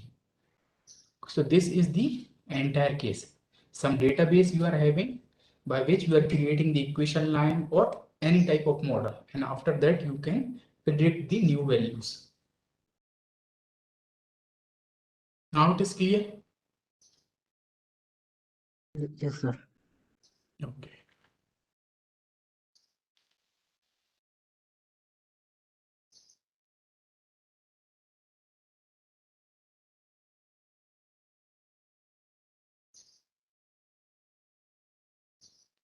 Okay, still 5 minutes here. If anybody want to ask something, then please ask. Otherwise, see, meanwhile, I will show you. Okay, this is a simple implementation and what we have discussed.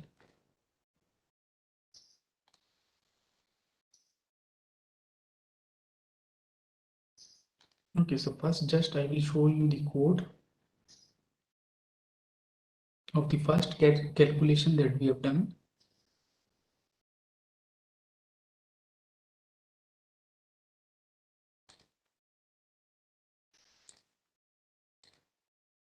Yeah. So see, I think you are able to see this MATLAB script.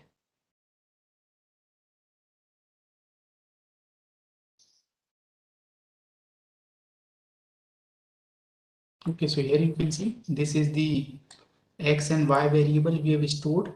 Okay, and after this, see, this is the simple equation by which we are calculating the value of B1. Okay, then simple equation for B0. Okay, and then we are making the prediction. Because simply you can do this in MATLAB, and just you need to know about the basic syntax of MATLAB. Okay, then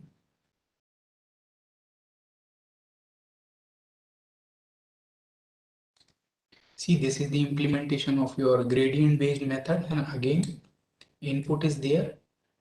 Okay, and see all the things. This is just for visualization of your data. Okay, and see if we will take one epoch.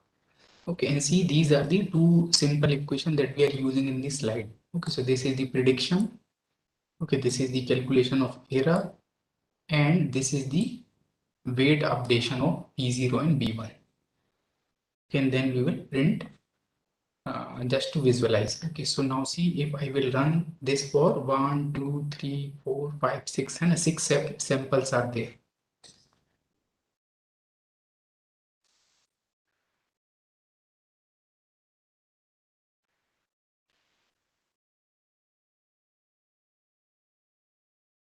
Okay, so see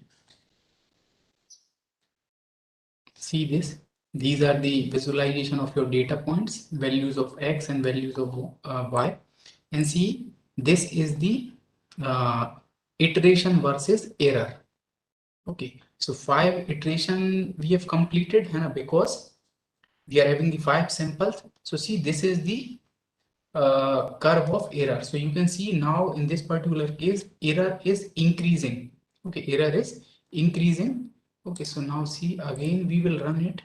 Say we are running it for 2 iterations, not the 2, but 2 epochs. Means 6 plus 6 means 12 iteration we are performing. So now you can see this is just the data visualization, and now you can see these are the 12 iteration. Okay, so as we know, in first 6 iteration the error is increasing, but after that again is goes down. Okay, again we will increase the epoch size. Say now this time for 5 epochs we are training the data. I'm sorry, training the model. So now you can see this is type of error plot, that how it is reducing. Again, we will increase. Say now this time we are running it for 10 epochs. So now see. And now you will get a means good fit. And in 60 iteration, how this reach to 16? 10 epoch we are performing, and in each epoch we are having the means we have to process 6 samples only. So 6 into 10, 60 iterations are there. So by this we are able to reduce the error, and we can also look here.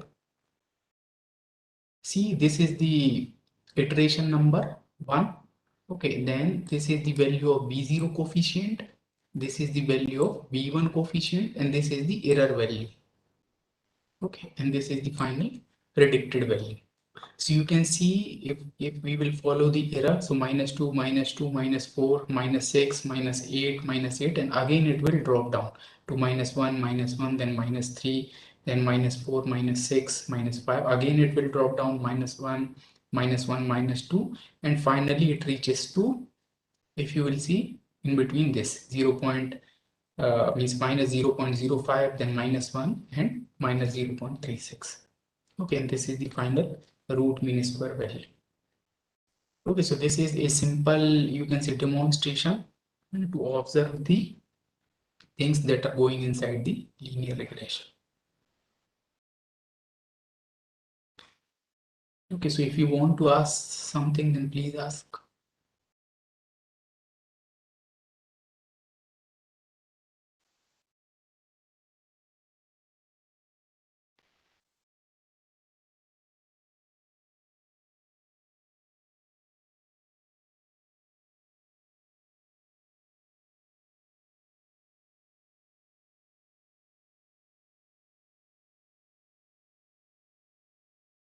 Okay, so thank you. This is all from my end, and I think time is also we covered on the time.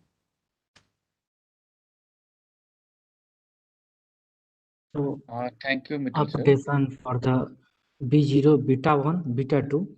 So I want to see, sir. Yes. For means how we are writing the iteration.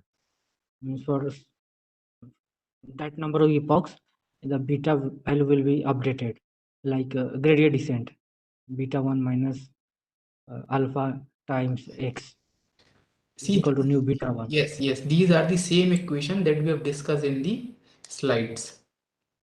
B0 is equal to B1, B0 is equal to B0 minus alpha into error. And then these are just the, you can say, variables that we are taking to manage the code.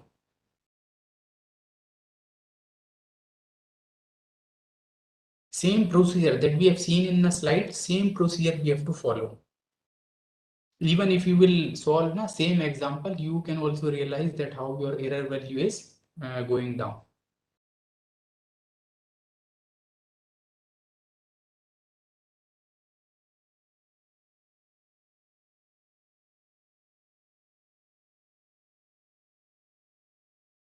Is it okay?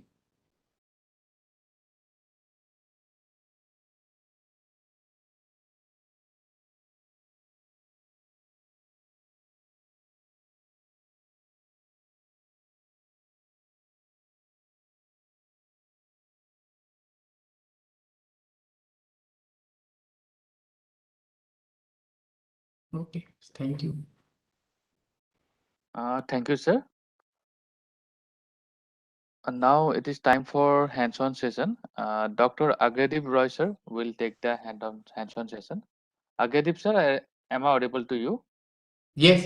Okay, so should I leave? Yes, sir. Okay, thank you very much. Thank you, sir.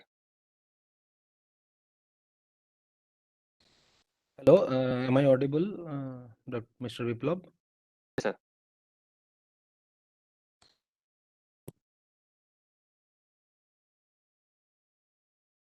Okay. Yeah. So, am I audible? Yeah. So today. So good afternoon, everyone. Yesterday you had a session on reinforcement learning. If you remember, I hope the participants who are present there are present today also, so that we can finish the discussion, yesterday's discussion, by completing some hands-on on Q learning and other related stuff. Okay, so before starting, I would like to revisit once more whatever we covered yesterday, so that we are again on the, so as a like brief recap of whatever happened yesterday. Okay, so I will share my slides and go through it briefly again.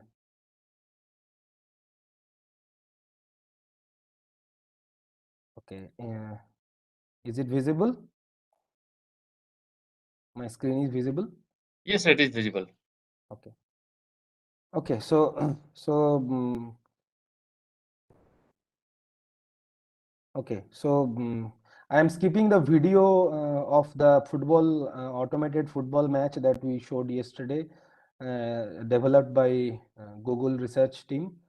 So we are talking about a particular form of machine learning today, which is known as reinforcement learning.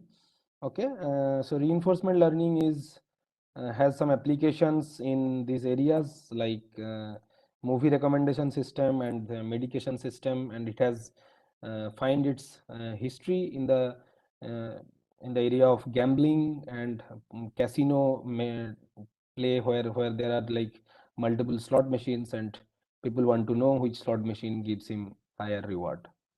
Okay, so this is the practical applications. Also, it has found application in robotics, autonomous self-driving car, aircraft control, and so on. Okay, so just to recap, compared to supervised learning and unsupervised learning, reinforcement learning is a different type of paradigm where the feedback system is limited. So in supervised learning, you have a full feedback in the sense that you have a level associated with the data. In unsupervised learning, there is no level, and in the reinforcement learning, the level is partial, or you can say the feedback is a partial feedback system. It has a deeply rooted in the behavioral psychology. If you remember, yesterday I gave an example of a dog where the dog is repeatedly given food upon the ringing of a bell, and gradually it learns that whenever there is a ringing bell, the food value, there is associated food associated with it. Therefore, this can be thought of as a reward associated with the action of responding to a ringing bell. Okay, so whenever there is a ringing bell, the dog responds. That's the action associated with the dog, and then it gets a reward, which is the food. Okay, and after some time, it has been seen that whenever the bell is rung, but the food is not there, and that time also the dog starts salivating, because it has gone deep into his into the psychology of the dog, that whenever there is a ringing bell, there is a food associated with it. Okay, so I gave an example like this. The teacher showing a picture of a apple or a banana to the students, and the students are saying whether it's an apple or banana. In case of supervised learning, it is the actual answer is said. For example, the teacher showed him a picture of a banana, and the student said no. Student said it's an apple. Then the teacher corrects him, saying no, it is a banana. Okay, so this is like a supervised learning where the correct answer is given. So there is a data and there is associated label with it. So whenever there is a picture of banana, there is associated label that it is a banana. Okay, if you go to unsupervised learning, there is nothing. The teacher remains silent. He just shows the picture. The students give some answer, but the teacher does not say anything. So there is no label present along with it. When you go to reinforcement learning, the teacher gives him limited feedback. So the picture says picture is shown, and the teacher is asked whether it's an apple or banana. The student says it's an apple, and the teacher says here is a chocolate for you. So this is like a reward. Okay, but unless he tries out all the actions, he does not know whether what he is saying is correct answer or not. So therefore, when second time when he shows a picture of an apple, the student says it's an apple. The teacher gives him 5 chocolates. Okay, but still he does not know whether the answer is correct or not. So what the strategy is, the student will try to guess different answers, and then get different amount of chocolates, and then eventually he will know by this process that what is the correct answer based on the number of chocolates he gets. So reinforcement learning is similar to this thing where you do not know the exact answer, but you try to know the exact answer but by trial and error, and this trial and error has some specific method, specific strategy associated with it, using which the best answer can be known in a very efficient way. Okay, so yeah, this is the same thing which I am talking about, and so there are some fundamentals which I will go into it, and before that I'd like to stop for some questions if anybody has any doubt till this portion.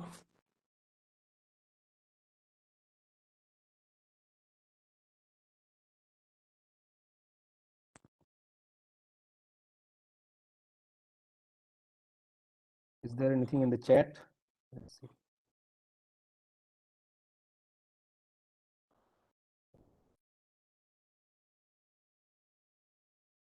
What is the difference between on policy and off policy algorithm?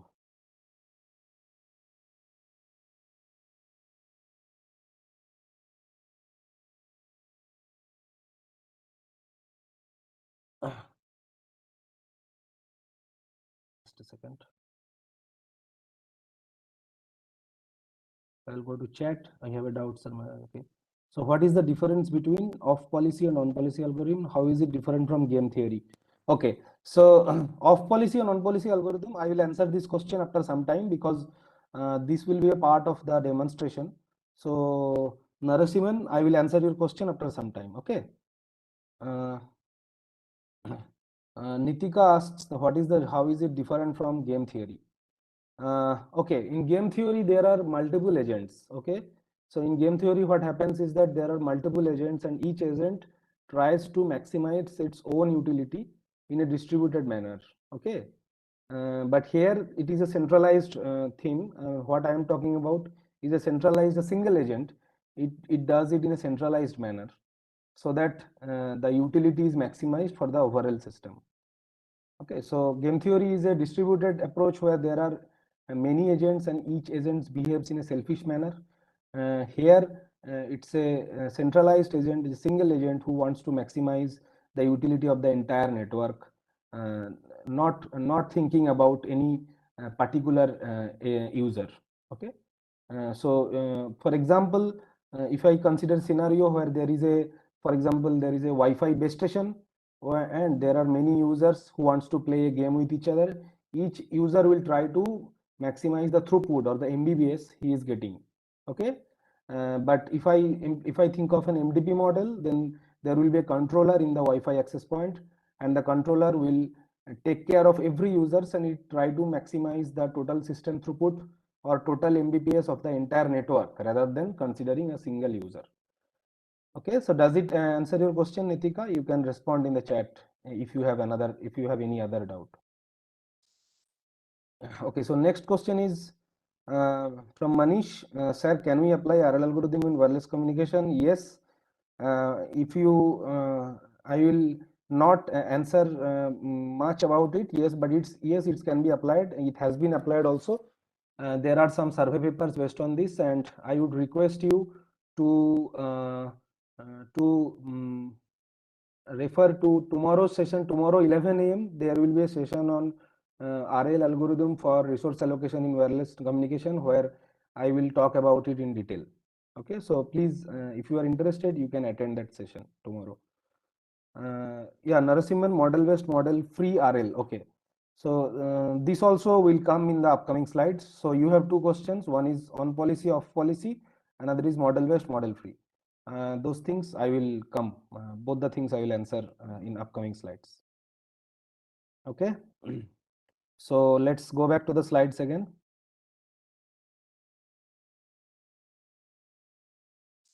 Okay. So these are some of the fundamentals. One is agent, where there is a decision maker, and environment is the unknown dynamics of the system. Okay, and state space is the system state, set of states where the system can be in, and action is the set of action agents can take. Okay, and transition probability is the probability of transition from one state to another. And so what happens is basically the system, there is a system, and the system can be in different states. Okay, so for example, the states are 1, 2, 3, 4, 5. Okay, 5 states. Now there are certain actions available in each state. Okay, so for example, in state 1 there might be 2 actions, in state 2 there might be 2 actions, in state 3 there might be 2 actions. Okay, and under each action you move from one state to another. Okay, so it's like a uncertain system where there are many states, and based on your action you move from one state to another probabilistically. Okay, so this is transition probability. It's not like a deterministic transition. It's like with certain probability you move from one state to another under one specific action. And what I want to do is I want to maximize the overall reward. So what is reward? Reward is associated with each transition. There is some reward. So you are in a state, and then from that state you are choosing an action, and under that action you are moving to some different state, and this gives you a reward. So if you remember the example of the dog, then the dog was in rest state. Okay, and then there is an event which is the ringing bell. So what is the action? Action is choosing to run towards the ringing bell. Okay, so that is my action. And what is the reward? Reward is food. Okay, and it reaches the state. What is the state it reached? The state is like hungry to fulfilled. Okay, so he was hungry and now he is full.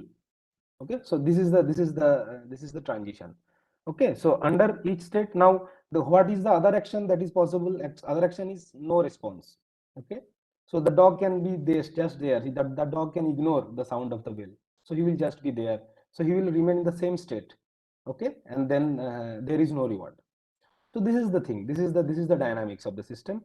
And then you want to find the policy. What is the policy? Policy is the mapping between the state space and the action space. So if your system is in 5 states, 1, 2, 3, 4, 5, and in every state there are 2 actions, then I want to find a lookup table. Okay, and lookup table, and then I want to create a lookup table which says that, okay, if you are in state 1, best action is 1.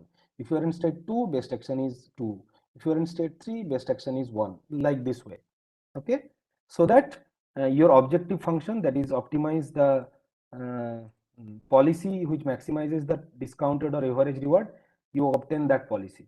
Okay, and the model is the probability distribution on future state based on present state action pair. So whenever you are in state 1, you choose an action, and then what is the probability? You go to that state that has some distribution.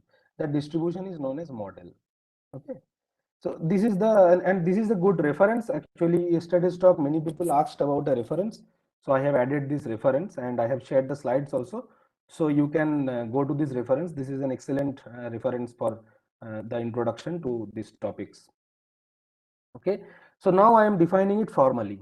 Okay, so formally, this is the state space S, and action space is A, and transition probability we denote by PSS-A.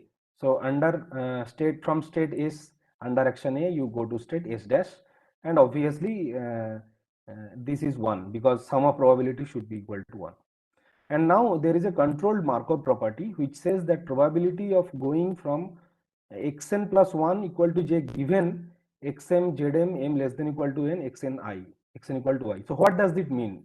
It means that what is the probability that at n plus 1th stage your state will be j, given that your current state is I and past history of action and state. So x is your action, z is your x is your state, and z is your action. Okay, so given all the past history and current state, what is the probability that you go to this next state?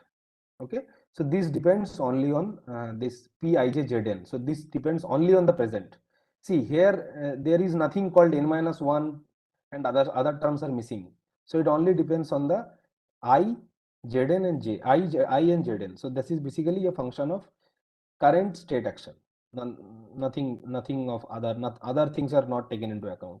So given present, past and future are independent of each other. So given present means given this xn equal to y, this is my present, this is my past. So we see that given present, this does not come into picture. Okay, the past does not come into picture. So given present, past and future are independent of each other. Okay, so now reward is terminology is RSS dash A, and this is the value function which says that the what is the total discounted reward. And I told about it in the last lecture that what is the meaning of discount. Okay, so what is the meaning of discount? The intuition is like this. So you take a decision today and you take a decision tomorrow. Okay, say for example you are searching for a you are want to book a flight. Okay, so today you are saying that okay, the price is 3,000. So you thought, oh, the price is say the price is 8,000. So you think that okay, oh, so the price is very high, I will wait for another day. If the price goes down, then I'll book a flight. Okay, so you wait for another day, and next day you find that the price has gone 9,000. Okay, so what is happening is that today if you would have taken the decision of booking the flight, then you may have made a good decision rather than making a decision tomorrow. So therefore, if you choose a decision today and if you choose a decision tomorrow, there is a multiplying discounted factor which basically says that there is a ratio between today's decision and tomorrow's decision. So the weightage of today's decision divided by the weightage of tomorrow's decision has some weightage that is known as the discount factor, which is less than 1, between 0 to 1. Okay, so so this is particularly useful in situations like stock market, and this plays a very important role. Okay, because in stock market, taking investment decision today and investment decision tomorrow has a big difference. Okay, so so this is the nature of value function, which says that what is the expected total reward, total discounted reward starting from today, given that see given st equal to s, means the current state is s, and then from that onwards you are going till infinity. Okay, so r if you break this summation, you get r equal to rt plus 1 and so on. Okay, so from today st onwards, from this state onwards till infinity, what is my total discounted reward? That's my value function. So if you are in a state s, the value function of that state is starting from that state, how much reward you are going to see, how much total discounted reward you are going to observe if you follow a policy pi. Okay, and the objective is to maximize over it. The objective is to find which policy maximizes my value function. Is that clear? I'll just check for another if there is another any other question. Chat. Okay. If you have any other question till now, you can again ask.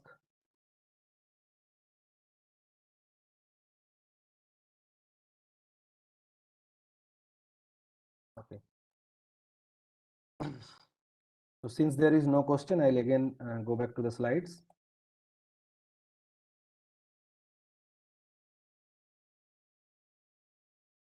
Okay, so again, this is a Q function. This will be very, so keep attention to this. This will be very useful in today's hands-on session. Q pi SA is the quality function associated with state action A, S and A. Okay, so this definition is also similar to the previous one. So if you go to this, compare this definition, okay, with this definition, you will see that all the terms are similar. Only thing is that there is an extra term AT equal to A. So here we say that the value function of a state S under a policy pi is basically the total discounted reward starting from state S till infinity. And here I am saying that this is the total discounted reward starting from state S and action A.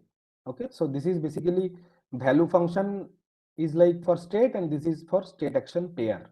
Other than that, these two are similar. Okay, so again, Q star SA is the maximizes is the Q function corresponding to max over pi Q pi SA. Okay, so this is like the Q function corresponding to the corresponding to the policy that maximizes the Q function. Okay, this is the definition, and I'm not going again into the detail of this Bellman equation, which says that the value function of a state S is basically maximization over A and then sum over S dash transition probability to state S dash, and R S dash A plus gamma V star S dash.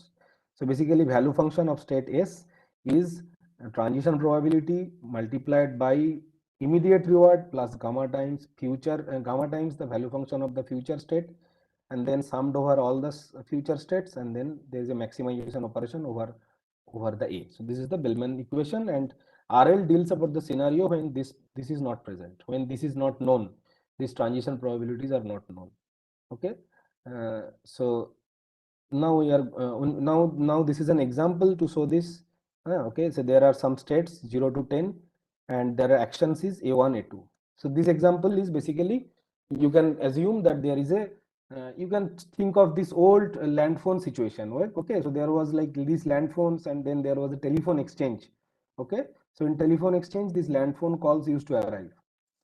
So whenever they used to arrive, there was a guy in the for telephone exchange, or there was a system which basically either accepts the call or it will block the call. So you will hear something like the call subscriber is busy, or there is no available channel, something like that. So how that is done? Okay, so that can be modeled using a Markov decision process model. Okay, so for example, it's considered a simple example where there are 10 such servers. Okay, 10 empty servers are there. Okay, and then based on the chosen action, what are the actions? Action 1 is A1 is accept blocking, and A2 is accepting. Okay, so whenever you are accepting one guy, you are getting a positive reward R, and whenever you are blocking, you are getting a 0 reward. Okay, and based on your chosen action, this is your transition probability. With probability P, you remain in the same state. With probability 1 minus P, you go to state I minus 1 under action A1, which is blocking. So if you block, what can happen? Either the next time, if you block, it will either remain in the same state, or next time there might be a departure. One guy, he has finished the call, he will just hang up, and then the guy will leave from the system. So it can go to state I minus 1. Similarly, if you accept the one user, then either it will go to state I plus 1 because you have accepted, or if there is a departure, then it will go to state I minus 1.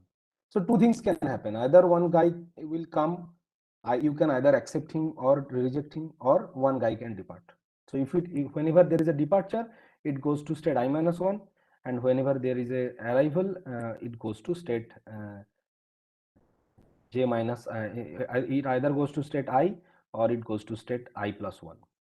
So one question for the participants, are you familiar with the notation, this I minus 1 and the plus above? Can anyone answer this? Why I have put the plus over here, and can anyone answer? If you know the answer, please respond in the chat. That why I write J equal to I minus 1 plus. I could have written J equal to I minus 1. Why there is a plus?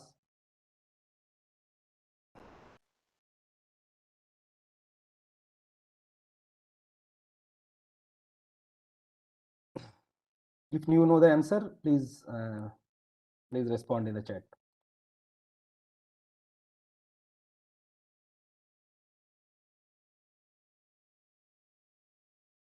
J equal to J plus 1 minus Y. Anurag Verma writes J equal to J plus I minus 1. Tika writes, does it mean including all from I1, I2, I minus 1?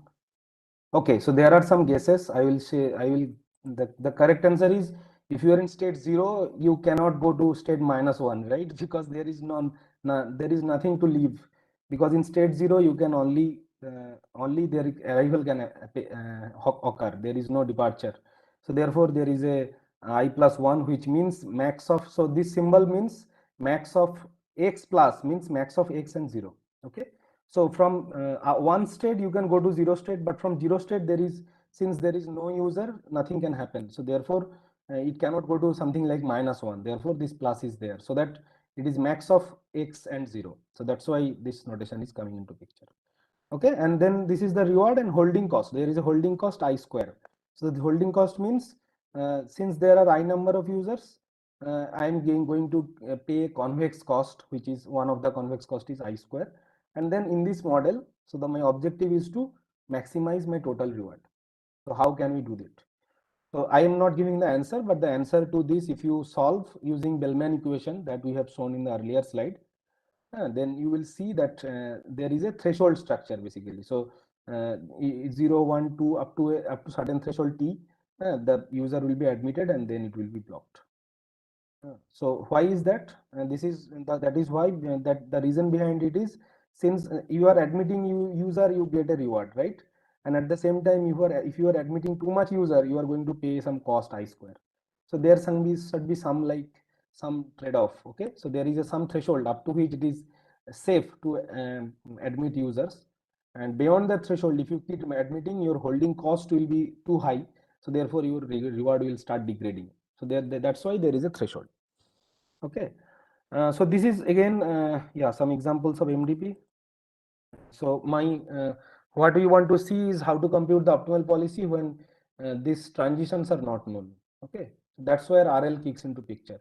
There is an agent which takes an action AT, and it interacts with the environment to go to a new state ST+1, and the reward is RT+1, and this process continues. Okay, and this is the state transition diagram I have shown.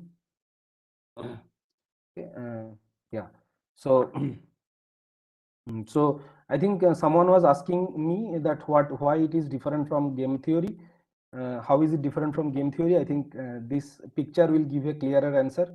That basically there is an agent which takes an action, and there is an environment which takes it to the next state and gives you some reward, and that is fed back to the agent again, and then agent sees this, and then based on that it refines its action.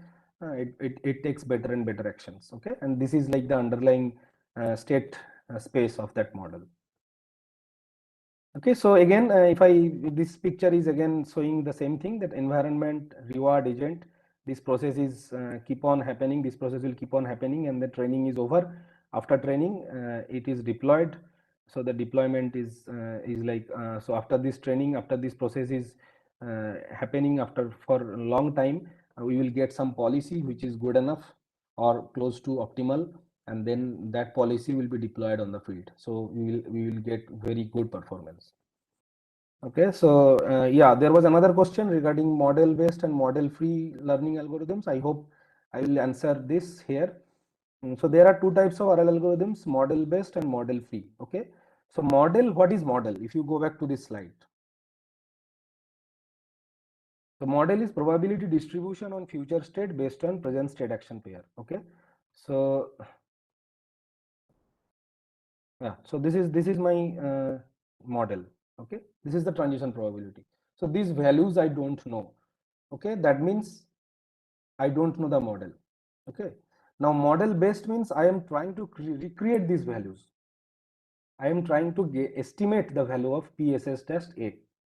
Okay, so when I try to do that through RL mechanism, I call it a model based algorithm. And when I'm not trying to do that, when I'm directly estimated value function without the help of this, I mean implicitly I learn, but explicitly I am not estimating this, then that is known as model free. So without estimating this, I am getting the I am trying to get this. Okay, so that is my model free algorithm. But whenever I explicitly want to estimate how much is the values of this, that is known my model. So model, that is known as model based. So model based is basically I am trying to recreate the model. I am trying to learn the model which I do not know. And model free is when I'm not trying to learn the model I do not know, but without learning the model, I am trying to go to the best behavior. I'm trying to learn the best value function without going through learning PSS-A. Okay, so that's the difference between model based and model free. Now model free has two things. One is value based and another is policy based.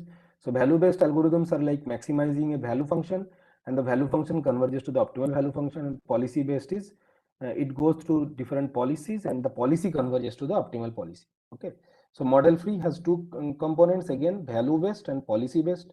Value based keep on iterating through the value functions, and policy based processes keep on iterating through the policies. It generates improved policies.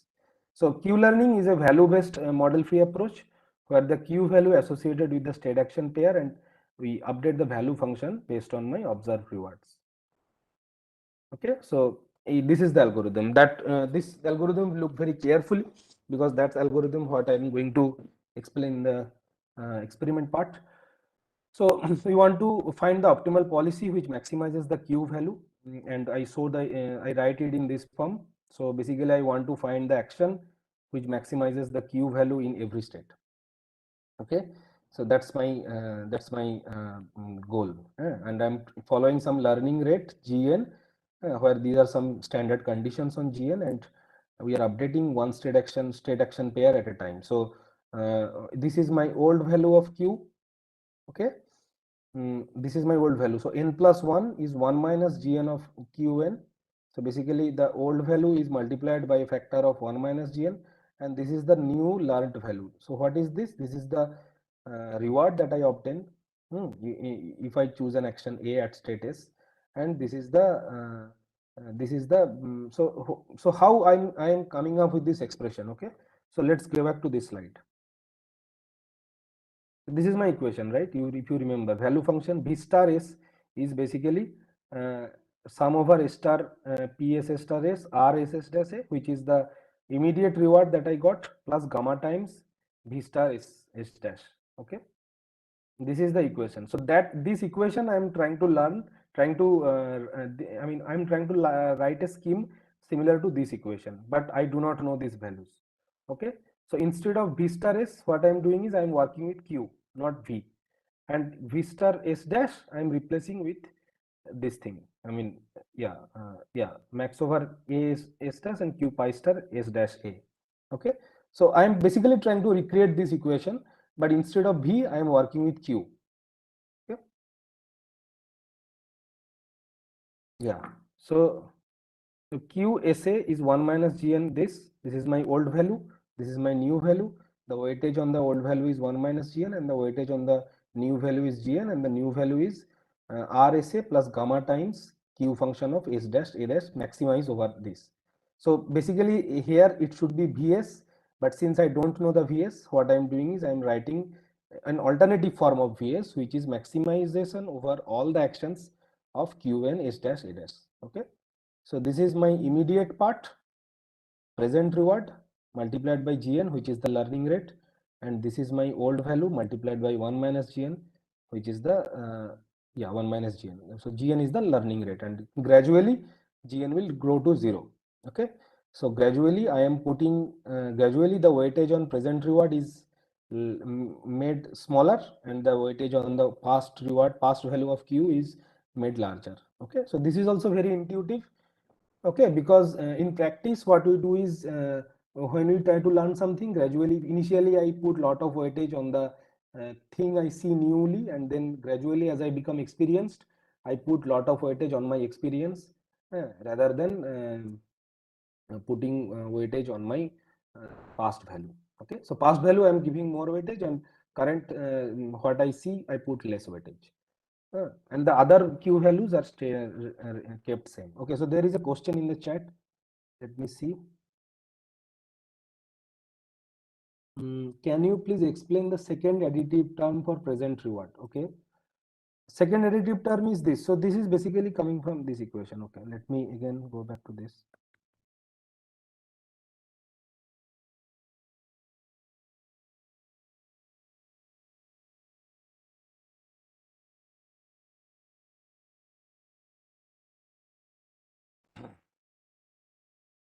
So what is this? V star s is max over a q star pi s a. Okay, so v star s is max over a. So v value function of state s is q function and the maximum over it over a. So basically you take the q function corresponding to each action in a particular state, and you choose the one which gives you the maximum q function. Okay, so that's the value function. Okay, so same thing, and now if I replace this thing with this definition, what I will get? I will get max over a. Is there a pen or something to write? Pen. So basically if I expand this this term, only look at this term. So if I expand this, what this will become? This will become max over a dash A dash, okay, and then it will be Q S dash and A dash, right? Following this,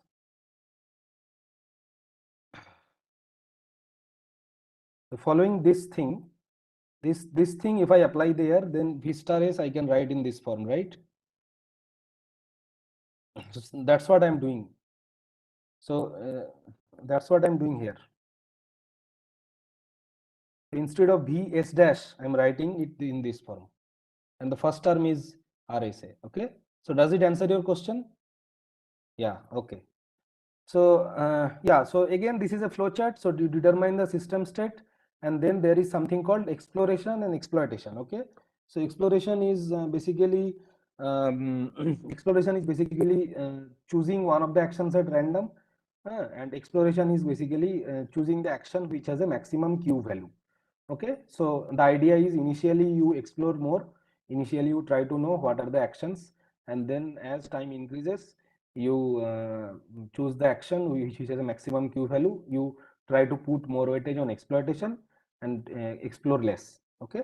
And then observe the reward and go to next state and update QSA using this. Okay. So this is basically a flowchart of the old thing which I showed in the last slide. Okay. This way the process continues, and these are some of the limitations. Because of the exploration, the time is convergence is slow, because even after a sufficient amount of time, you might have known already, okay, this is my best action, but still the algorithm is such that there is a very high, small probability with which it will try to explore all the actions. So that basically reduces my speed of convergence. Okay. And since you need to store the QSA, so QSA is basically, if you have, for example, 10 states, okay, and 2 actions. So can you tell me that what is the, how many storages will be required? Can you answer in the chat? So if there are 10 states and 2 actions, then how many quantities need to be stored?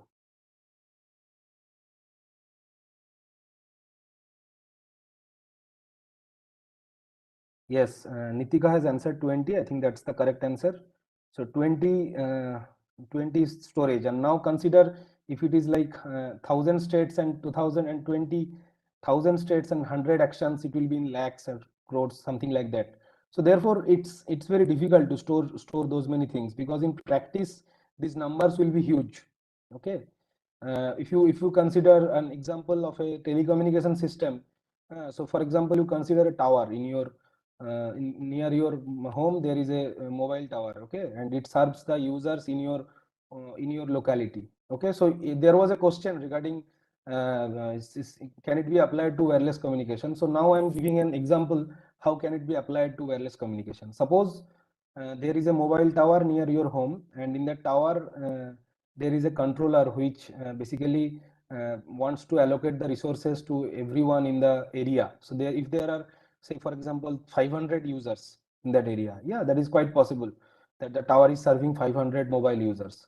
So in 500 mobile users, there will be 500 states, for example, and you can sort of give them different channels, right? You can give them different data rate, 2 Mbps, 3 Mbps, 4 Mbps. Okay. So based on that, you need to store this many number of entry in the mobile tower, mobile base station. That's the correct terminology, base station. Okay. So so now what you can do is you can run one algorithm there which wants to maximize the total Mbps or total throughput over the entire area. That algorithm can be run in the mobile tower. Okay. So what is a good strategy? Good strategy is, if some user is nearby that tower, nearby that base station, then give them good data rate. And if there are users which are far from the tower, then give them some smaller channel which is not that, I mean, that some is transmitted with some low data rate, because then there will be no loss will be less. If you transmit them with higher data rate, then there will be a huge loss. Okay. Because if you increase the data rate, then the data loss probability also increases. Okay. So these things are very much useful in modeling it as MDP, and definitely there are many other applications in the wireless domain. Okay, so yeah, I will stop here because the rest of the talk I am not going to repeat, because the focus of today's talk will be, today's session will be Q learning. So if you have any question, please feel free to ask before I move on to the MATLAB example.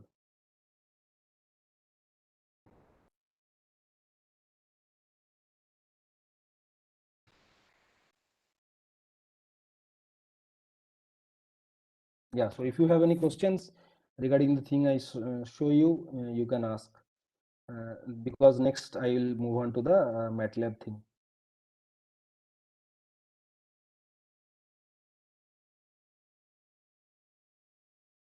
Yeah, so there was a thing, sir, can you explain the last one? Lakshmi, an example of admission related to, can you explain the last one? Last one is which one? Okay, so last one. Okay, last one I will explain again. So Q learning is basically you determine the system state. So basically you determine the state is S, and there are, for example, 4 actions. Okay, so one of the actions has a highest action with maximum Q value. So now you toss a coin. Okay, if it is head, you say that okay, I am going to explore. So you choose one of the actions at random and then observe the reward and then update the Q value using this equation. Okay, but if you are getting tail, then you choose the action with the maximum Q value and then you go to the next state and then update the Q function using this. So this is called exploration exploitation trade-off, and the way to go about it is epsilon greedy. It is called epsilon greedy process. Okay, so just a second. Okay, so there's something. So call condition control in MATLAB. So today's example is not on call condition control. Probably I'll try to do something in Saturday's session, which is like ML algorithms for wireless, that has a specific hands-on on Saturday. That day I will try to do that. Related to wireless example, mobile tower. Okay, mobile tower example. Okay, I will go through it again. So what I'm trying to say is, for example, there are some users, right? So you can give them different data rates. Okay, so there is a mobile tower. There is a I call it base station. That's the formal name. So I'm not calling tower, I'm calling it base station. So there is a mobile base station, and in base station there are some 500 users they want to serve in that area. Okay, so 500 users means the system state can be 0 to 500, let's say. Okay, and now these users can be given many good channel or bad channel. I mean, for example, if an user is very close to the base station, okay, so then the path loss is very small because it is close to the base station, so you can transmit at a very higher rate if he will get the data. But if the user is very far, if you send it very higher rate, due to path loss and other fading and other factor, the user may not get the packet. So the ideal thing is to transmit to the lower rate. So now there is a transmit the user which is far from the base station to using a lower rate. So the base station, so there are 500 users, and the users might have different channel conditions, okay, based on the location and other factors also. So for example, there is a house in between, so you are sitting inside a house and there is a big obstruction, so therefore it may happen that you are very close to the base station but you have a very bad channel. Sometimes you see, if you come out of the room, your mobile towers mobile signal strength is very good. If you go inside, it is bad. So based on these things, how can I efficiently allocate my resources at the base station? Because base station had some resources, those resources are allocated to you, that's why you are getting the service. Okay, so how to efficiently do it? How to efficiently run one MDP algorithm in the base station so that it gives all the users in the channels in a very efficient manner, so that the total system throughput, okay, total system throughput, that is maximized. So these kind of examples are there. Okay, so if you go to this paper, actually I have shared the slide, so you will go to this, you will find the link of this paper. Yeah, so this is one of my work during my PhD days, the last one. Okay, the low complexity online radio access technology selection algorithms in LTE Wi-Fi HETNet. Okay, so this is an example where I am tackling a similar problem, but the situation is much more complicated because it has 4G base station as well as Wi-Fi access points. So when you have Wi-Fi access point and 4G base stations, then how you are going to distribute the users based on their location, based on their channel conditions in such a manner that your total system throughput is maximized, total Mbps, I would say. I mean, system throughput is basically, I'm talking about the Mbps you are getting in your mobile. So that can be run in a base station. So if you go to this paper, if you read, I think you will know more about it. Okay. So any other questions?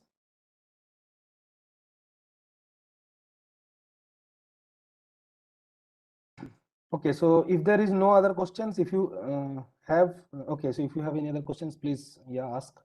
I will wait for another 1-2 minutes, then we can take a small break and then we can start again at after 5 minutes.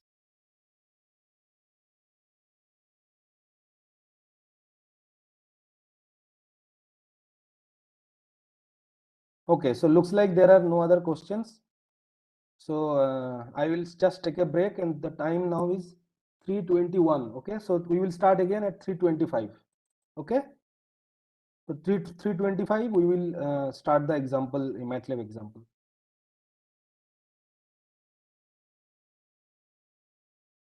Okay, sir. Okay.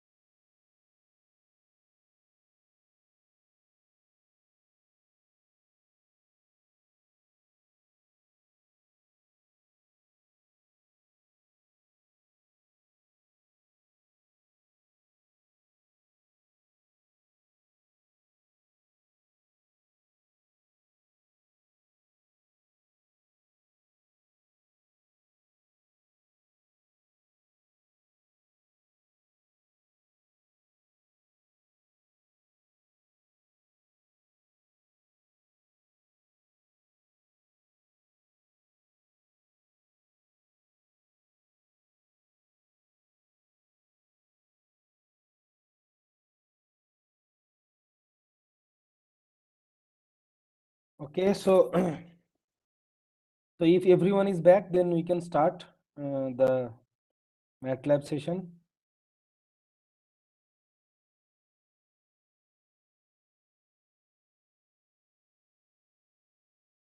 So can I start?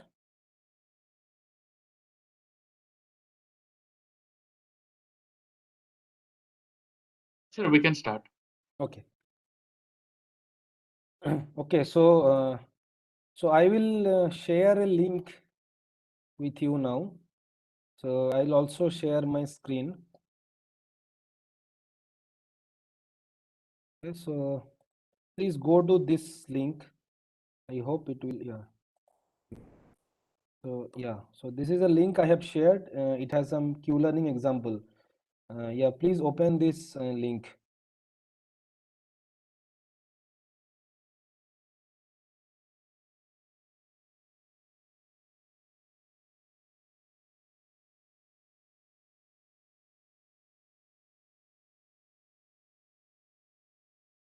Okay, I hope everyone is able to see my screen as well.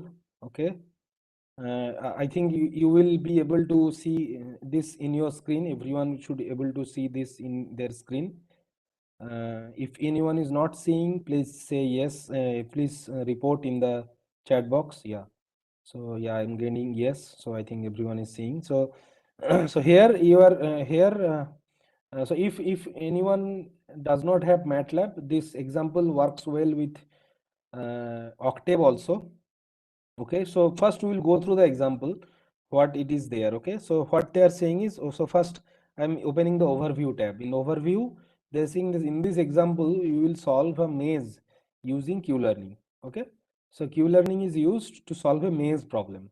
So you by now I think you are getting a picture also in the above that looks like a maze. I think everybody is familiar with the maze, right? So maze is basically a rectangular figure where there is an entrance and an exit. Okay, and there are some specific paths using which you can go from entrance to exit. And then I want to find out what is the best path. Obviously, there are some paths which will lead you nowhere. Okay, so if you go to some path, you will be stuck. And there are only few paths which will take you from entrance to exit. So the entrance is typically in the top left, and the exit is somewhere top right, bottom right. Okay, so you have to find the optimal path from in going from entrance to exit. Okay, is that clear to everyone? If anything is not clear, please tell me in the chat box.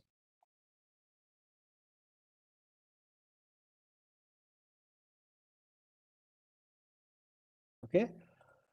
Okay, so now do not open the function. Function has the file that you can actually download and run on your PC. But we will go to this example tab. Okay, so everyone please come to this example tab. We will go there. We will first describe. We will go for the description and then go for the code. Okay, so so this is a example that has been constructed by these authors from mathematics department of mathematics IIST. So in this example we will solve a maze using Q-learning. So here this Q-learning thing is defined. I think whatever I told you, it's like an agent which chooses an action and it interacts with the environment, which gives you some reward and the next state. Okay, so based on your action you interact with the environment which gives you some reward and next state. So that thing is fed back again to the agent, and then agent takes another action and so on. Okay, this is happening. So now Q-learning has this model based and model free also. Okay, so model based is for like MCTS is one of the example where it learns it try to estimate the transition probabilities, and model free it has two things, on policy and off policy. Okay, so SARSA is an example of on policy, and Q-learning is an example of off policy. Okay, so on policy methods such as SARSA return for state action pair assuming the current policy continues to be followed, where return is termed as the total discounted future reward. And off policy methods, policy used to generate training data and policy to be estimated at different. Okay, so if you see the Q-learning this okay, yeah.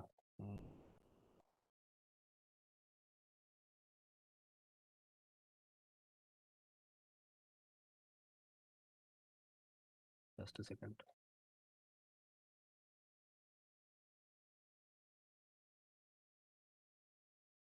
See, so there was a question, I think, model free and model based, off policy and non policy. So model free is basically, so model free process of evaluating the goodness of a state action pair. Okay. So in Q learning, we basically want to know how good the Q function is. So Q value at state A as an action A is defined as the expected cumulative reward from state action A in state S and then following the policy. In other words, Q learning is off policy learning, as one can choose our action just by looking at Q S dash A dash without worrying about what happens next. So Q learning is off policy because you can choose our action. So if you go to the equation, this equation, okay, so here what you are doing is you are maximizing over all actions, right? Q and SA, you are maximizing over it. You don't want to know what happens next. So it does not have to wait for the next thing to happen. But in Sarsa, if you see the, if you go back and check the Sarsa, I think for that you have to wait for what happens next. So in S dash, you choose some action and then, so this is like off policy because you are taking a max over A dash and then you are choosing the policy you are following is epsilon greedy, right? In this example. So that's the policy you are following, but you are choosing this second term based on maximization. So these policies may be very different to each other. The policy you are following and the policy you are using to update the equation, that might be very different from each other. That's why it's called off policy. In on policy, the policy you are following and the policy you are using to update the equation will be same. Yeah, so that's why it is called off policy. The Q learning is, so that's what they are saying. The Q learning is off policy as one can choose our action just by looking at this without worrying about what happens next. Okay, so that's why it is called off policy. The Q function serves as a target policy, greedy policy, right? Q function value serves as a target policy along with epsilon greedy policy as behavior policy. So the behavior policy means the policy which you are adapting for your at every iteration. So this is your behavior policy, that exploration with some probability and exploitation with some probability. This is your behavior policy. Okay, and the policy to update the target policy is greedy. So why the target policy is greedy? Because you are trying to update this based on max over this. So this is like a greedy thing you are doing because you are maximizing over the actions. So this is greedy, but here you are following epsilon greedy. So that is different. The behavior policy and the target policy are different from each other. Okay, so that's why it is called off policy. So this explanation is there here. It's like in the function tab, you can find the explanation here. Okay, now I go back to the example. Okay, so Q learning, these things you are knowing already. I think I have discussed. Okay. Yeah, here also I think it is written.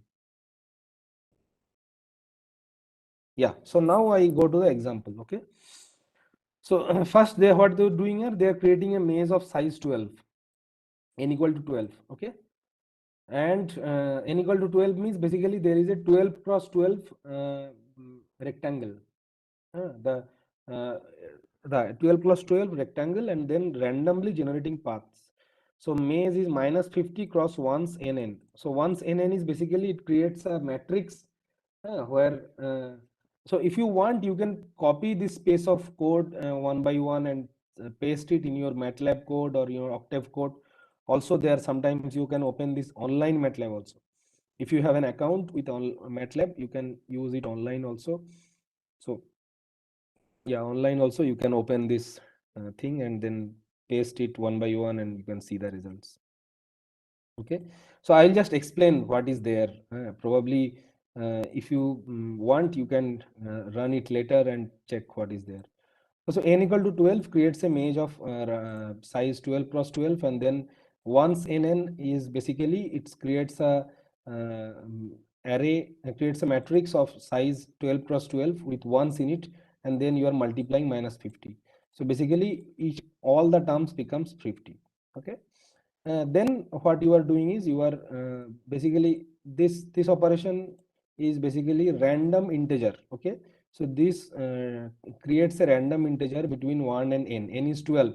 So if you run this operation, it will create a random integer between 1 and 12. So what I am doing is I am iteratively I am populating it with ones randomly.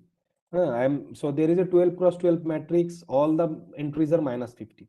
Now what I am doing is now I am choosing randomly, I am choosing entries from rows and columns and making it 1. Okay, so this process creates random integer between 1 and n. And the starting node I am making it 1, maze 1 1 is 1, so the start node is 1 and the end node is 10. Okay, and all other entries are minus 50 or 1. Hey, so minus 50 or yeah, 1. Okay, so this is what you should get. Okay, if you do this, you will get something like this. The values might be little different because you are creating it in a random fashion. Okay, so but this is what you should get. So if someone is interested, maybe he can just type this code in his MATLAB and confirm. Can you confirm that you are getting this? So here randomly you see this, randomly there are many ones. This is happening because of this operation. And this is 1 because of this operation, and this is 10, last entry is 10, and because of this operation. So now this is like a maze. Okay, so this is my starting state and this is my end state, and I want to go from here to here, some path like this and this way, and something we have to choose. And I should not hit this minus 50 because minus 50 is like I'm dead, so I cannot go. Minus 50 is like I cannot take path which goes from minus 50. It's like a blockage. Okay, so any questions people have till this point?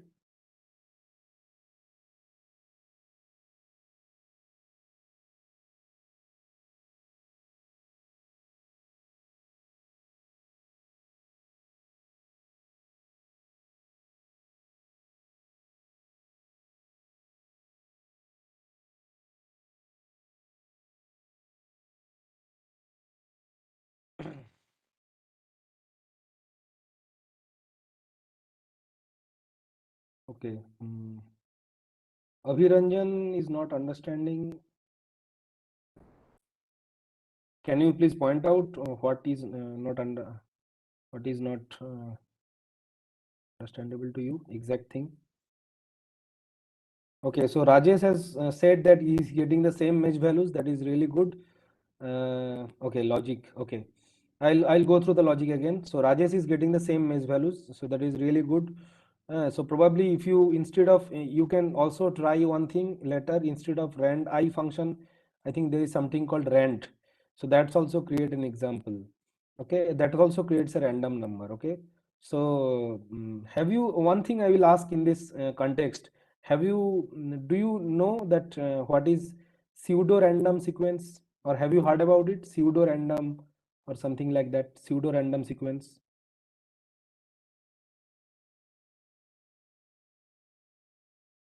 Anurag Verma is reporting, I do not see any path from start to end. Okay, we will go to this later. This next part is visualizing the mesh. Okay, so yeah, it may happen that for specific examples you are not getting any path, so that problem is not solvable. If there is no path from start to end, then definitely you cannot find a path. Okay, so if given that there are path, okay, so since it is getting randomly generated, it is possible that sometimes you come up with an example where there is no path, and that is also taken care later. I will show you. Okay, and so basically what I want to say is that whenever you generate random numbers in MATLAB, okay, so then this randomization may not be perfectly random. Sometimes you use this function seed, because the seed is used because seed sometimes what it does, it takes the current clock into account while generating the random number. Otherwise what may happen is whenever you check this, you enter these random functions, you will see that the same kind of same sequence you are getting. So it may happen like that. You can check without using seed. If you generate random numbers for some functions, it may happen that the same set of sequences are coming because they are not truly random, and it is called pseudo random. Okay, so if you are interested, there is something called pseudo noise sequence. It's a very interesting topic. I will just PN sequence. It's called PN sequence. It's very useful in wireless communication, and this known as, okay, sorry, I am responding. Yeah, friend is, yeah, PN sequence. Okay, so that is very interesting thing. You can check how to generate random sequence or why they are not truly random. This kind of things you will find in PN sequence. Okay. Yes, in spread spectrum you learned, right? So Abhiranjan is saying something, normal distribution. Okay, so okay, so I'll go through the this thing again. Okay, so yeah, okay. So we start with creating a maze of size 12 cross 12, and then I am generating random numbers. It is like full. It's like filled with -50. So initially I am creating a 12 cross 12. So initially all these entries will be -50. If you just execute this line, you will get all entries -50. After that, if you execute this line, you will see that some of the randomly generated elements are becoming 1, because this creates a random number between 1 and n. N is 12. So for example, if you run this, you get something like 10. If you run this, you will get something like 5. So now maze 10 5 becomes 1. So if you go to 10th row and 5th column, you will find that that has become 1. So it's like randomly generating 1, so that it's randomly creating path between source and destination. And then starting node is 1 and goal is to reach 10. 10 is the end node. Okay, so this is my starting node, this is my end node, and there are some paths hopefully which can take you from this to this. If there is no path, obviously the problem is not feasible, but if there exists some paths, then you have to find which path is best. By best you mean which path will give me more accumulated reward. Okay, so now what is reward and all that I am come to later. Okay, so any other thing in the chat? Yeah, getting the maze value. I do not see point. Okay. Yes, okay, I think answered all the questions. Okay, so another question is why I equal to 1 to n minus 3 into 2. I think it is n minus 3 into 2 because it is like n minus 3 into n.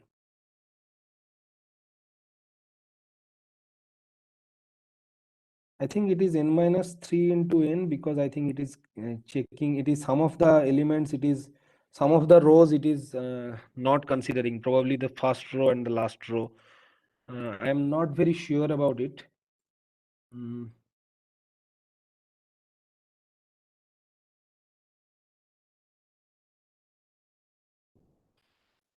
9 cross 12. Yeah, I think some of the rows it is not changing. Probably it will just take into account the middle rows, but I am not very sure about it. I have to check it. Okay. The rough idea is basically this, that you create an array with -50 and then some of the elements you are making 1 to create some path from this to this. Okay. Yeah. And then visualizing the maze, some function which is like creating all these colors, and then what is n is length maze. Okay, the length of the maze is n, and then what it is doing is maze IZ, they're comparing maze IJ equal to minimum maze. Okay, so whenever the value of IJ is the minimum of all the values, that is -50, right? -50 is the minimum. So whenever there is a -50, it creates a x. Okay, so that's like you cannot go there. Okay, and in the 1 position it is writing as start, and the nth last position it is goal. So you start here. Okay, your goal is to reach here, and these stars crosses are like the entries which are -50, so you cannot go in that direction. Okay, so this is the so if you run this code, this piece of code, you will probably see this kind of maze. Okay, so again this is the length of the maze, and then for length is 12. Okay, and then from 1 to 12 is like row and column, and it's checking whether the mesh value is minimum 1, like -50. Whenever there is a -50, it writes a cross, and whenever there is 1 at 1 it is writing start, at NN the last entry it is writing goal. So this is my start, this is my goal, and all other entries are cross whenever there is a -50, and whenever there is a 1 it is green. Okay, so this is the maze you are starting with, and you have to find the optimal path using Q-learning. Any questions till that?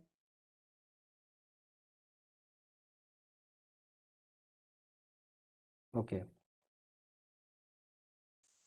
Okay, so moving forward, goal is, goal state. The goal state is 144. So they are like, this is like 1, 2, 3, 4, 5, 6 in this way. So this is 144.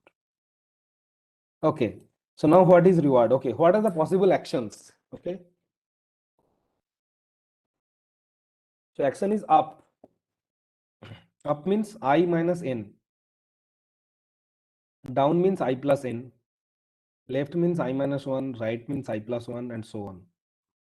So up is basically I minus n. Okay, so I is, n is what? N is 12, right? N is 12. And I is the, I is what? Okay, okay. Yeah, so I is the row number, and it is n is 12. Okay, so it's like going up. So whenever you are here, you go up. Down is down this way. And then left is left, one step left, right is one step right, and then diagonally southeast is in this way, diagonally southwest is in this way, and diagonally northeast is in this way, and diagonal. So from every point you can either go in 4 direction, north, south, east, west, and then again there are northeast, southwest, southwest, south, northwest. Okay, so eight possible moves that you can make from any point. Okay, so for example, if you are here, you can move from this way, you can go this way, you can go this way, and up. By up means above, and yeah, so this way, and then right, then left, down, and then this one, this one, this one, this one. So eight are the 8 possibilities that you can do. Okay, and the reward is minus infinity for any other actions. Okay, so thus any other action other than the above will not occur. So at any place my action space is 80. So now if I ask you a question that what is my storage required for Q function based on this example, so this is like a 12 cross 12 maze, and at every state there are 8 actions. So how many quantities do I need to store? Can you respond in the chat?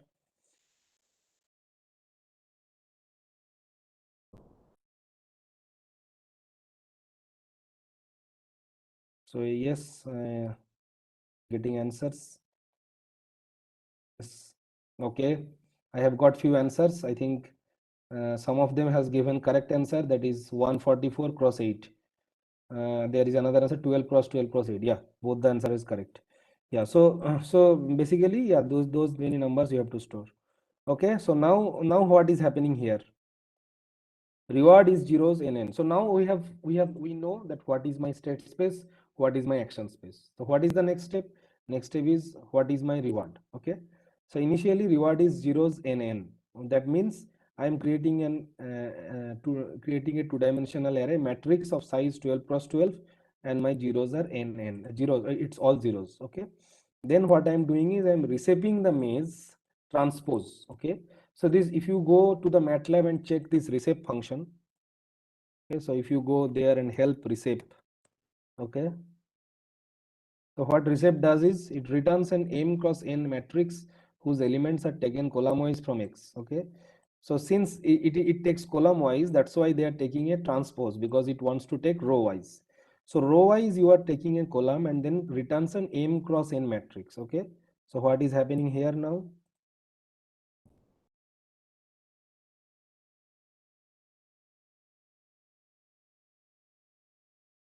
So here maze inverse, so from here it is taking elements and creating a array of 1 and goal, if you go, goal is n cross n 144.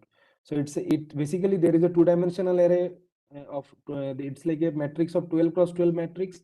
Now it is creating a one-dimensional array of size 1 cross 144. Okay, and that is getting populated in the reward thing. Okay, so from there you are populating elements in the reward. Okay, and now if if these conditions are not satisfied, then the reward is minus infinity. That means that whenever I mean the only possible thing that you can do is, since you can either go right left in 8 directions, if you are not within this 8, so if your j is not I minus n, not I plus n, and I minus 1, I plus 1, so this is for up, this is for down, this is for left, this is for right, and these are for northwest, northeast, and so on. So if your j is not among these, then you cannot go there. Okay, therefore the reward is minus infinity. So basically this loop basically ensures that whenever there is a element where you cannot go by choosing one of the 8 actions, your reward is minus infinity.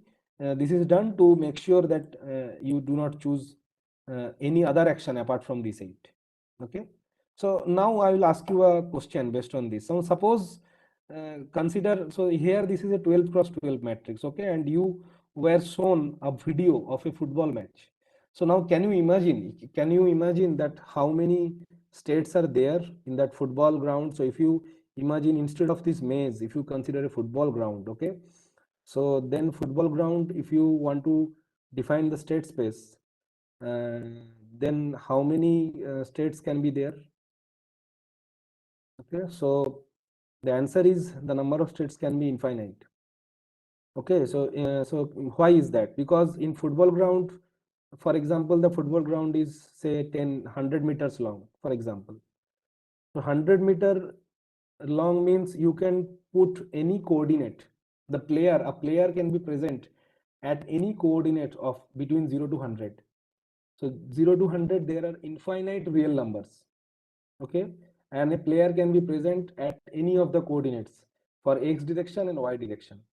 So it's an infinite cross infinite system for which you have to solve a problem. Now imagine the difficulty. Now we'll appreciate that how difficult it is to solve a problem where the number of state space, if you want to create an MDP algorithm, MDP based algorithm or a Q learning algorithm for such a system, football ground, then number of coordinates are infinite because these are real numbers, not integers. Then it's very difficult. Okay, so then people use neural network, deep learning kind of theory for using dimensionality reduction. This kind of techniques are used to reduce the dimension or to work with a smaller system. So there, deep learning, neural network, this kind of concepts are very useful. So that comes under deep reinforcement learning. Okay, so when you work with this play, you have also may have heard about AlphaGo. So these examples, AlphaGo, actually it has happened also recently that some agent was trained using reinforcement learning algorithm, and finally it performed better than human being. Okay, so this kind of stuff people uses deep architecture like neural network based architectures. So that is not a part of our topic today because we are dealing with simpler system to understand the concept, but those things are known as deep reinforcement learning. Okay. Okay, so there was a question in the chat.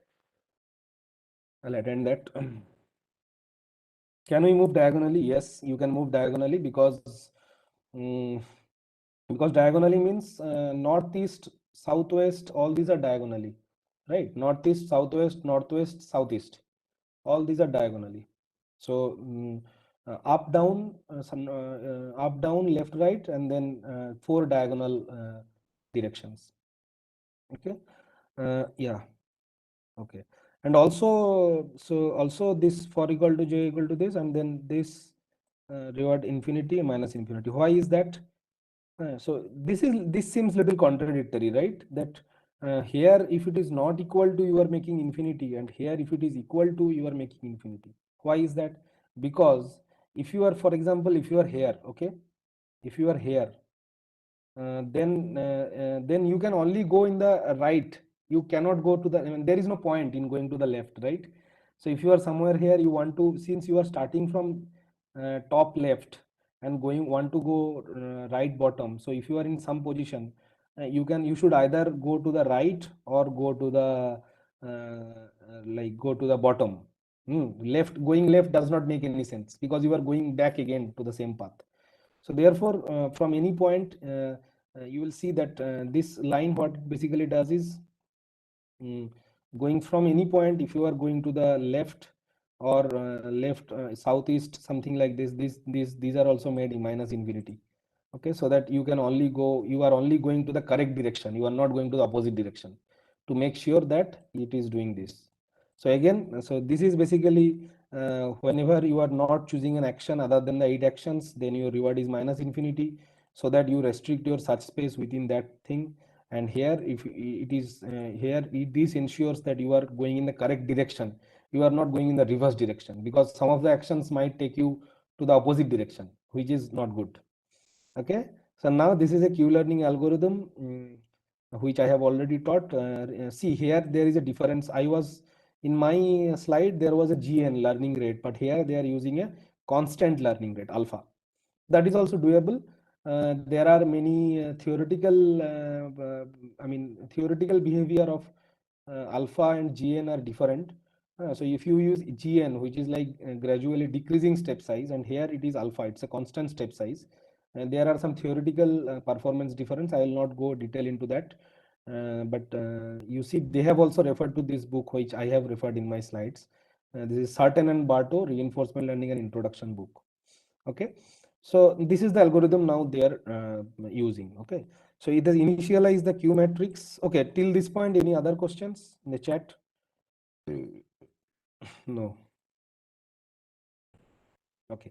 So now definition, initialization is complete. Okay, so your maze start and end state, you want to reach the goal starting from the here, and you want to find the optimal path. And so for what we are doing, we are initializing the Q matrix. So Q matrix initially is the you are creating a matrix of size of reward. Reward is, you know, the size of reward is n cross n. So we are creating n cross n matrix, and we are putting random numbers. Okay. And we are initializing in the Q matrix in this way, and this is my goal state 144, and discount factor I am putting 0.9. I have told you in the talk that the discount factor is something between 0 and 1. So here I am choosing 0.9, and learning rate is 0.2. Okay, and we are setting a maximum number of iterations, which is 50. So 50 is a very small number practically, since this example is very small, and there are if you see, probably there are maybe 4 or 5 paths. Okay, so one is this, this way and this way and this way. Another could be this way and this way and this way and this way. So there are not many paths. So therefore 50 iterations is sufficient. In your in real life, you will find many examples where there are many number of iterations that is required for convergence. So they are stopping it at 50 iterations. After 50 iterations, they will stop. Okay, so now what is happening? So they are repeating the until convergence or maximum number of iterations. Okay, so CS is equal to 1, so I am starting from state 1. Okay, now while 1, until the goal state is reached, while 1 is until the goal state is reached, it is finding reward. So CS is 1, right? So reward corresponding to the first state, it is finding what are the rewards that is greater than 0. This means that it tries to find out that from the starting state, what are the possible directions I may move, because the possible directions for that, the reward is either 1 or 0, otherwise it is minus 50, as you remember, because that's how it has been created. Now this display image, this has been translated into reward using this line, right? This line. So either there is something minus infinity, and if there is not minus infinity, this will be minus 50. So the only good things or feasible actions has +1 entry. Okay, so therefore it is looking for +1, and the last one has 10, this one. Okay, so therefore it is looking for entries which are greater than 0. So this line actually finds the possible actions for a chosen state, okay, using this. Now what it does, it now it chooses an action at random and sets it at the next stage. So ns equal to n actions, again they are generating a random number between 0 and 1. This means that out of these n actions, so for example this value is 4, okay, so at any state I have 4 possible actions, then I'm choosing a random number between 1 and 4 using this randi. Okay, so randi basically chooses a number between 1 and 4, and then using that it calculates the action. Okay, so this is the action, and so in action is a function which is defined here. So in action is basically finding which reward is greater than equal to 0, reward corresponding to the next state. Okay, so using that you find the next state. Okay, and then what you do is you maximum q value is initialized to be 0, and then for all the actions you find out the action which is giving you max q. So this operation is basically, it is rotating over all the actions and then finding the action which is giving me maximum q value. Okay, so yeah, so initially it is 0 and then it comes inside and then it calculates this function. So this is basically what it is doing, is basically this. If you go to the slide, this thing is happening. The second term is being calculated. Okay, yeah, this way. So this thing is doing this, and then see this function max q is getting multiplied with gamma, right? So gamma is my this number. Okay, so gamma with gamma you are multiplying this factor. So same thing is happening here, gamma multiplied by max q, and reward cs ns is basically the reward for the next state. So the RSA is this thing, reward cs ns. So this is the starting state and this is the next state. Okay, so that way you find the q function. If my cs is equal to goal, if you reach the goal you break, otherwise you set cs equal to ns. That means your current state becomes next state. So what happens is basically after this process you go to the your current state, you set it to be next state, and then again you go back here, and then again you make again you go back here, and then again you find the number of actions in each state, what are the actions, and then using that you find the next state, and then you find the maximum q value among the for the next state. All the actions, you iterate through all the actions and choose the actions which is giving you max q value, and then you multiply that with gamma and also calculate the reward. So this basic operation is same as this operation, and then you are if you are reaching the goal, then you break, else you continue. Okay, so any question till this? You can actually, one of you if possible, can you maybe copy this code one by one so that we can finally compare the output if possible. Okay, any question till for this section?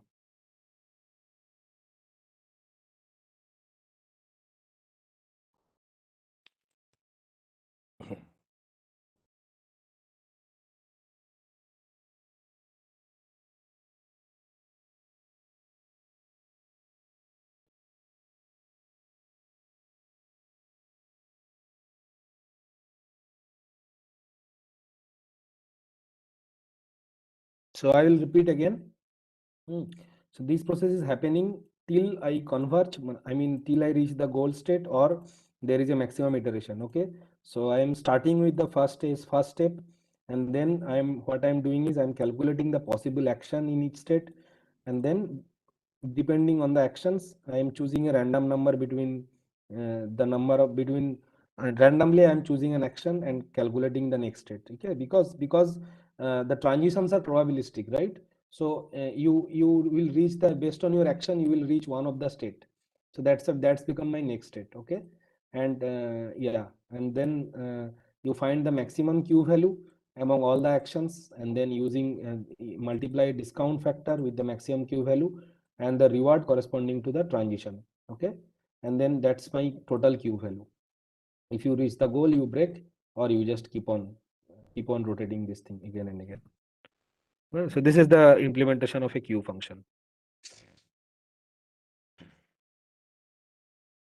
Okay, so yeah, I see no questions, so I'll just move on.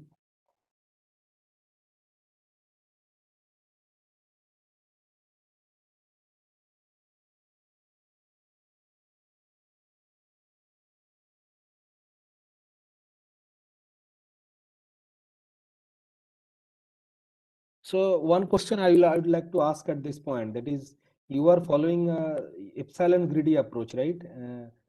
So as I have shown in this slide, yeah. So this epsilon greedy, exploration, exploitation. So what happens if I only do exploitation? Then what may happen? So for example, if I instead of epsilon greedy, if I only do greedy, then what is the problem that might appear?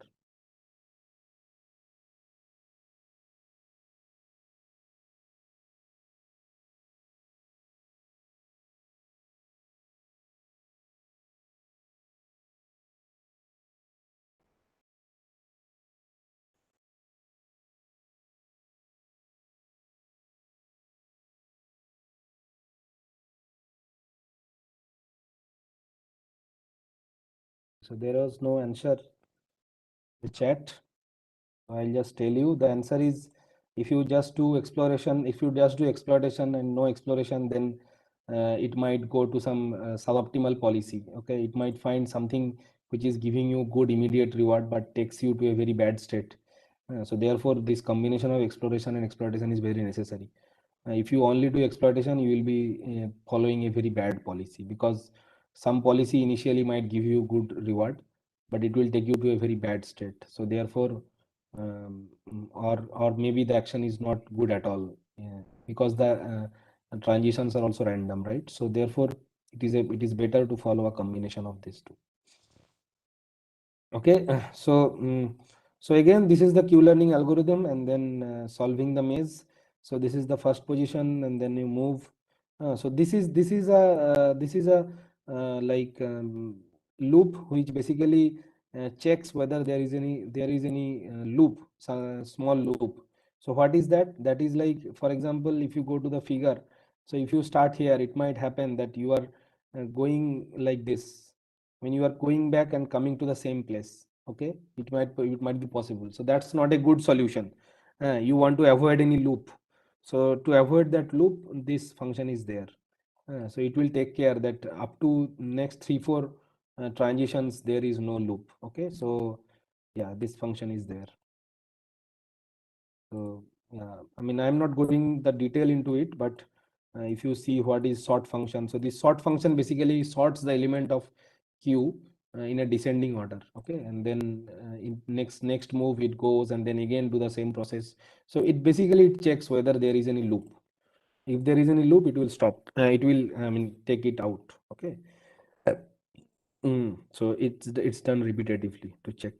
And then finally, if you run everything, then you will get the final path, which is something like this: 1, 14, 26. So these are the positions using which you can get to the final path. Okay, the length of the path is 15. So using 15 steps, you reached from the source to the destination. Okay, and this is the final plot. This is some standard MATLAB code. This is the final plot from reaching from start to goal and using Q-learning. Okay, so yeah, so basically that's it about the example. I will just summarize again. Q-learning is a off policy learning technique. We created as a maze of size 12 cross 12 and populated with -50 in the beginning. Then I create random numbers between 1 and n, and then yeah, then the start is 1 and the end is -10. Hey, sorry, end is 10, and then therefore the maze looks like this. Okay, so there are ones in between, and this end state is 10, and there are -50 in between, which are like bad state. You should not go in that direction. Okay, then based on that, they have visualized it in this fashion. So these x's are basically corresponding to the -50. This is the 1 and this is the 10.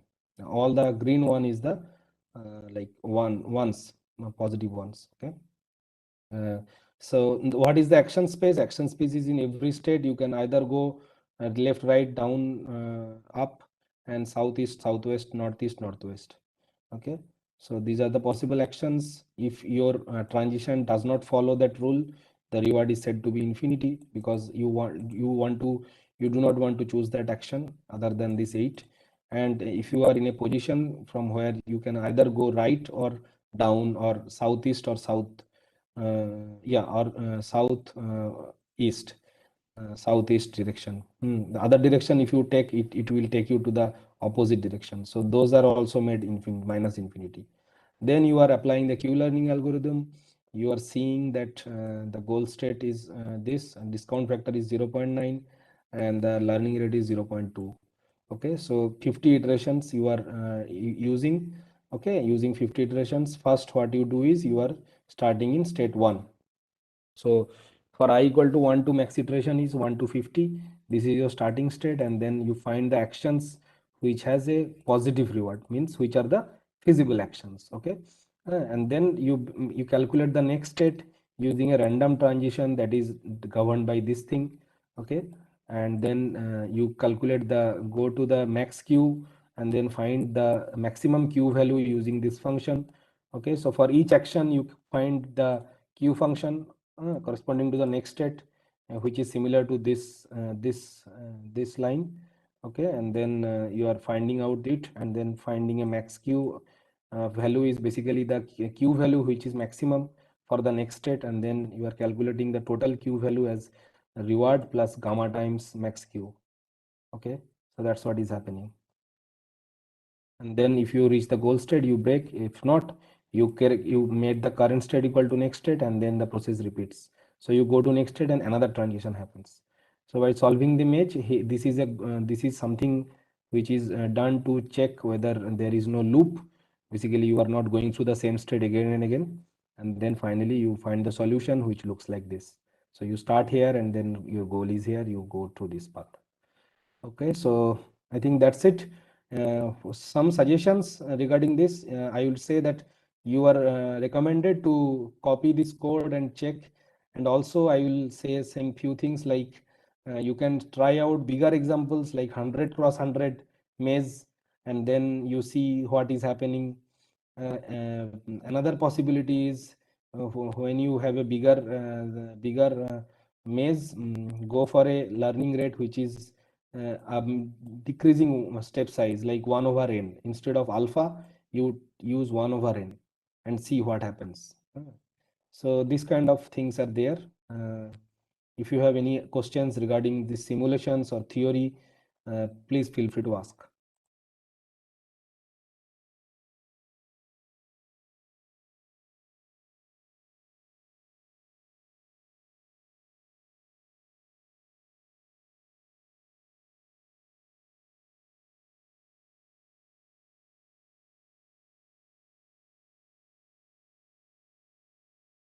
You can post your questions in chat. Any type of question regarding reinforcement learning, theory, and example. This is a very nice example actually. It's maze.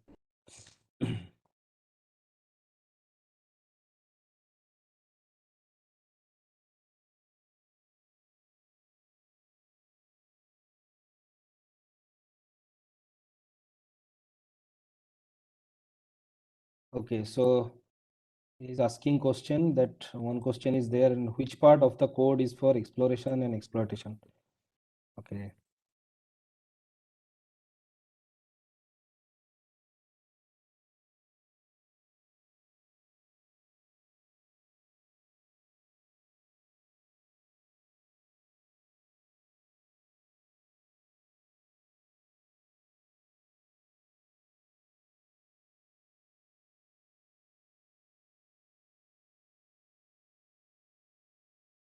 Just a second. I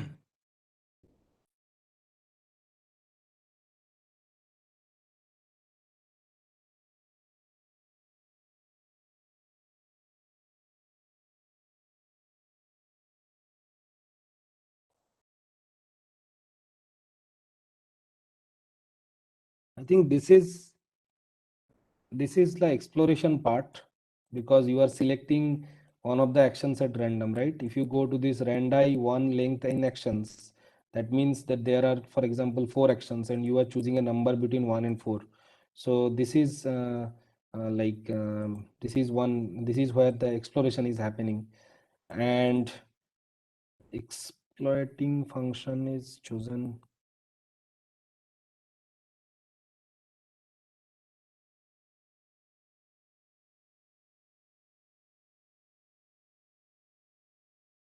So this is where you are collecting the maximum Q values. So this is corresponding to the second line.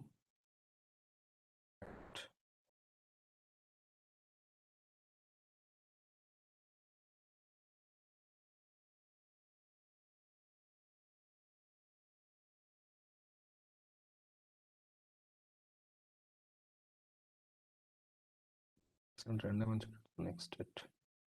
This is my next state. So this is a random action 1 1. Okay, this is the next state.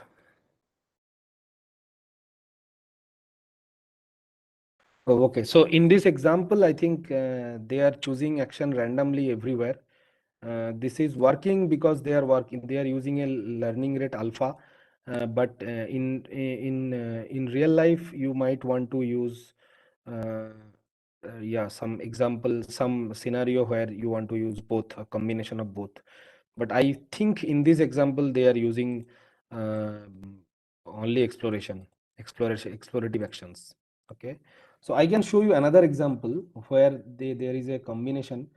Just bear with me for some second. In the meantime, if there is any question, please free to post in chat.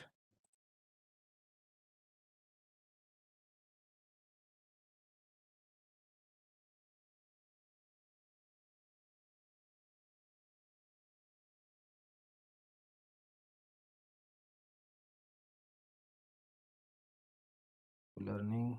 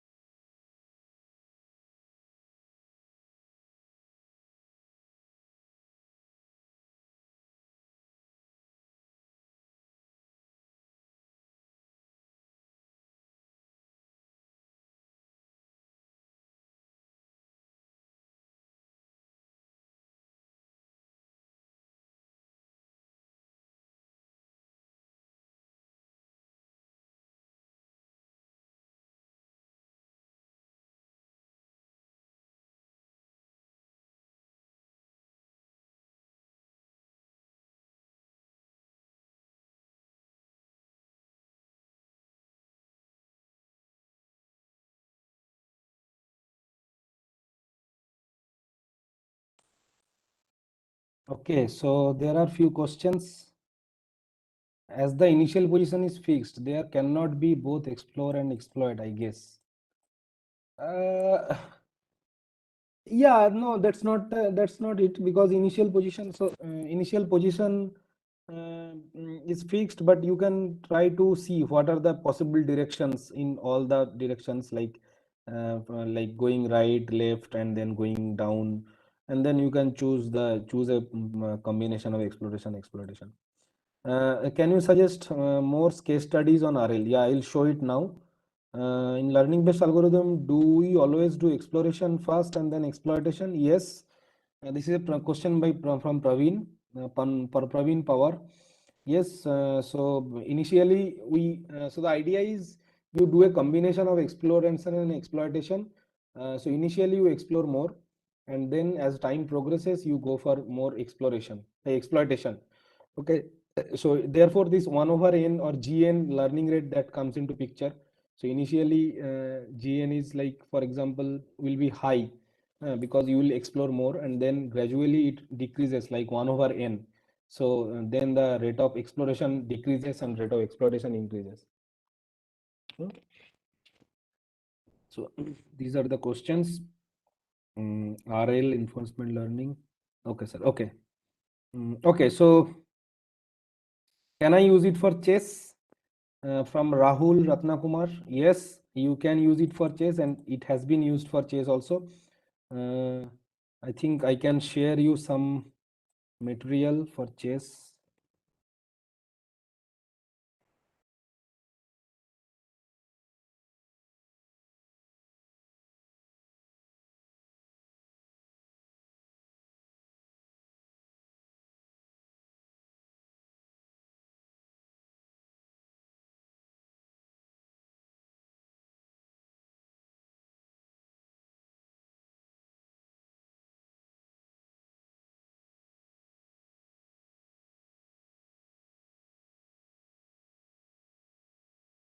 Yeah, I think if you just search online, there are you will find references where reinforcement learning has been used for chess.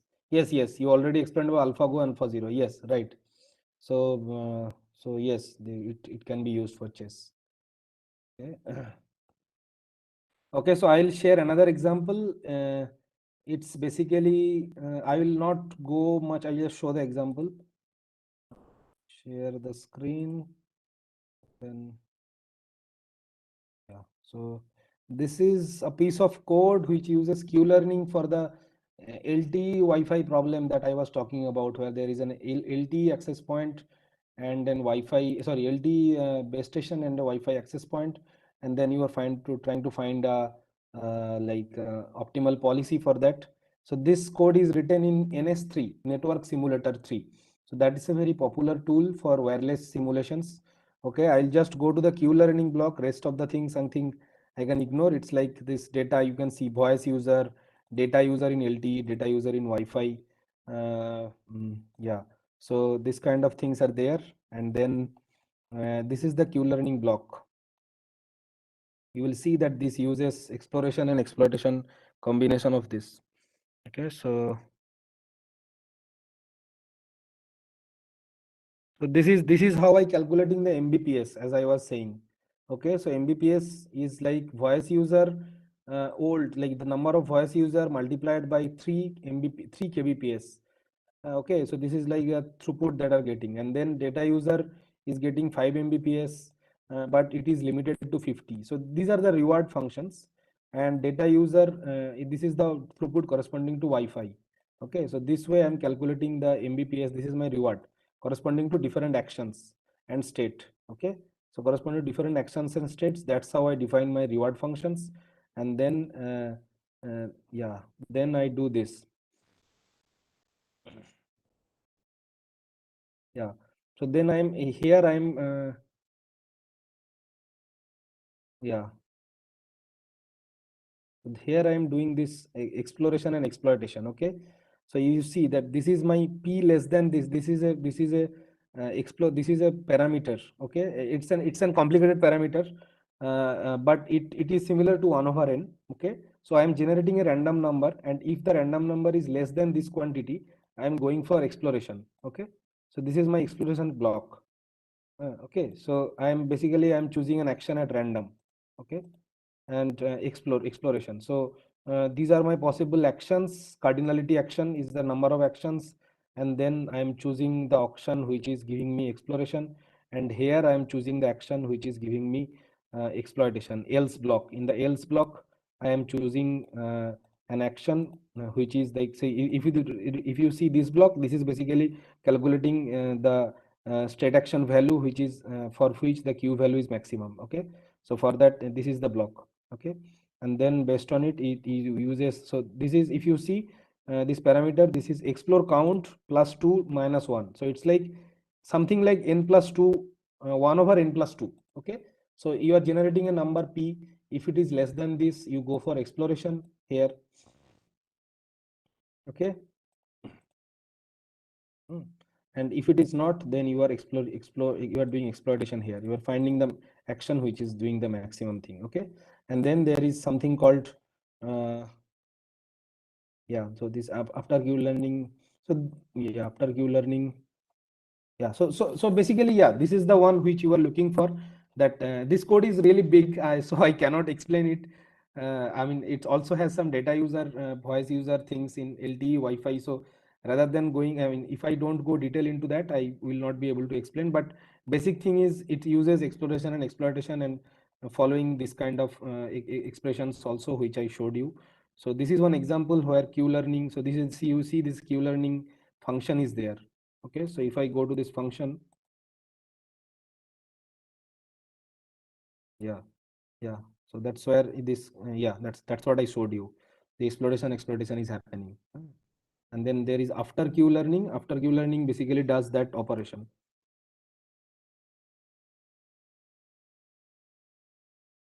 Yeah,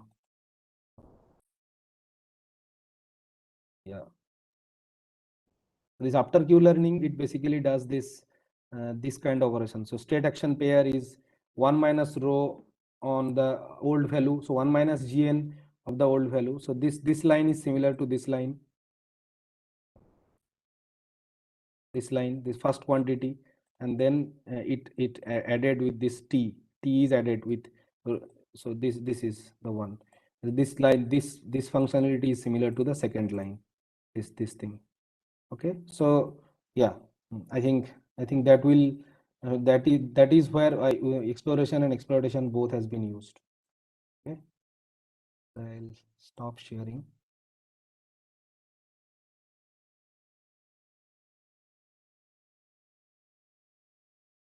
Okay, so any other questions? What are the questions? Please discuss. This is practical example of Q learning. Yes, so this is a question from Abhiranjan. So practical example of Q learning in online radio access technology selection algorithms in a 5G multi-rate network. This example which I discussed now, it's an online radio access technology algorithm for 4G network. Okay. Yeah, so that's the it's written for a 4G Wi-Fi setting. Okay, all these examples are finite moves, right? So this is a question from Mukta. All these examples are finite moves. What about problem statement in which is not finite? How to handle computations in it?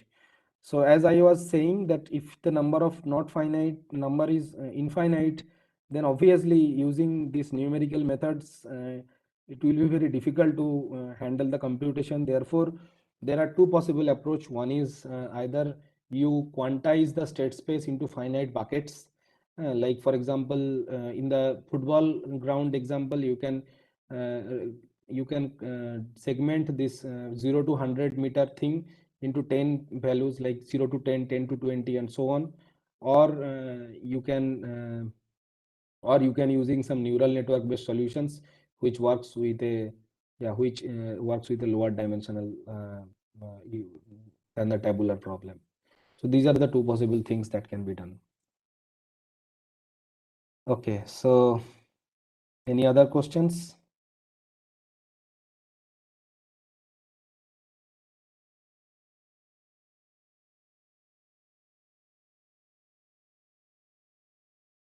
Can you, this tool uses C language, this tool uses C++ actually, in S3 and network simulator 3. So this is a question from Rahul.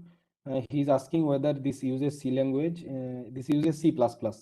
So this is particularly useful for doing wireless simulations. Whenever you are doing like say for example wireless LTE, 5G and Wi-Fi simulations, this network simulator is widely known. Okay. Any other question?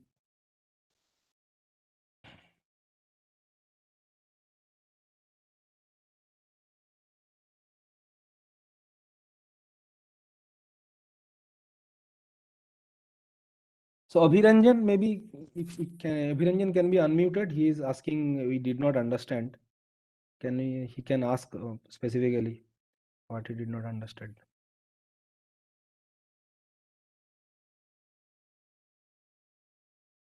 So Mr. Biplab, can Abhiranjan be unmuted so that he can ask the question? He's unmuted, sir. Oh, okay. So Abhiranjan, can you ask your question?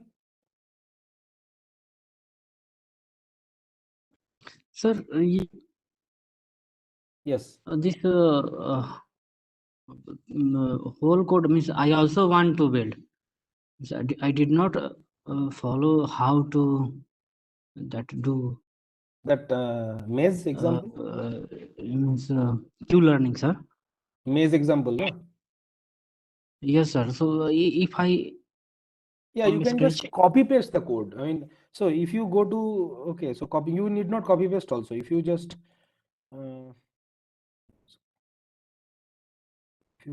share Microsoft Edge. because I did not follow really, sir. But because it means writing 1,000 lines code. Yeah, it so this require is a 1 year, function. sir. If you go to this function block, no, this M file is available, .m file. You can download it and run it in your MATLAB.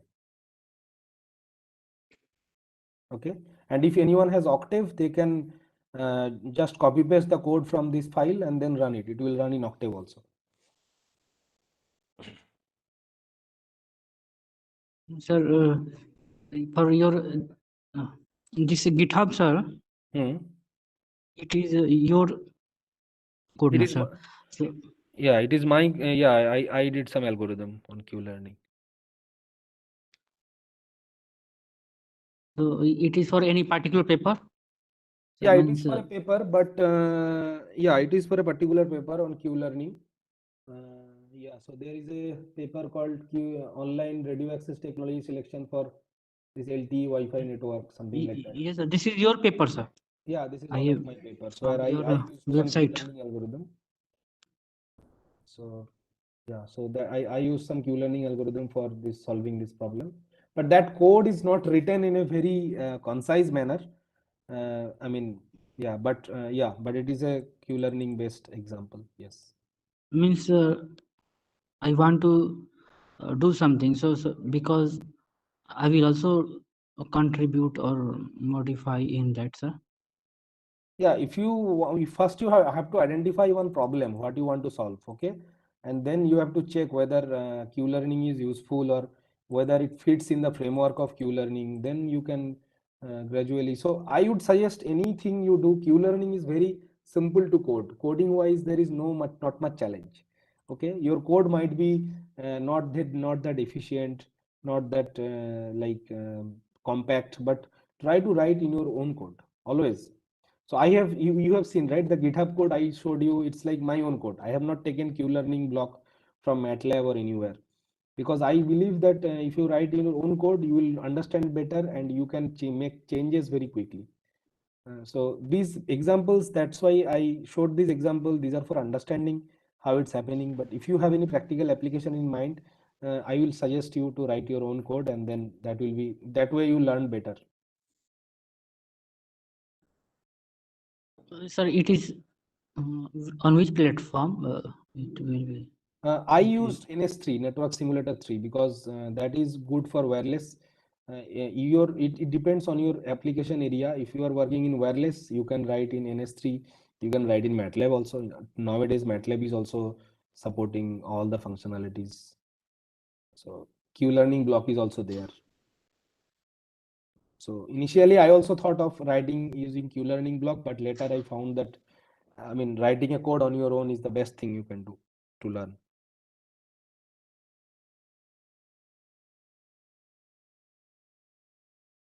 Could you please share the link of this? Nitika is asking. So link of this means link of the GitHub. You mean? Yeah, I'll share it.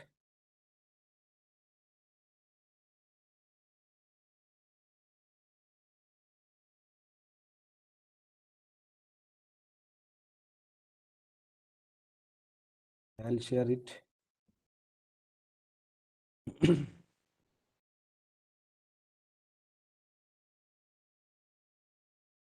I'll share it with the organizers. Okay, later. I mean, it will take me some. I close that. I'll share it with the organizer later. Okay. Yeah, any other questions? You can unmute yourself and ask or raise your hand maybe.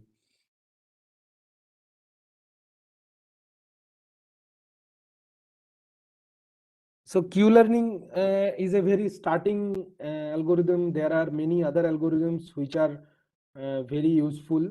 Q-learning is one of the very popular algorithm because of its simplicity. And but there are many algorithms like there is one algorithm called post-decision state algorithm. Okay, that is a little complicated, but it is also very good. It has been found that algorithms actually performs better than Q-learning. Okay, because Q-learning you need to store the state action pairs, right? But post-decision state uses value function directly. So therefore you need to store only the state action pair. So your storage is lesser than that. Okay, so there are many other algorithms which are coming up, and reinforcement learning is a field which is evolving every day. Many new algorithms are coming. Recently there was some algorithms called zapped Q learning, which is very fast. It's a fast form of Q learning. I think some researchers, I mean from USA, they have worked on this algorithm. It's called zapped Q learning. Okay, so many evolution of Q learning has happened over the past to make it fast. Okay, so maybe I can show you some plots to end with.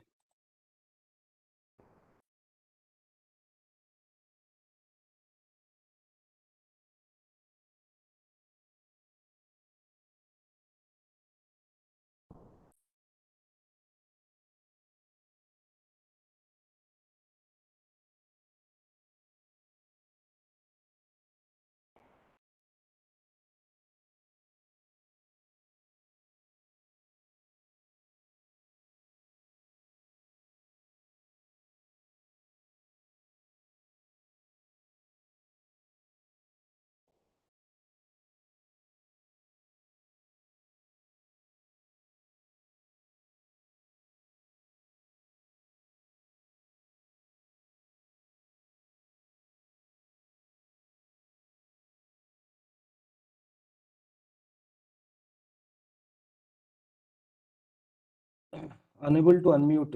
Amal is asking himself to unmute. Amal wants to ask some questions. Hello, Roy Yeah. sir.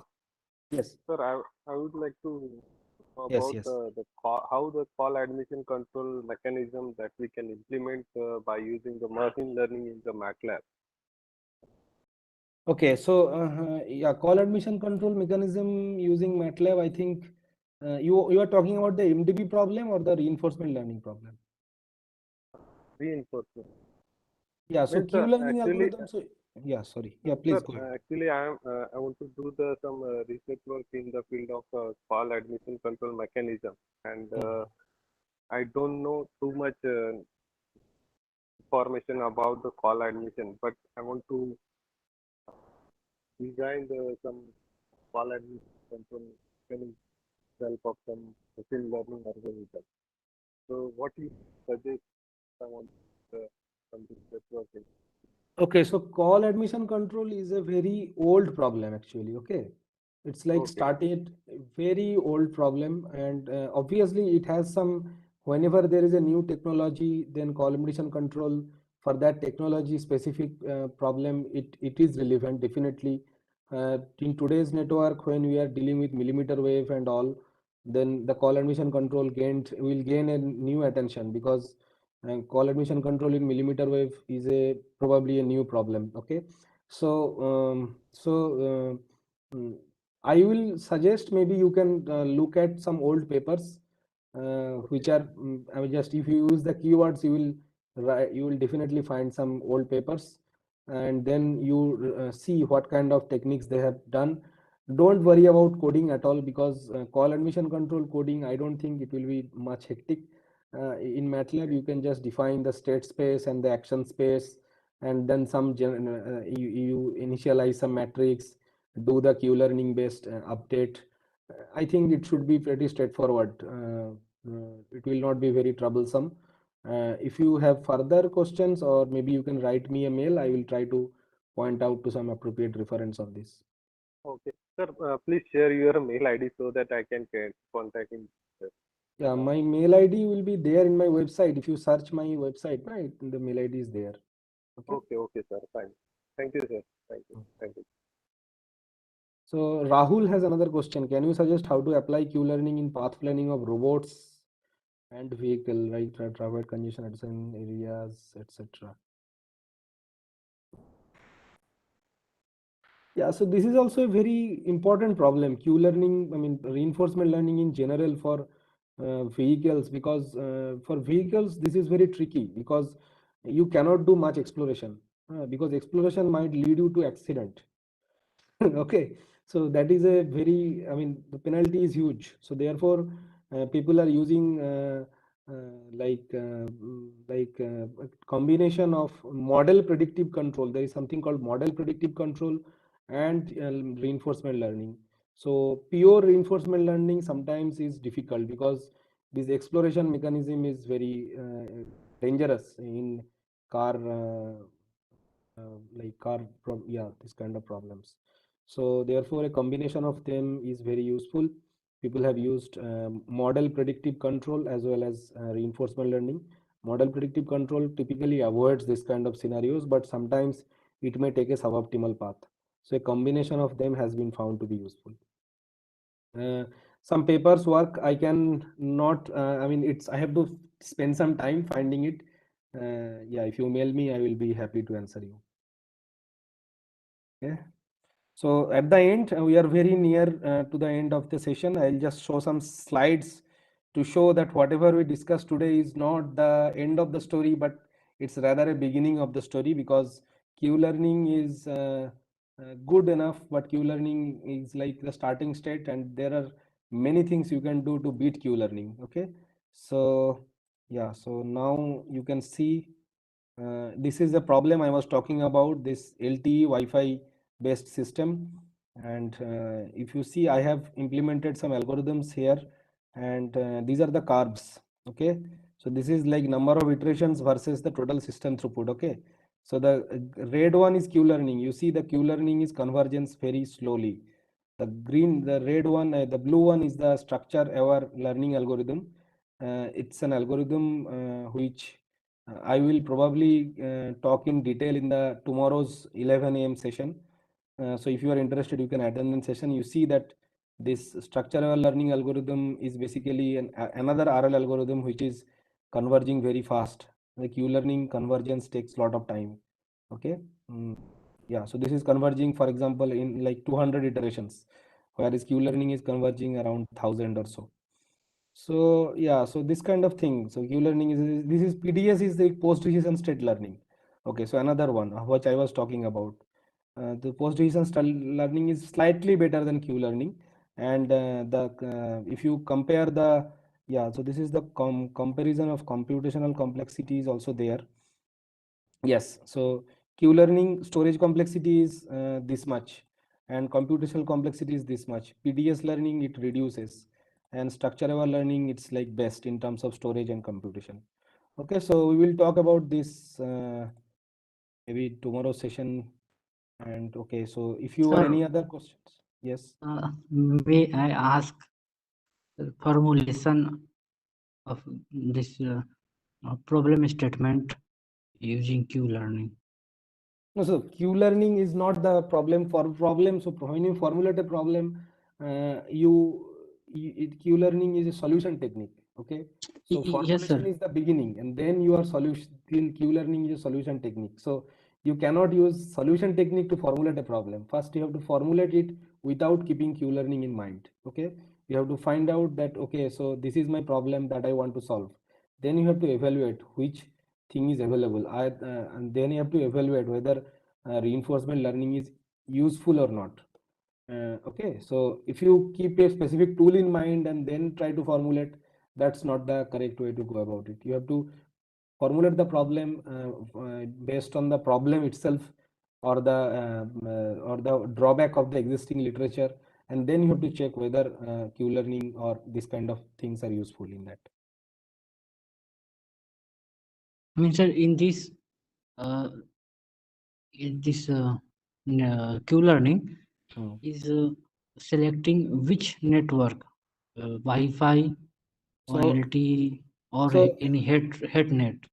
Okay, so in a So headnet, by any reward and regrade basis, Wi-Fi or LTE or any headnet is selected. yeah, so in a headnet there can be Wi-Fi or LTE, right? And then it will select the one which is best according to the state. What is that? For example, if there are 10 users, there are one user in the system, okay? Then probably Wi-Fi is better, right? Wi-Fi will give you better throughput. That's our experience. But if there are 2 users, then also probably if both the users are connected to Wi-Fi, then that's a good solution. But if there are 5 users and all of them goes to Wi-Fi, that's not good. So that's what happens in today's scenario. You will see that whenever we see Wi-Fi, we get very happy. Oh, there is a Wi-Fi, so I should connect it to it, but that will give me good speed. But not necessarily. If 10 people connects to Wi-Fi or together, then performance of everyone degrades drastically. So the best way is to basically maybe connect 3-4 users to Wi-Fi and rest to the LTE or 5G, whatever. Okay, so this algorithm basically does that. So depending on the system state, for example, if there are 5 users, then it will try out different actions. So for example, initially it will try LTE, then it will check Wi-Fi, and then based on the reward obtained, it will go for a exploration and exploitation mixed behavior. So if you get a good reward by connecting to LTE, then it will connect to LTE again and again later, but also explore the Wi-Fi option also. In this way, it will basically compute which is the best thing in the long run. So it's a state-based action. It's not like going to Wi-Fi always is better. Depends on number of users in the system. This algorithm one is PDS, learning algorithm. Which one? So algorithm one, PDS learning algorithm. Which algorithm one you are talking about? So there is a 3 algorithm, sir. PDS. Algorithm one is PDS, yes. Yes, sir. So this is also a variant of Q-learning. Yeah, this is an improvement over Q-learning. Yeah, this is an improvement over Q-learning, you can say. It's like an alternative. So I showed you a Bellman equation, right? So there is an alternative form of Bellman equation. If you use that, then you can get this PDS thing. So I will not go into detail of that. Probably you can refer to a book. Name of the book I will paste in the chat, so you can refer to that book.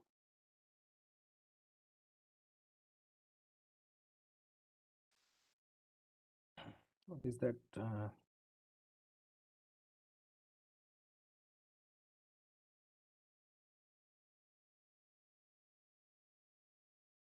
Unable to find the book name now. Approximate the book name, approximate dynamic programming. Yes. So this book actually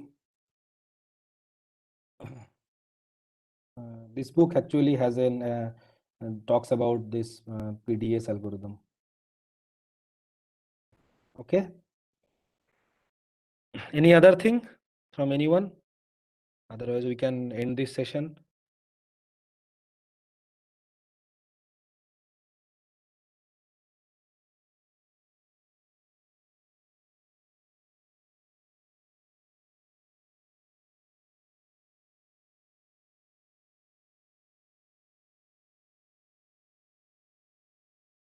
Okay, if none, probably thank you all for your patience and going through this journey. All the best to all of you. Yeah, I think that's it from my side.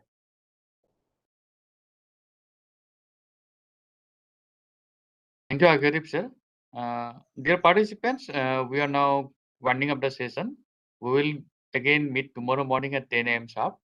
Your attendance sheet has been shared in the Google Drive. You can find. In case you need to change or update your name, you please mail us as mentioned in the announcement page. Now you can all disconnect. Thank you. Okay, thank you. I'll also leave then. Thanks.